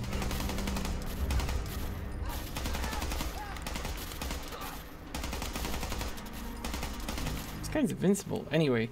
So what I need to do is I need to move a little bit away from the city because getting like a vertibird spot is a bit weird because all the buildings are so close. It would be nice if the Brotherhood had like a set of quests that you did and then you could get like a vertibird spot in Diamond City. This is so... I mean, just get a mod for it, you know? Like, why am I so... The smallest of conveniences. I don't know if it's going to be able to land here. It should be able to land, you know, fairly close, right? Because last time, when I set it down outside Diamond City, it went like miles and miles away. There was like raiders and super mutants I had to fight through just to get on the vertibird. Oh, was that it that I just saw? It's making sounds like there's a storm, but it doesn't seem very stormy. Unless the storm's just ending or something. I think the storm's just ending.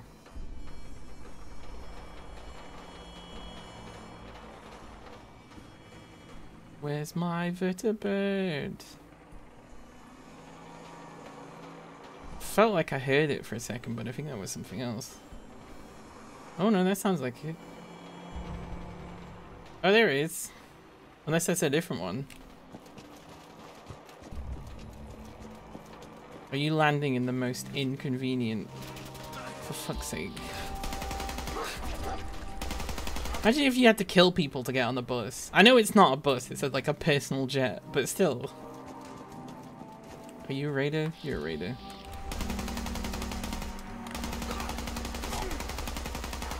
Yes. Where'd it go?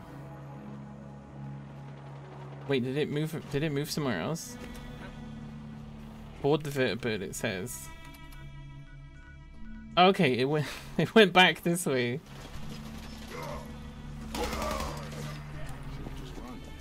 Oh, that's not so bad of a landing spot. I'll take that any day. It's just weird. It looked like it was going to a completely different spot. Right, we're going back to Shore High School. Glad to have you aboard, man. It's only taken like an hour, but Your it's minigun just the should be nature of the loaded game and ready to sometimes, fire. isn't it? Good shooting, ma'am. Good shooting, ma'am. Please don't shoot any civilians. It's really bad for our image. We don't care about them. We just care about our image. Bum, bum, bum, bum. Bum, bum, bum, bum. Bum, bum, bum. Wait, where did my gun go? They took my gun off me. What the fuck? Just because I talked about shooting civilians as a joke. I mean, come on. Oh.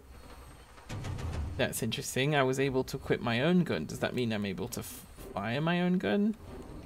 What happens if I equip an explosive minigun? Oh, I fixed it by equipping a different... Wait, hang on. Does that mean this has explosive bullets? Oh, I did that wrong. Hang on. Oh no, it means it uses my bullets. That's... What a weird bug. What a weird bug. I don't want to use my own bullets. I use a Gatling laser. Yeah, it kind of seems like it's fixed it.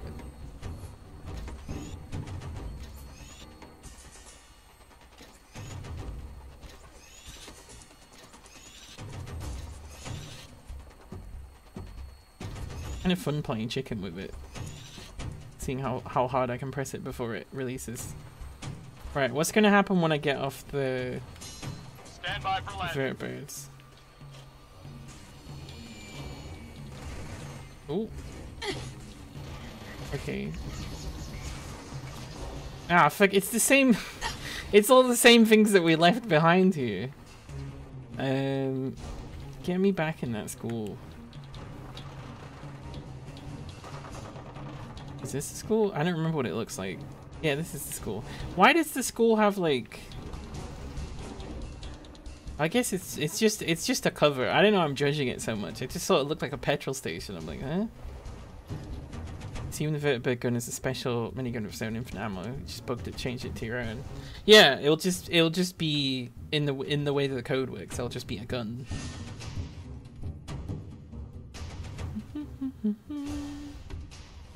There's a lot that I imagine is hidden behind, you know, not being able to see it because you're a player in like first or third person. That I imagine if you had a second person with you, you would start, you know, like multiplayer or something, you would really start to see behind. Oh fuck! I got a fucking infection. I was like, it'll be fine. I'll just drink the dirty water. Instantly infected. Is it even? I've been, to be fair, I've been using these same two glasses for ages, and they started to get kind of mucky, and I was like, okay, I need to wash these.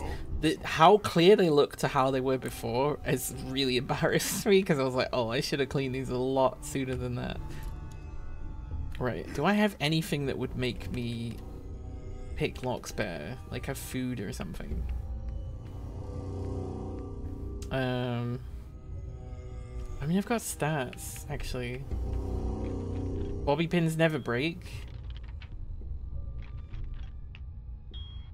Yeah, actually, let's do it. Tricks on me. Because I don't want to break 9 bobby pins. There we go. We can just do whatever we want. Oh, I already read that.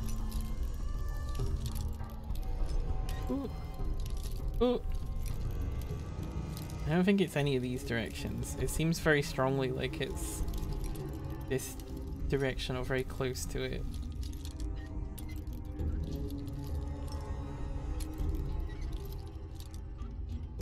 Oh. No. No. No. No. I used to be so good at these. I'm so good at these in Skyrim.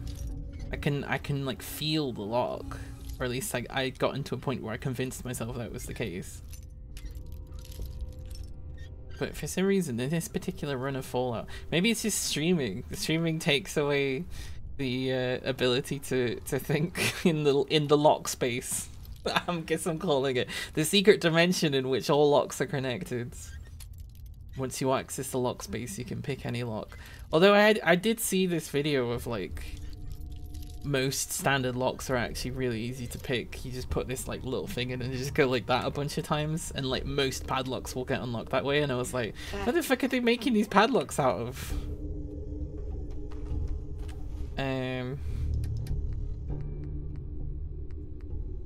Right. Mine. That's a mine. No, don't. Ah, shit. They saw me. Right, okay. I meant to throw a grenade. Grenade. Grenade. Grenade. Oh, not pulse ones. I need those for robots. Oh, there's a plasma grenade. Never mind. It's fine. I'm getting hurt.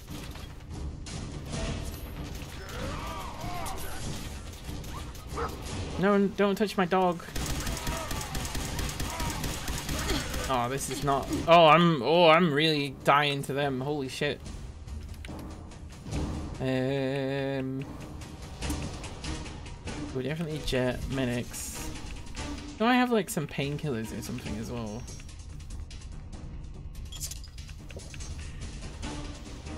Oh fuck, I forgot to take the purified water with me. That's the thing I forgot to do.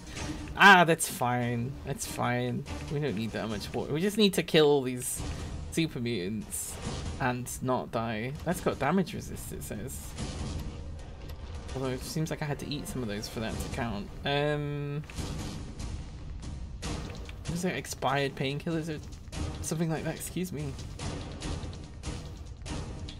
There we go. Anything else? Psycho maybe? Might be relevant for this. I think that's got damage resistance as well. Yeah, there we go. And then we're gonna change to the gun TM. And then we're just gonna fire and fire and fire and fire. No, I'm dead. Oh. I thought I'd at least have like a second. No, that's not the last time I saved, is it? Yes, that's the last time I saved. That's fine. Okay. That will be an issue for next stream then. For next time I do Fallout 4.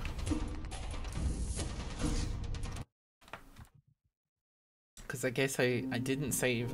I should have saved before I went in. I assumed I'd saved before I went in. Oh well. Let's do our regular thing of finding someone to raid. I was hoping it would play the music whilst I was tabbed out. Hang on. The Fallout 4 theme. There we go. Play us out, Fallout 4, whilst I try and find someone to raid. There's a few people I've not seen raid stream for a while. I've been hoping to raid, but unfortunately I've just not been on at the right time. I also need to find new people as well. I need to find new follows.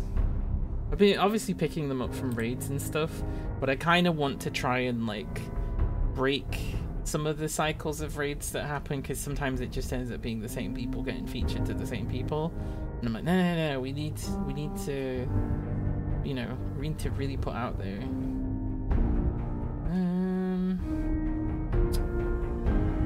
But there's not really that much of a selection in terms of people that I haven't raided so much. I guess I'll just have to make a decision here.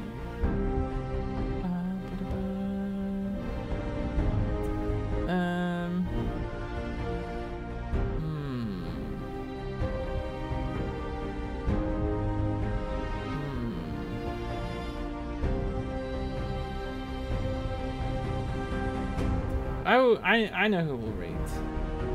I know who will raid. We'll raid Beckalicious. because I think it's been a while since I've raided her at all. She's a trans streamer just like me. And also runs quite a lot of events and stuff. Let me see if I spell that correctly. Did we do that? Yeah, we did that. Alright. Thanks everybody. Thanks for being here today on my stream. I feel like the Iron Zero music's a bit loud. Just turn that down a bit. There we go. Thank you so much. I really appreciate that people come around. And quite a few people came around to the stream today. It's nice. Next official stream is on Thursday at 4 PM. I haven't decided what game that is yet. It could be any of the ones I like to play. I'm open to suggestions. If you're not in our Discord, why not come on in? It's nice. There's nice people in it, and I'm working on getting it more active because we have quite a few people in it. I think it would be great if we had some activity, but you know, I don't want to necessarily pressure people. You accidentally fell asleep. Hey, that sounds great, right? Like my stream was so relaxing that it sent you to sleep. I think that's funny given how often I scream what's playing Fallout when I get surrounded by ghouls. But yeah, thank you everybody. I don't think I have any other links. Oh, I put the VODs of Fallout 4 and roleplay and other things, but only selected things. Go on YouTube. Go check that out. Wait, what's this? Goodbye everybody. Goodbye.